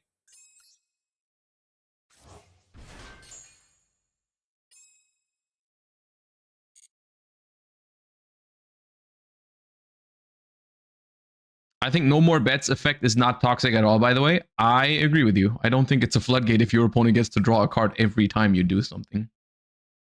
If my opponent's floodgate lets me draw a card every time I would do something that it stops me from doing, I think that's not nearly as oppressive as people think it is.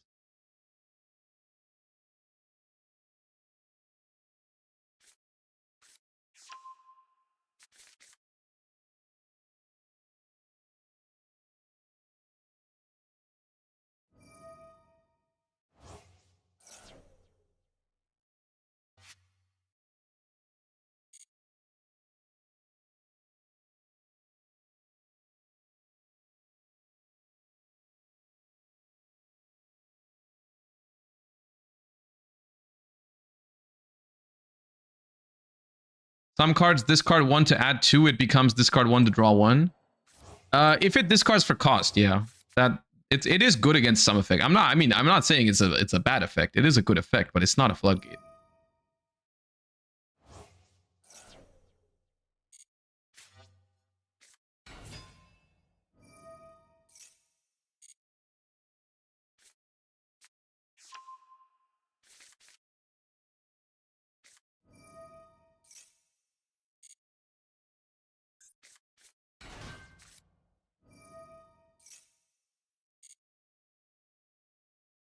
What are we doing here, realistically?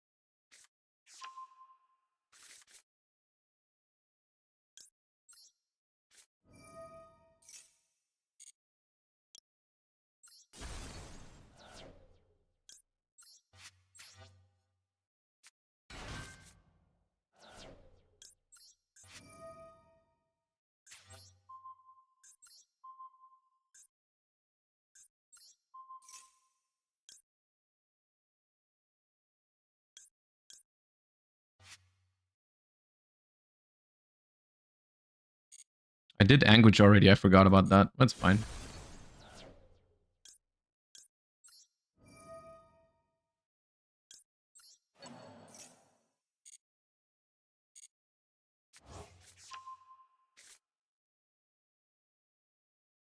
Your opinion on Xenovaders being named Tri-Realm in TCG? Ooh, I didn't even know that. I don't hate the name Tri-Realm, but I do think Xenovader is cooler. I don't hate Tri-Realm though, to be honest with you. I don't hate it. I think Tri-Realm is still a cool name.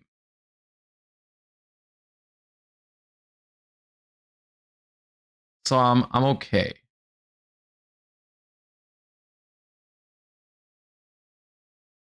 Xenovader Delta was a lot cooler than Tri-Realm Rift. I think it's cooler, but I don't think the new name is bad. So it's okay.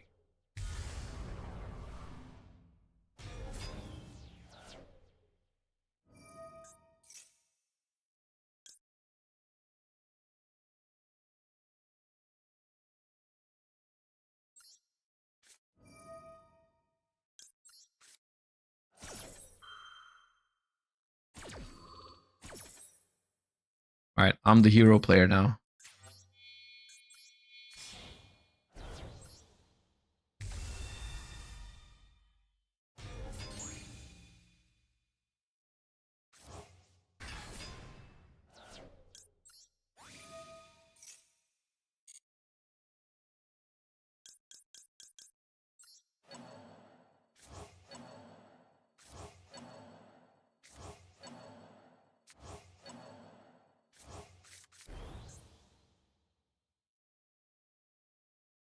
Thoughts on Sun God?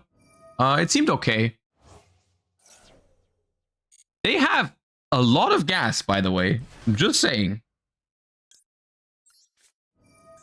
Can you leave me alone?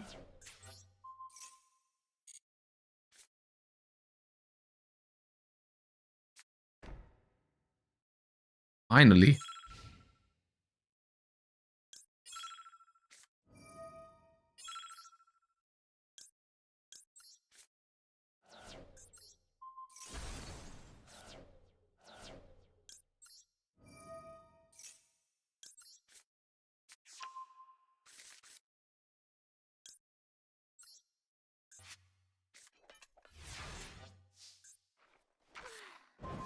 All right.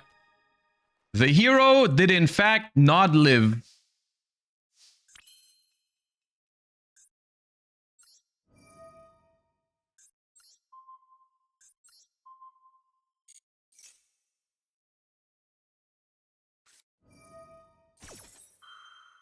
I don't even know what that does, man. I know it fusion summons.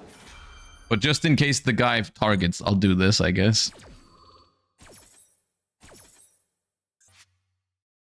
Big tower. I mean, I don't care if it's a tower. First of all, they got 2,000 life points. So I'll just summon Aki Huron and attack directly. So it needs to prevent that, first of all. I don't think they can... I don't think there is a card that wins this here for them. Even if there's a card that like destroys my entire board, I'll recover from that. If this special summon card... If this card is special summoned, your opponent controls more cards than you do, destroy all other cards in the field. That's fine.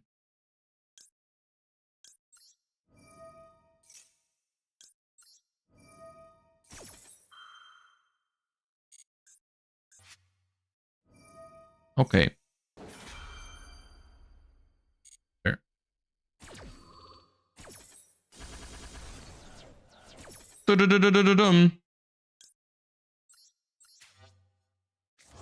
That card is cool. That card is cool. Like that's the problem with heroes. Is like half of their cards are really awesome and cool, and the other half is, you know, Plasma, Dark Law, and shit. But like they got such cool interactions. I wish it leaned into it more, like DPE and stuff like that. And it's funny because DPE was such a overall influential card, right? But in hero decks, it feels like DPE is like the least important endboard piece almost out of all of them. Like it's just there's so many other things that are better than DPE.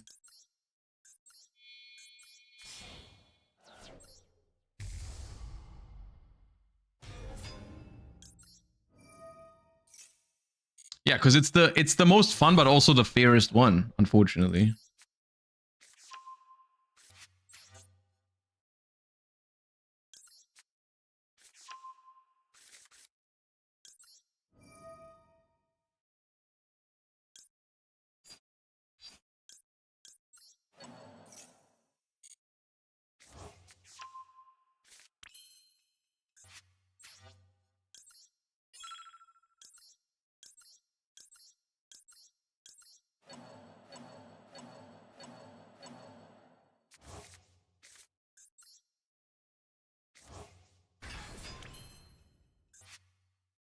Oh, you know what? We can win with piercing damage from Bone Party for once. We never do that usually.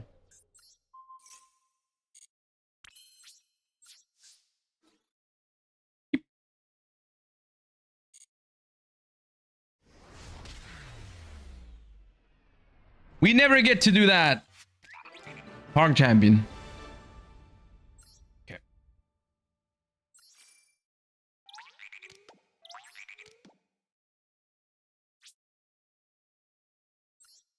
Ooh, we have Gamba. We have Gamba available. I have enough tickets, I think. Zetronimus, thank you for the 26 months. Welcome back. Appreciate you so much. Okay, so this was the deck list. I was happy with it. It's a good deck in this event. I like it. It's fun. Where's the Gamba? Bring me to the wheel. 10. I have 10 exactly. Let's go.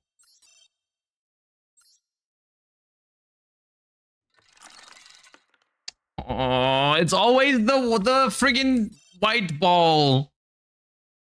Ah, man. Where are these tickets I have? Fusion Cup reward tickets?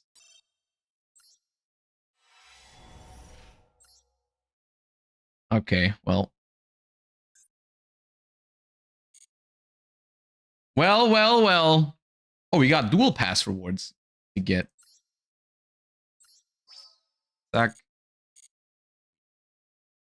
Sweet. Okay, it wasn't as far as I wanted to get today, but we have another thing that I wanted to do today, so I think we're going to call it a day for today. We're going to go back to the Fusion Cup on Sunday, because I'm quite enjoying my time. I am quite enjoying my time in the Fusion Cup. I think it's decent. It's not as bad as people said it was when I started playing it, but I've been enjoying it, so we'll do more on Sunday. We will do more of it on Sunday. But it's not the end of the stream yet, because there's one other thing I wanted to do. There was one thing where I've kind of like I stumbled into a discussion on Twitter yesterday, and I decided to talk about it on stream today because I do think it ended up being an interesting topic. So yeah, it all started yesterday when I saw a tweet by fellow duelist Anthony Zhu, who's been a successful player in this past season, and I also think previously, who said, "It really rubs me the wrong way that most Yu-Gi-Oh players seem to think that mid-range value piles that go +8 every turn cycle is wholesome Yu-Gi-Oh, but when a high engine combo deck exploits their deck's low interruption count to OTK them before they follow up, it is evil Yu-Gi-Oh." And then made a video to talk about this. And it was something that when I saw it, I was like, is this going to be an interesting topic for the stream? I'm not sure. So I just watched the video off stream. So this is not going to be a blind reaction to the thing. But I decided to talk about it after a couple of other things happened. Well, first of all, I watched the video. And after I watched the video, I do feel like there are a couple of things in it that are definitely worth talking about, that I do want to bring up. And that is when I decided that I was going to talk about it. But then later on, Anthony also made another couple of posts iterating over on the thing.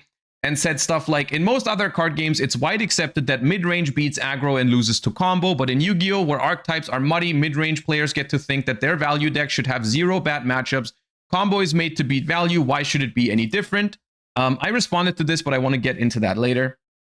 But also on the initial thing, there were stuff like, there were responses that I did on the surface level agree with. Like, no one thinks that when people complain about combo decks, it's when they make end boards with too many interruptions. Branded is the kind of deck you just described. Most of them fall to a pop or two. And also, nobody's complaining about combo decks OTKing going second. It's the abomination that they are allowed to do going first. Nobody cares about Power Patron being able to push through mid-range boards with Engine, and the fact that you think that's what people complain about is concerning. This is something that I initially agreed with. But there's more to it, I think, and this is why we're talking about this today, because Anthony responded to this saying, the reason why decks had to resort to building unbreakable boards going first in the first place is because otherwise the wholesome mid-range decks just break your board and drag you into scenario that you're forced to play with a deck that goes +5 every turn cycle and yours can't. So essentially what Anthony is saying is that combo decks need to make unbreakable boards because otherwise you will have to enter a grind game, which the mid-range deck is better at than your deck, which on the surface level, this is true, right? This is something that when you read it for the first time, you think to yourself, yeah, that does make sense. And from a game design perspective, this is probably why they keep making combo decks this good, right? Because here's the thing, right? If your combo deck doesn't win hard enough when you go first, why would you play it, right? Why would you play a combo deck if it doesn't auto win you the game going first? I guess is the question here that Anthony is asking. The problem I have with this specific statement is the fact that you can make this argument for anything in Yu-Gi-Oh, just depending on where you stand, just to try to make an argument that sounds smart. I could say the same thing, right? I could just say, as someone who's on the side of the quote-unquote mid-range decks, and we'll get into the terms in a second, because I think one of the core reasons why this is such a confusing argument is because Yu-Gi-Oh doesn't have combo mid-range and stuff. These archetypes names from Magic don't apply to Yu-Gi-Oh decks. But I could also say, if I want to take the side of the mid-range decks here, I could say well, of course my mid-range deck has to win the grind game, because if my mid-range deck doesn't win the grind game, then why would I play it, right? If my mid-range deck doesn't win the grind game, why would I not just play a combo deck? You can start this argument from any given side and make that point. This is just something that happens in Yu-Gi-Oh, where stuff gets power crept in order to justify other power crept stuff. Yes, a deck that never loses the grind game is very powerful and should probably not exist. The problem is you can't justify one bad thing with another bad thing. You can't say well, if we play more than 2 turns, your deck always wins, so of course my deck has to FTK you. Naturally, that's what we have to do. It's no, this is just power creeping to answer power creep, right? This is just saying, of course it's okay for me to FTK you because otherwise your deck wins if we play too long, right? And I don't think that is a particularly good argument, because this is basically the people that justify something like floodgates, because if I don't activate anti-spell fragrance, your deck is going to kill me. Or if I don't have Dimension Shifter, then these combo decks nowadays are way too strong, right? If Max C isn't in the game, then decks are doing way too much, right? This is to me it feels like that, right? Justifying a combo deck auto winning going first by saying, well, if we play the grind game, then your deck is better than mine. I think is kind of that, right? I also just think a lot of mid-range mirrors are decided on turn 1, even without one person setting up an FTK board. People just play it out to play it out, but 99% of the time the ending doesn't change. That's an interesting point, because I think you made that in another comment. This thread is kind of it's split up into multiple thingies, because I think somewhere else you did say okay, only because my combo deck auto wins on the spot and it's very obvious to everyone doesn't mean that your mid-range deck that makes a powerful board, but that's it looks like you can play into it, but it doesn't actually change the outcome of the game because your deck always wins. I think that is a fair point. I think this does happen. You know, sometimes when I play mid-range decks, I do make a board and I know the game is over, but it's just a matter of my opponent accepting that, right? Like if I had just straight up FTK'd you or made an Elf Note board, then you would have accepted it way quicker. But because I'm playing, I don't know, branded Ritual of Light and Darkness, like I make a board that maybe looks playable into you, but if I play it properly, then you might as well scoop right away. This, I think, is a problem that has nothing to do with what type of deck you're playing, but rather just an overall balancing issue, right? Like, because of course, even if someone finds a certain type of deck more fun than others, like every type of deck can be too powerful. Like, when I say no deck should make a board that auto wins when it goes first, I also do include mid-range decks in that statement. Like, this is something, of course, I do enjoy the play pattern of mid-range decks way more, but I wouldn't want a mid-range deck in the format that where every time it goes first and gets to its mid-range board, it's only an illusion of a game, because you can try to play into it, but in the long run, you will never beat it. I think that is fine, right? I think that is fine to argue, but I also I do want to take a look at the video real quick just so we can get all of your points that you made in that video in here, because I personally feel like you are making not necessarily a mistake in your argument in this video, but I think you're talking about two separate things, one of which I wholeheartedly agree with and one of which I would like to argue against. And in order to do that, I think we need to watch it. Hey guys, Anthony here, and today I wanted to... I will drop a link to Anthony's channel in the chat right now as well. He's been doing a lot of good content for combo players recently, so check it out. An issue that I've been seeing pop up more and more. It's happened to me I've seen this happen at locals. I've seen this happen on Discord and group chats, in all sorts of places, where I feel like this issue needs to be brought up more and talked about in more detail. And that is why Yu-Gi-Oh! Has a mid-range elitism problem. So you may or may not know, I recently have been trying to... Hilariously, I'm more of a mid-range player. I'm just on my combo arc. Okay, fair enough. Talk about my 60-card roll-ad combo deck. And I've got a lot of people like playing it, and I've seen it talked about in other places, and I've seen like it being played in locals and the people's reactions against it. And here is what I wanted to say about like a lot of the stuff that I've seen going on. So let's get to the presentation. So what is a mid-range deck? So coming from other card games, a mid-range deck is a deck that usually aims to slam the most effective creatures on curve and curate their game plan based on their opponent's deck. Okay. Versus an aggro deck. So this is something I just want to, as a caveat before we even join this, the rest of the video here. I find this, it's something that's been frustrating me more and more over the recent months or weeks rather, is that the classifications that we have for Yu-Gi-Oh, they don't work.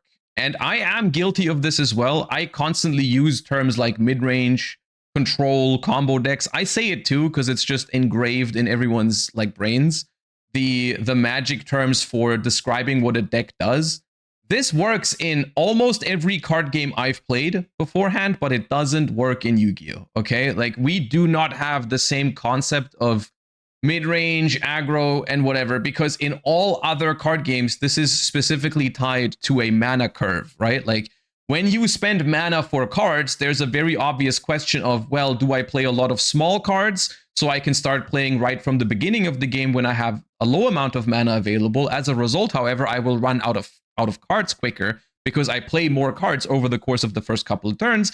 Or do I play more expensive, usually more powerful cards, and therefore my deck is slower, and so on and so forth. And of course, they have like a middle ground with which is what they call mid-range, right? You've got aggro, which is trying to aggro the opponent down before they get to play their expensive cards. You've got mid-range, which is somewhere in the middle, and then you've got like control and combo decks, which are usually working towards a high top-end goal of the curve somewhere and win the game later down the line, and they try to like drag out the game for that. Yu-Gi-Oh doesn't have the same structure, right? Yu-Gi-Oh's the game of Yu-Gi-Oh doesn't work like this, where you have a limited amount of resources in the beginning and you work yourself towards being able to play more expensive cards later down the line.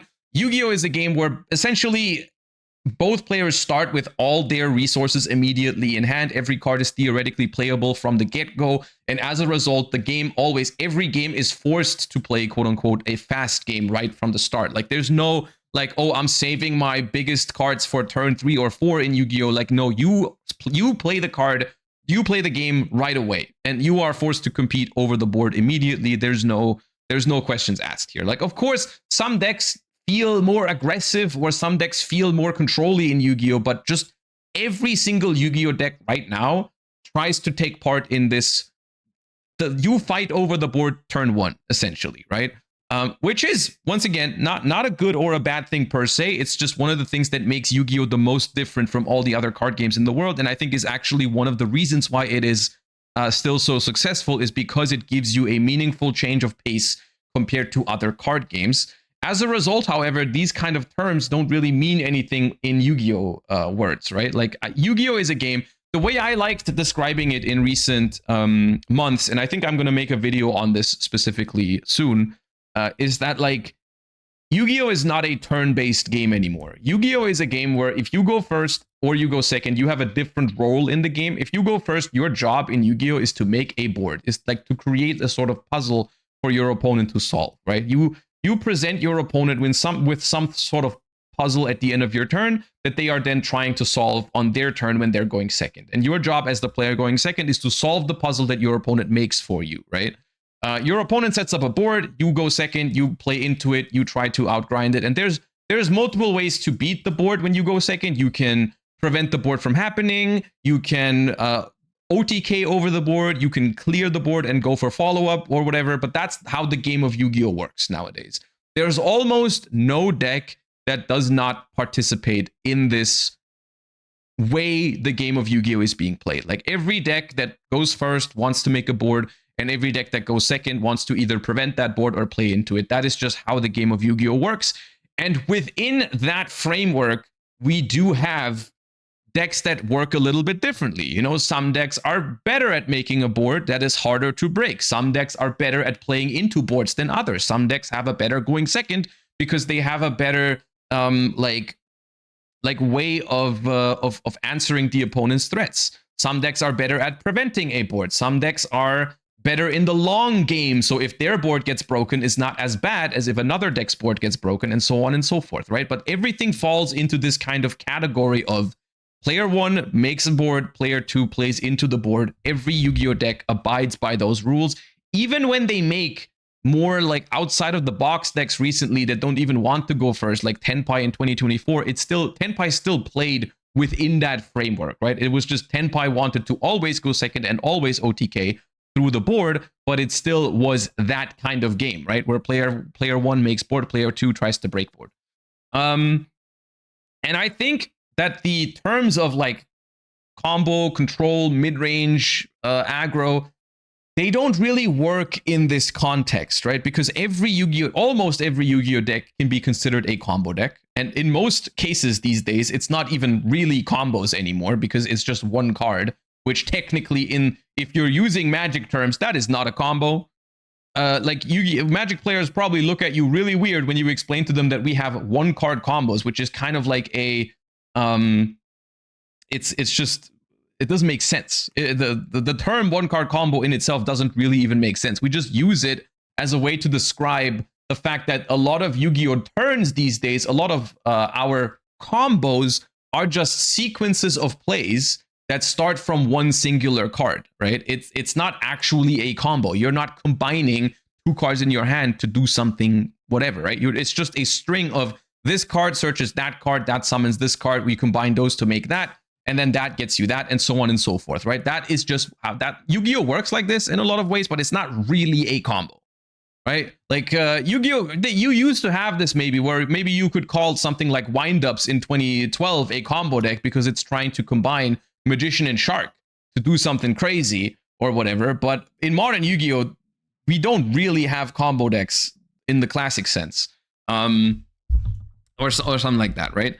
And so ultimately, the way I look at Yu-Gi-Oh decks when I evaluate for myself, this is a very subjective process, but the way I think about Yu-Gi-Oh decks and whether I think they're healthy or not is how do they engage within this framework of player one makes a puzzle and player two tries to solve that puzzle, right? And if, in my opinion, if a deck goes first and makes a puzzle for the opponent that is not solvable, I think it's failing to work in this frame, because the Yu-Gi-Oh at the end of the day is a two-player game, and but you know we'll get to that. I just wanted to preface that because I think this framework of decks, like how you categorize decks in Yu-Gi-Oh, or how we as a community do this, doesn't make sense anymore in modern Yu-Gi-Oh. It hasn't even made sense for a long time now. But I feel like, especially right now, the more we talk about this, the more I feel like we need a new way to name these decks. Like, we do not need to rely on magic terms from 25 years ago when describing modern Yu-Gi-Oh decks. We kind of just need our own. A mid-range deck tends to control the board, versus a control deck, the mid-range deck can aim to play aggressive. The main thing about a mid-range deck is it focuses on the trading of resources, and it focuses on card advantage. So here are some example mid-range decks in other card games. I've played Shadowverse, I played a little bit of Magic, I played Hearthstone, and in these games, usually the mid-range deck is the type of deck that it slams a 1-drop on 1, or it doesn't have a 1-drop, it slams the best 2-drop on 2, it slams the best 3-drop on 3, slams the best 4-drop on 4, and then aims to value you during the game. But it's not necessarily skewed towards control or aggro. It's usually like the most balanced type of deck. And why do so many players like mid-range deck? Mid-range decks are often seen as fair card game decks. When a mid-range deck is strong, it usually means that there's a back and forth in the game. It means that both players are having a chance to do what their deck is intended to do, and there is a trading of resources going on. One side is slowly accumulating card advantage over the other, and people like gameplay where one side is slowly accumulating card advantage. And this I agree with. This is one of the main reasons why people like these decks in other card games. And I think this is something that for in Yu-Gi-Oh terms, you can break this down to interaction, I think. Is my personal thing when I evaluate whether a deck is good or is healthy or not, is I like it when decks interact with each other, right? Like when a deck wins in some way, shape, or form by simply not interacting with my opponent, I think that is worse Yu-Gi-Oh. This is subjective, and we'll get into this. That there are some things about these decks that are fun, but I personally think they fail in the sense that they do not engage both players in the game. Slowly winning over that period of time. And I personally also enjoy playing mid-range decks in other card games. I think that I do agree in the fact that if a mid-range deck is the best deck in the game, it usually means that there's some form of gameplay going on. For example, if aggro is the best deck in the game, then, you know, This is also something that I hated about these decks in other card games. Like aggro decks are my least favorite decks to play against in other card games, because in my opinion, their game plan is the least interactive out of all of it, right? Because aggro decks' goals in mana-based card games is to win before your opponent gets a chance to really play the game, right? Like, I mean, of course, your opponent is going to play some cards, but you try to kill them before they get to do anything meaningful, right? Because your deck cannot last long enough. You just build a really aggressive deck that kills them before they get to do anything, which is the reason why that is not fun for me is because you're turning a 2-player game into a 1-player game, essentially. You're just like, can I assemble the pieces to win the game on turn 3 before my opponent has even played a card, or whatever, right? Like that is, to me, it's antithetical to the idea of trading card games being 2-player games. There kind of is just non-game sometimes. If I brick and you just go 1, 2, 3 and you kill me, and if the control deck is the best deck in the game, well, games last forever, and like there's like not a lot of things going on, right? You play a monster, I remove it. You play a card, I remove it. So yeah, there's a reason why mid-range has always been so popular. But there's an issue with mid-range in Yu-Gi-Oh.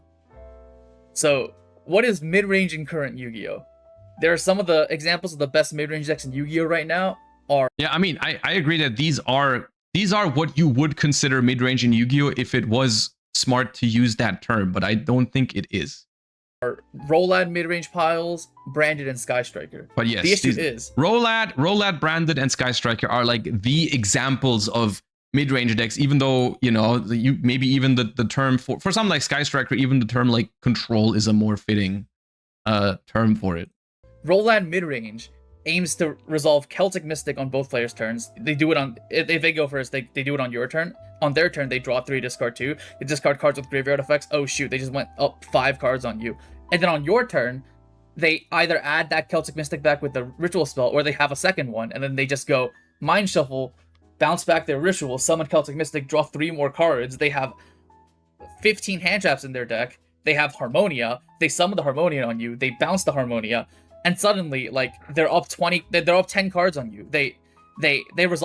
This is I hate to be that guy, but this is a very exaggerated way to look at it. I get what you're trying to say, though. I get what you're trying to say, but I rarely get to resolve Celtic Guardian twice.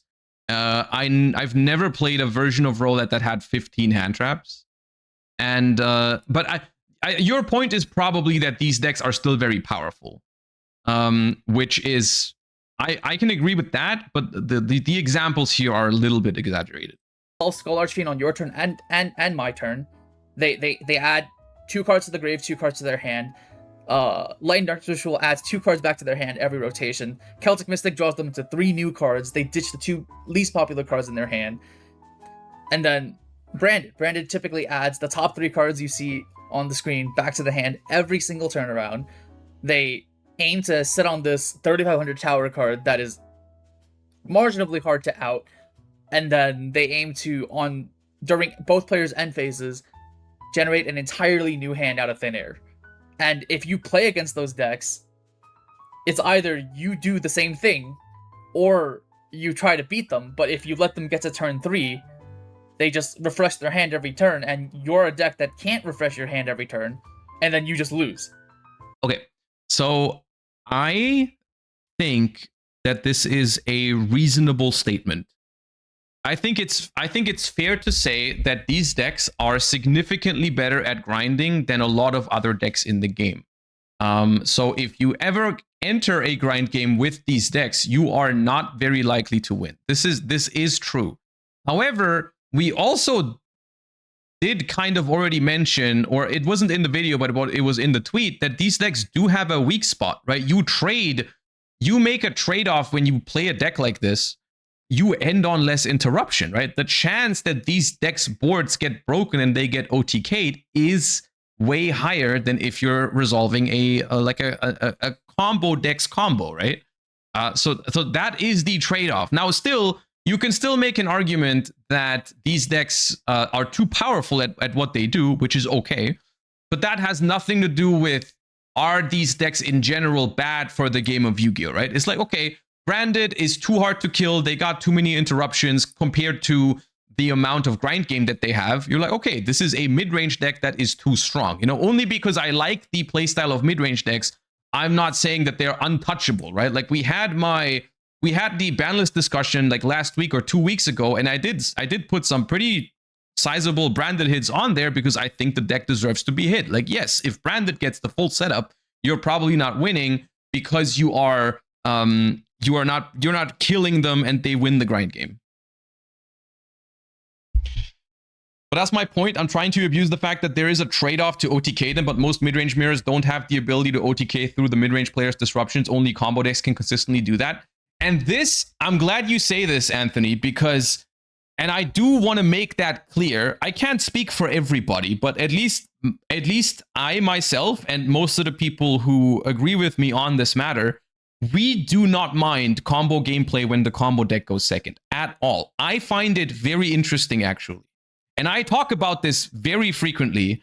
When I go first with a mid-range deck, I enjoy playing against combo decks. I genuinely like it because it's challenging, because my interruptions might not be enough. I need to make meaningful decisions. I need to make the right calls with my disruptions, because otherwise they might just OTK me because their deck has such a high ceiling that it's not just, I can't just sit back and relax and take my card advantage to the next turn and win with it.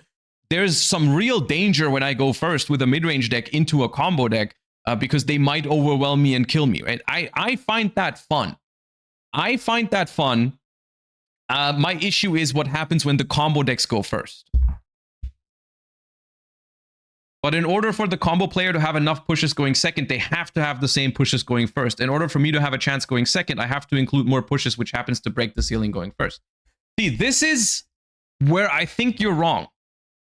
I think you're wrong. I think it's, and it's on the card designers to fix this issue. I think it's not that hard to make decks that have high ceiling, but are not as auto-win going first. I think this is one of the biggest challenges for the card designers right now, and I think they're often failing at it. There should be more cards who get stronger when you go second and not going first, and they should have more, because here's the thing. A lot of the times when you go second, some of your generic end board pieces don't even matter. You're not breaking a board with a Cyframe Lord Omega. You're not breaking a board a lot of the times with something like the Tinia hand loop, or with the Elf Note trap is barely relevant when you're playing into a board, for example, right? Like there's a lot of cards that are distinctly made just to make going second more oppressive, all right? I would have no issue, literally no issue, if the reason to play a combo deck was because it was better going second because it exploits mid-range. But then the going first is still reasonable. But the reason to play it is because it's good going second. But that is not the case, I don't think. And I think it's okay for a combo deck to be better going first than other decks. And the key word is better. I think something being better than other decks at something is okay. But the matter of fact is that combo decks are not better at going first than other decks. They are unbeatable when they resolve their combo. I think that should not be a thing. Because at this point, we are comparing, or we are not defending the fact that these decks are good going first or have a high ceiling. We're defending literal FTKs, which is what I said as a response to your tweet, right? I said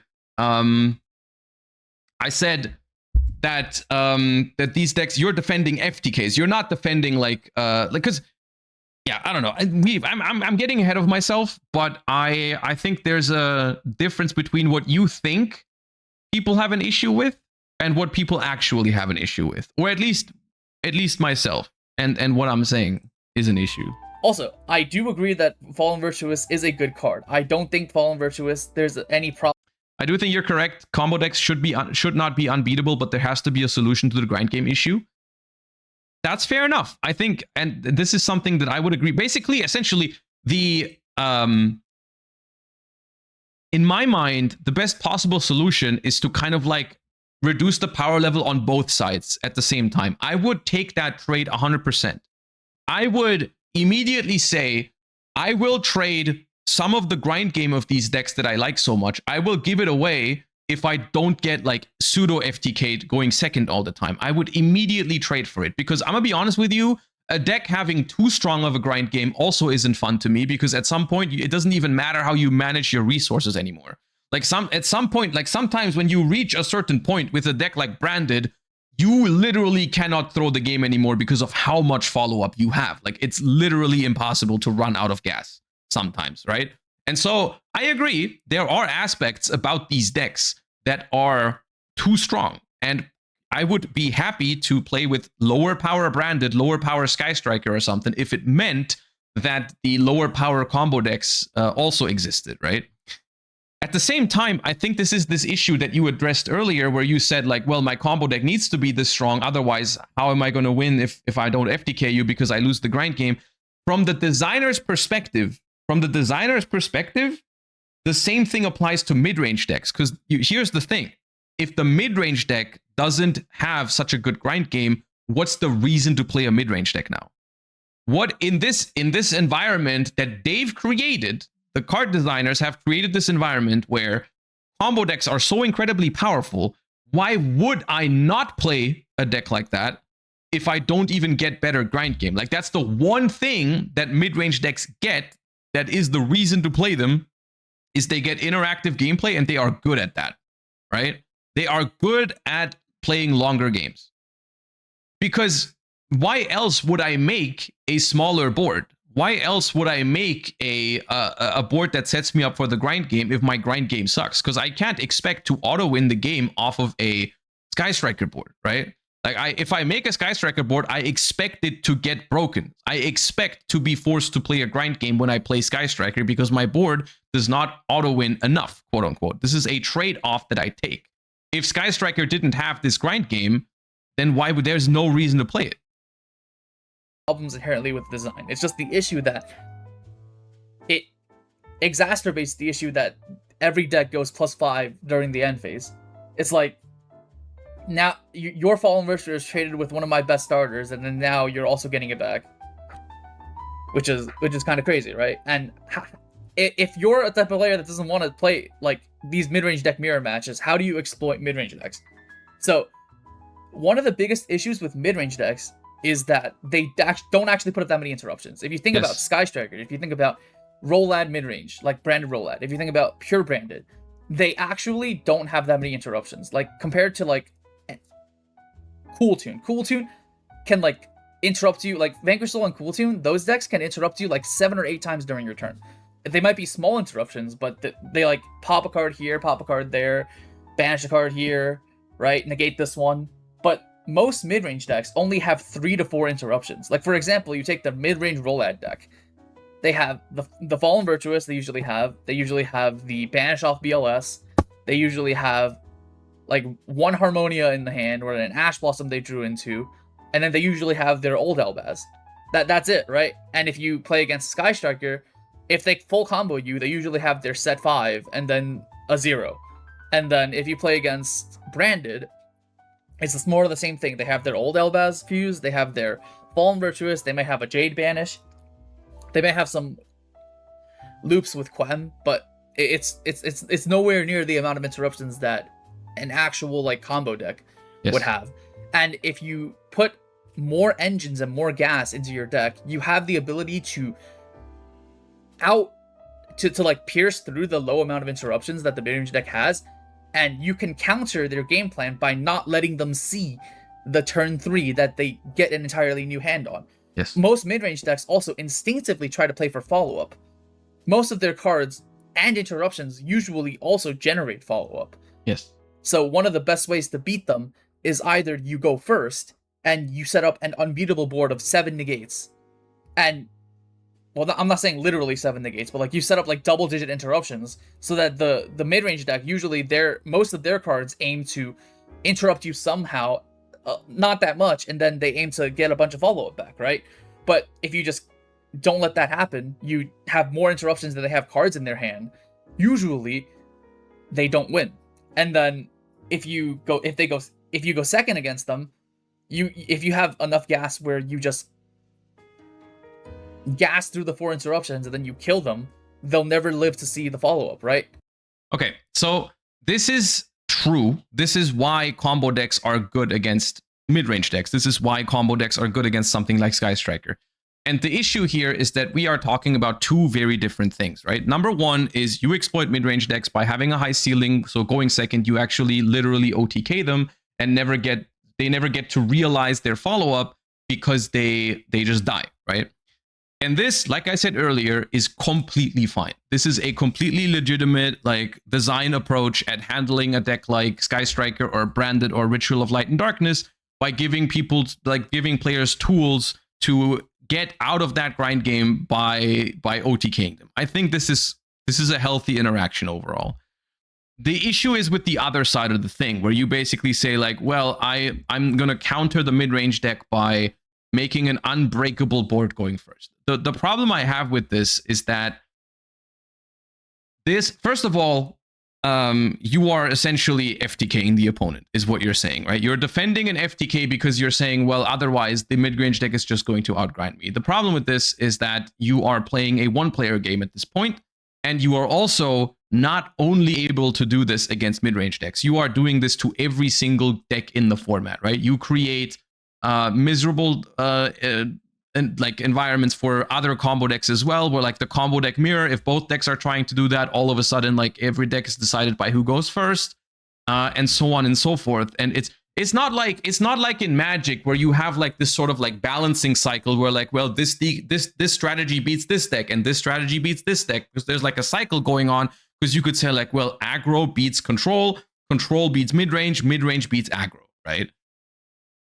We don't have a third thing here in the equation that stops FTKs, because there is nothing that stops FTKs. If a deck wins every time going first, it cannot be healthy in a like triangle format or 4-deck format, 5-deck format, 6-deck format.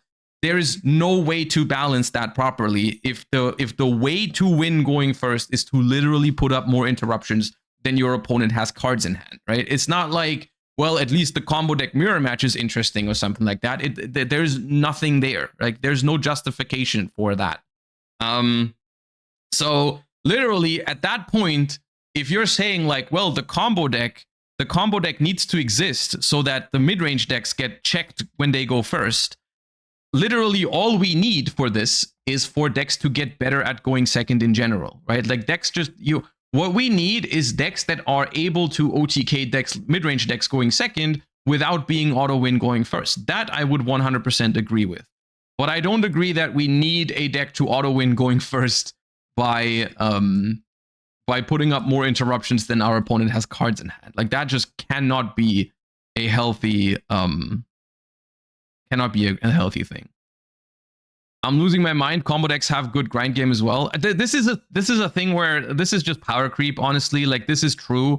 A lot of decks these days just get so much better at this. There used to be a time where combo decks would at least not have follow-up because their extra deck was like empty and they didn't have anything. And if you activated like Dark Ruler, they would fall apart in some way.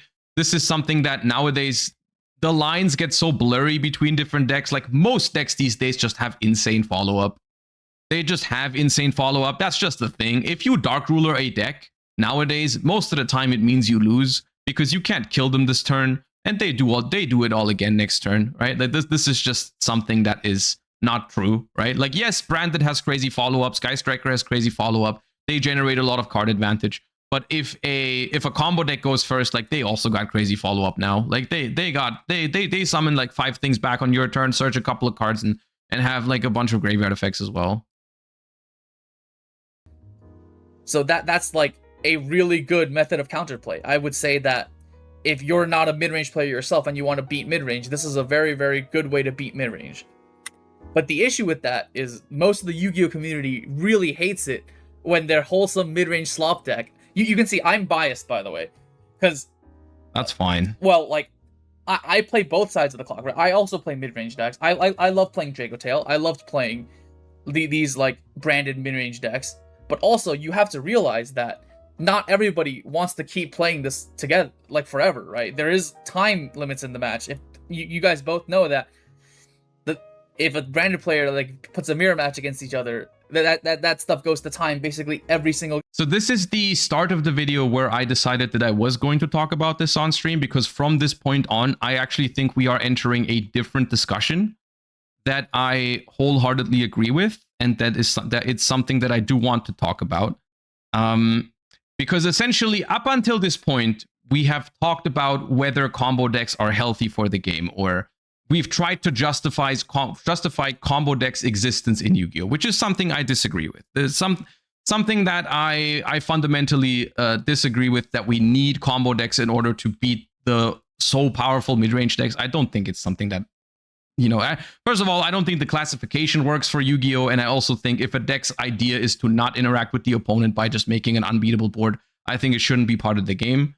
I think there are genuine balancing problems with mid-range decks as well. I will agree with that. I would be happy if they reduce the power level of both sides.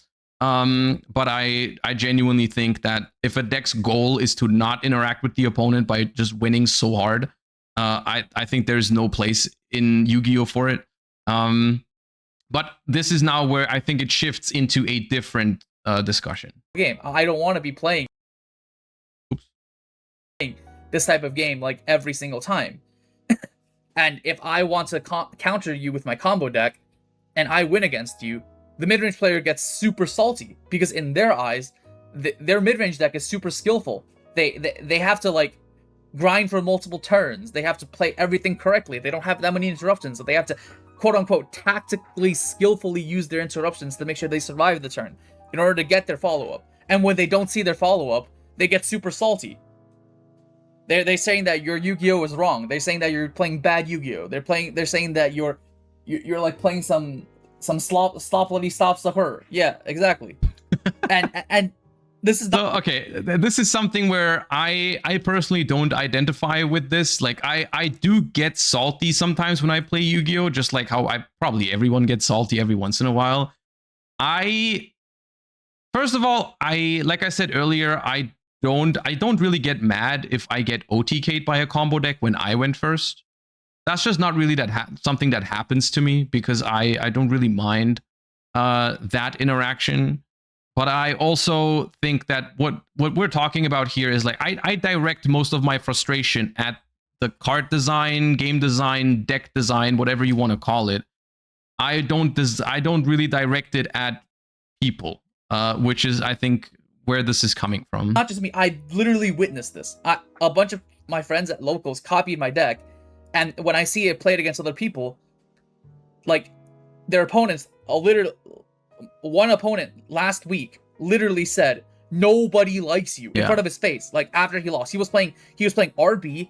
He went first. He set up like Regulus, Trap, Field Spell, and then like 2 RB monsters. And then my friend had like 5 engine cards in hand, and then he just like played through all of that, and then he killed him with like with his hand. And then he just kept saying during the combo, like every single time my friend went bridged into a new engine, they're like, "Dude, who likes slop? Nobody likes slop. Why are you playing slop? Nobody likes this." And he just keeps saying that. And this is something that I do see this as well. Like this is definitely something that people do, and this is the point of the video where I was like, okay, this is worth talking about, because I do think we are mixing 2 issues up here. Like on the one hand, you can disagree with someone on whether combo decks are healthy for the game or not, but you're just the people out of these examples, like they're just being assholes to other people. Like first of all, number one, to me, this is an issue where I don't think it's ever a case of hate the player. It's always a matter of, hate the game, if anything, right? Like no one is wrong for trying to win in a certain way of Yu-Gi-Oh! If those cards are allowed. Like this is completely fine. And even if I say that I hate combo decks, I do 100% understand that people like to play them, because here's the thing. My argument has never been that combo decks are not fun, because I know they're fun. I've played them myself before, especially when they go second. I find them even more fun. But like this play style is fun, and it's on the game designers that they've created this kind of category of decks that people now want, right? Like I think people now genuinely, there's just a group of people in Yu-Gi-Oh who want to play these decks because the company has created like too many of them at this point, to the point where people are just used to there being one of these decks in the format. And it's genuinely something that it's not the player's fault.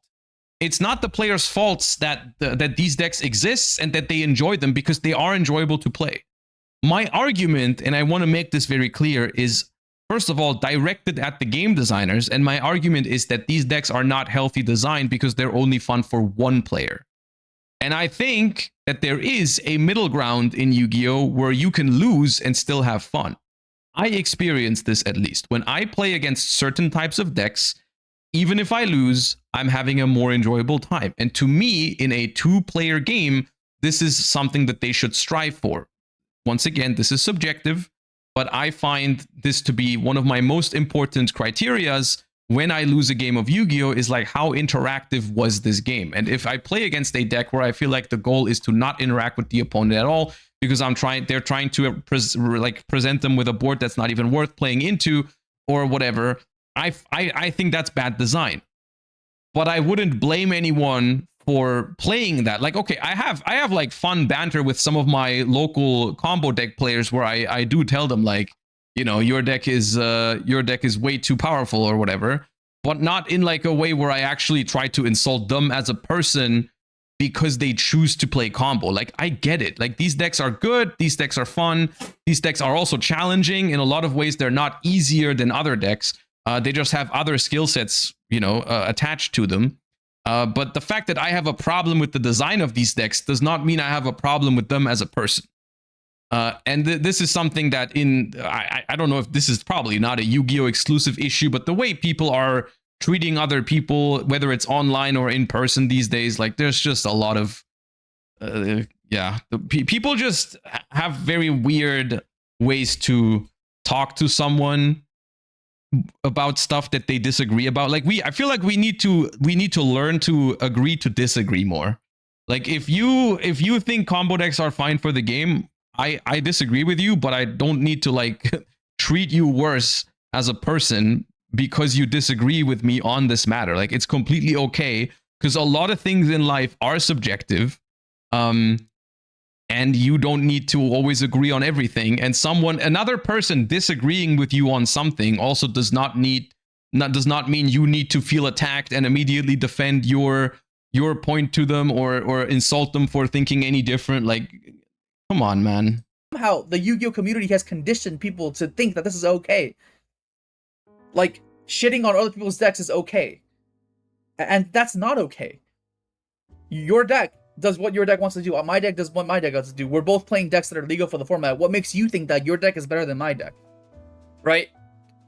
You can think that there's something, like, unbalanced about the deck, but you can't just, like, verbally abuse combo players for winning with their combo decks. Like, fundamentally, what's wrong with... And, like, I get it. I get where the frustration comes from. I feel the same level of frustration when I play against these decks at events. But what you need to realize is that venting or letting out your frustration at your opponent directly is not going to help at all. It is just going to make your opponent feel bad. It is just going to create an unnecessary like interaction that your opponent feels bad about, and so on and so forth, right? Like, it's who does it help if you insult your opponent for playing a combo deck? I mean, honestly, we could leave the combo deck even out of the equation. Like, usually just insulting someone for whatever is not very helpful. But I feel this frustration. I understand the frustration, but you do need to be a little bit bigger than that, and not like, if I lose to a combo deck at a tournament, like, I'll still like give my opponent the handshake, give my opponent the fist bump, and say good luck for the next round. I don't feel great about it. Like, I'm not giga happy about it. I am frustrated too, but what's the point of letting it out at my opponent? Like, what is that gonna do, right? Pile decks have a ton of innovation in them. Pile deck players spend so much time trying to work on their combos to make sure that this bridges into that bridges into this. Like, it's one of the most, like, one of the reasons why I got into Yu-Gi-Oh in the first place. I really hate that now, like I'm not saying everybody has an issue with, but I'm saying that there are like a bunch of players like that actively post videos about how, like, oh, this type of gameplay is unhealthy, and then right. And this is where I realized that I think you have an issue with two separate things here. Like, I think someone making a video saying like this type of gameplay is unhealthy, this is fine. This is something that I do as well. I will keep doing it. I will keep saying that I think this kind of gameplay is unhealthy, but I will never insult anyone about it or get frustrated at my opponent for playing a combo deck. You are not wrong for liking combo decks. You are not wrong for playing combo decks, but it's absolutely okay to think that combo decks are not healthy for the game, right? And this is just something that we need to address, right? Casual players take it the wrong way, and they're like, and they start shitting on the people's. Yeah, I am aware that it can have this kind of effect, right? Like, this is something. Yeah, I didn't realize you were gonna keep saying another thing. Sorry. I don't know. All I can do, I guess, is to emphasize that my frustration is with the game design itself and not with the people who are playing these decks. I genuinely think combo decks are fun to play. My issue is that combo decks are fun to play for one person. And I think it's on the designers to make sure that a two-player game has the maximum chance of actually involving both players. Feelings in their face, and it really just isn't what I'm trying to get with Yu-Gi-Oh, right? I'm trying to play Yu-Gi-Oh to relax, right? I'm not trying to like after 5 days of work go to a locals and get shit on for playing a deck that like I spent time on, you know? I feel like in general that the community has to improve. We have to stop like parroting the fact that like if anybody doesn't play like this mid-range slop back and forth, that they're playing unskilled Yu-Gi-Oh. I feel like that just is not something that's healthy for the game. This is something that I've always like wanted to let loose about, and let me know if you agree with that. So essentially the way I interpreted this video is that Anthony has gone through a lot of interactions that I think he shouldn't have gone through 100%. I think people were wrong for insulting him or his friends, for playing combo decks and just saying like, oh shit like nobody likes you or whatever. This absolutely something that you shouldn't have to go through when you just play a card game, when you go to play your hobby. It's not something you should go through. And I think people should definitely learn to better handle their frustration when it comes to this sort of thing, and most importantly, direct it at the people or the company who's responsible for it. If you think combo decks are unhealthy, I think that's a fine thing to think, but why the hell would you go and let it out at the player who just likes to play this deck that they've made? You know, it's just not gonna help, and it's just literally just stupid and dumb. I felt like when I watched this video, I felt like because you experienced this, you got overly defensive of combo decks, and you felt the need to defend combo decks in a way that I didn't agree with. Which is why I wanted to talk about this, because I think what you're like, oh well, everyone's insulting combo players, so now I have to like insult the mid-range players back, or not insult the players directly, but because people have a problem with my playstyle, now I have to criticize your playstyle. You know what I mean? It's like, I don't think that is the way to go about this, because you could have just said, hey, can you could have just uploaded the second half of this video basically, and it would have been something that I would have 100% agree with. Like, it would just be something like, hey, I like combo decks. I think they have certain benefits over mid-range decks, and this is why I play them. And can you guys please stop insulting people for playing combo decks? This is something that 100%, you know, I would have agreed with.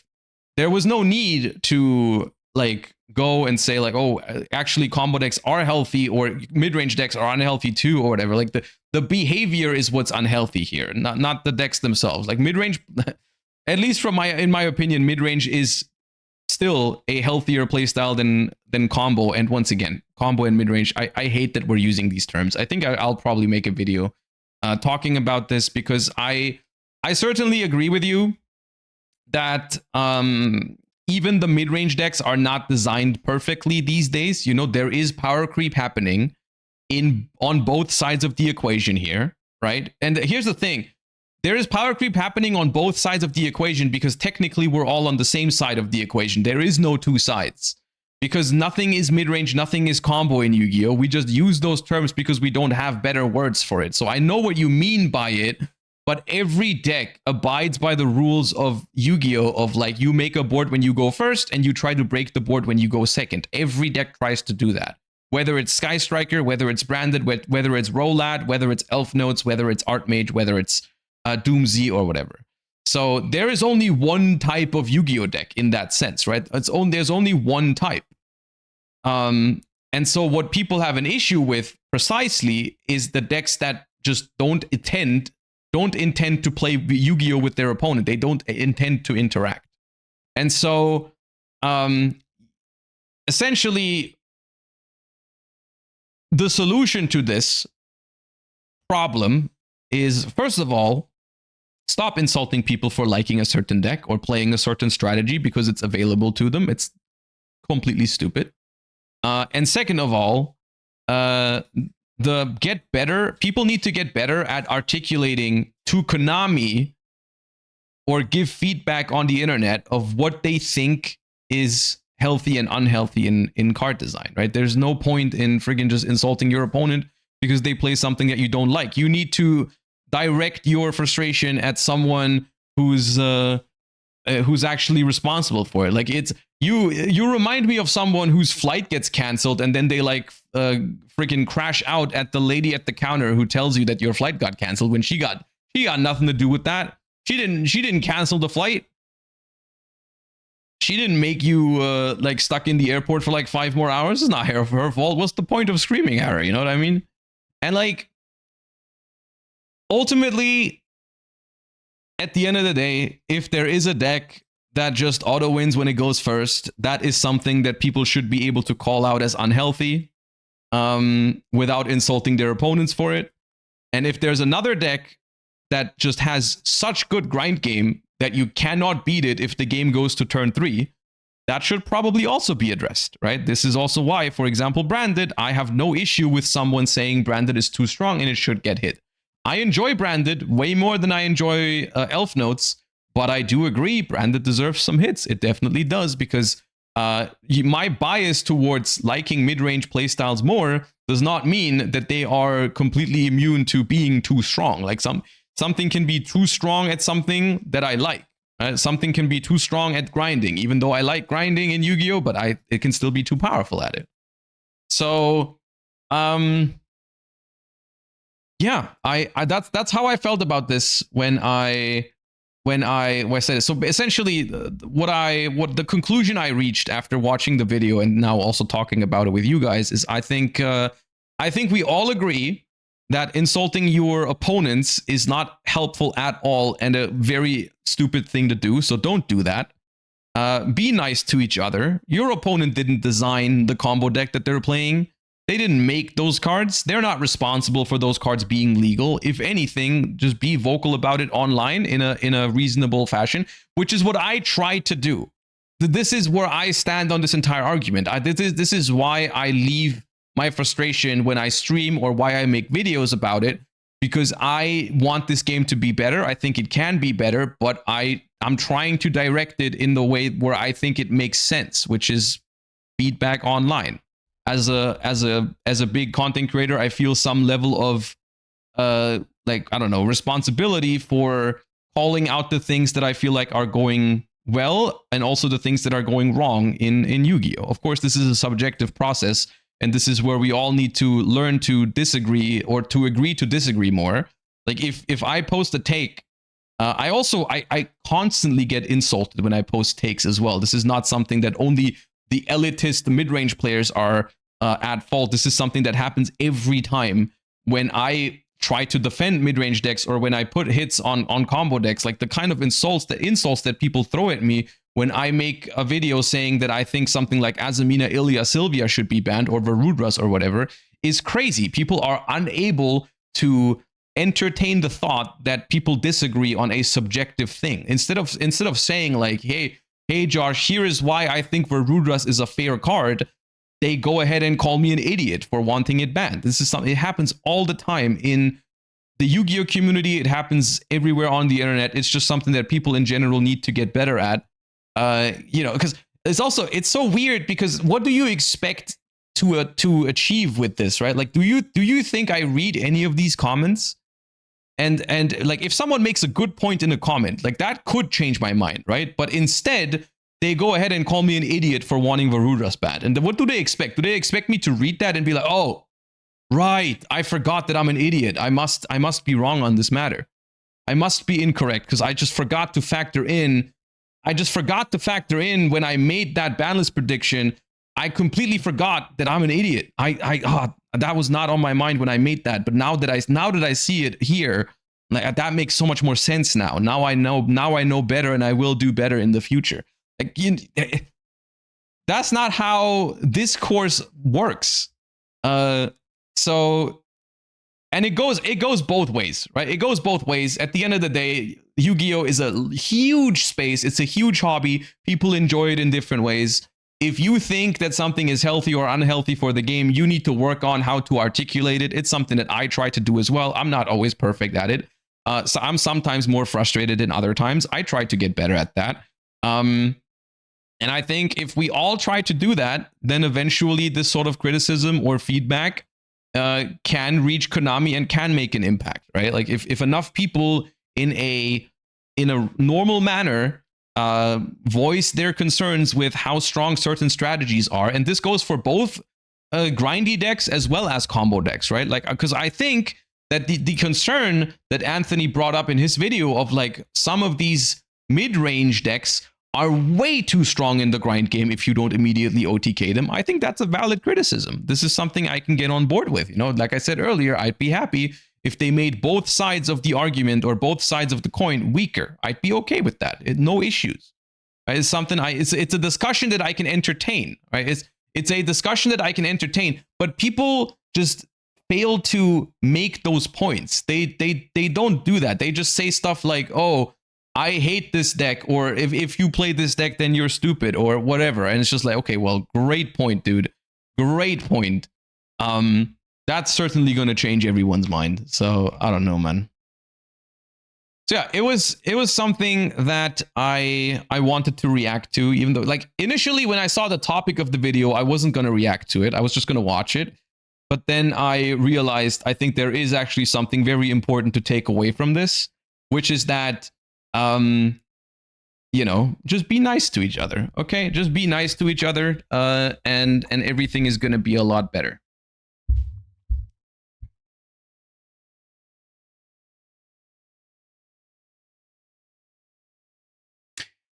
All right.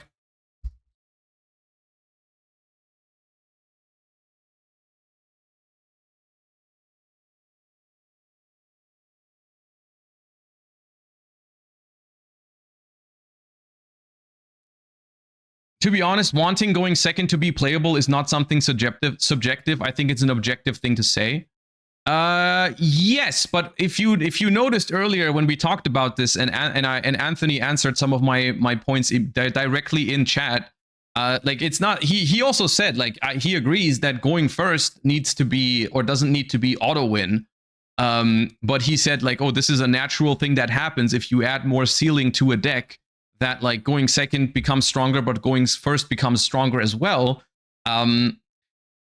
Which is that's a discussion I can entertain, right? This is something that you can talk about, you can discuss, you can say things like, yeah, well, but there is a way to not do that, right? There is a way to make stuff good going second that isn't just making it stronger going first, right? Because something like generic endboard pieces play a big role in this matter, right? And so you see how responding to criticism or responding to an argument with another argument is how you reach a healthy discussion, is how you reach a something that you can work with, right? Even if you think something is so obvious, or so objectively correct, you know, you need to have a way to talk about it with other people. You can't just insult them for disagreeing with you because you think it's so objectively correct.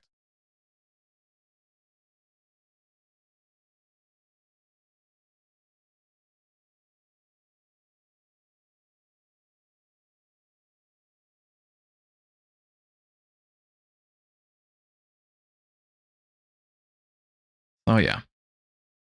Anyways, it's something I wanted to talk about, and that is going to be the end of the stream today.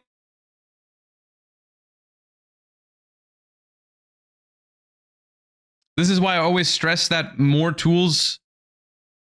Hold up.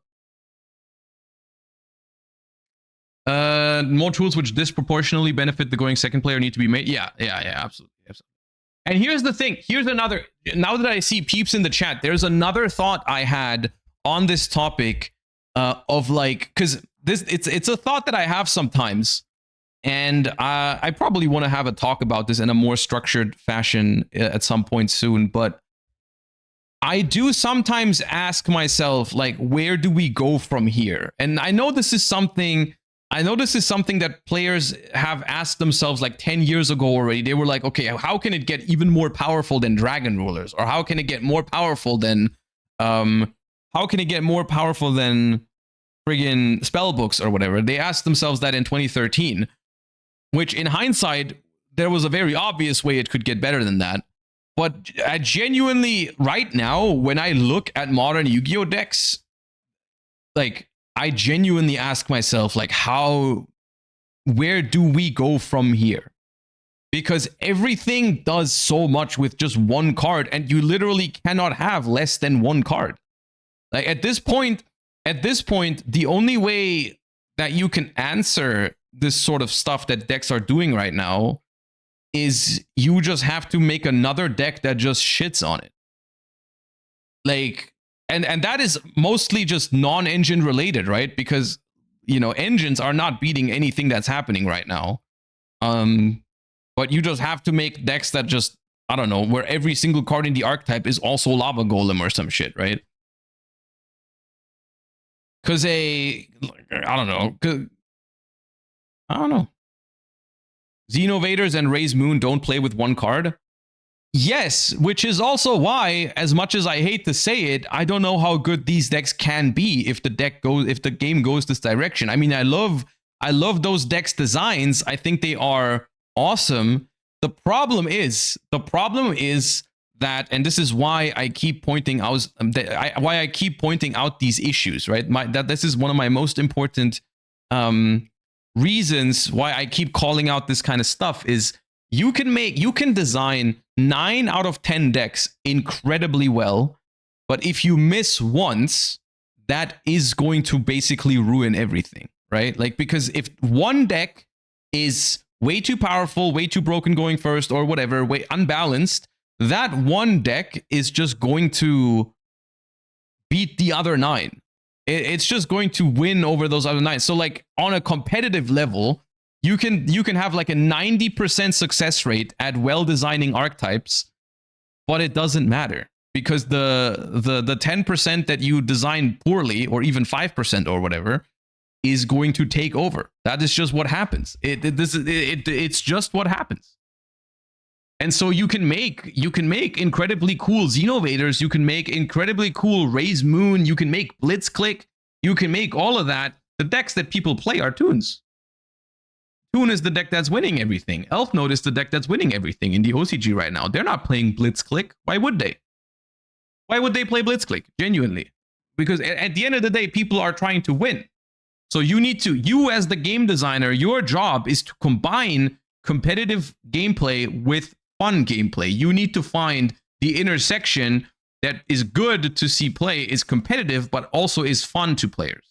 And I think that's where they're failing, because they're just using the fact that people want to win, so they make stuff powerful, force them to buy it, and they ignore the fact whether it's fun or not for the other player. Because, well, if you're winning, you're gonna have fun. So I mean, half the time you're gonna have a great time.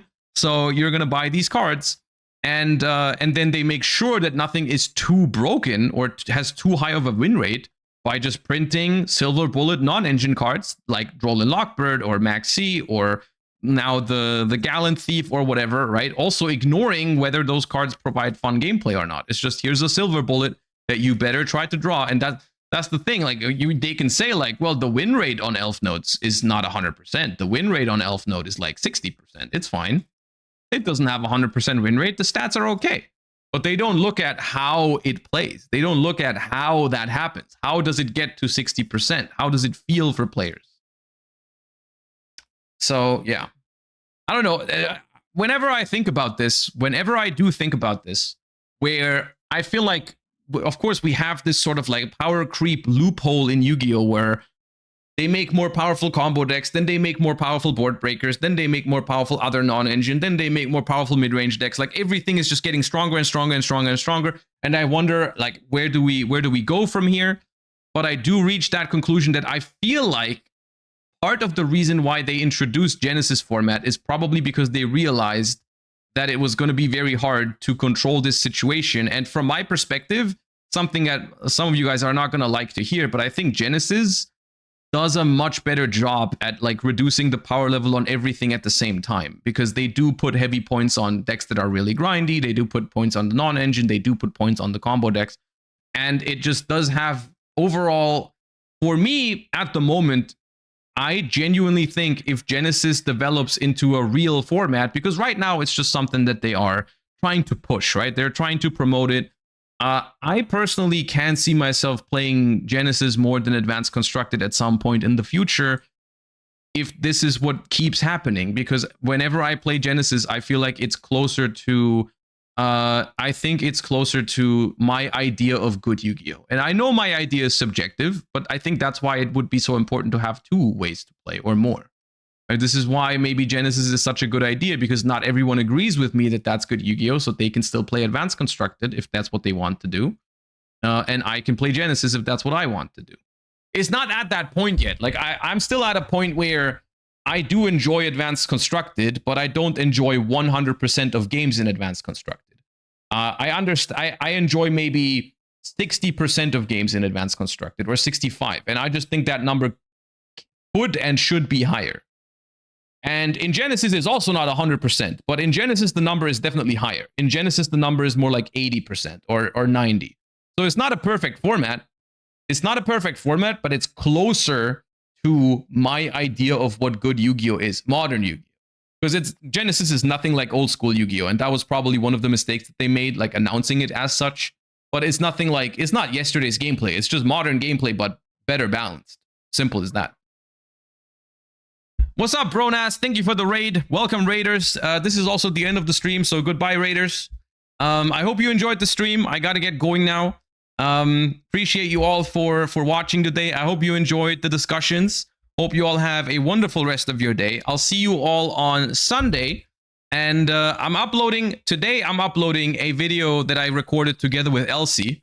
So if you haven't seen that, or I mean, you haven't seen it yet because it's not online yet, but if you're looking forward to an Elsie collab, you can go ahead and type !YouTube right now and check out that video. So yeah, hope you enjoy that video. I'll see you all on Sunday. Thank you for watching. And I'll find someone to raid real quick. Who is live? You know what? I'll send you guys over to yugioh, who's playing the Fusion Cup right now. I haven't raided yugioh a lot because he usually doesn't stream when I end. So I'll send you guys over there for some Fusion Cup grinding. Hope you all have a wonderful rest of your day. Thank you for all the support, and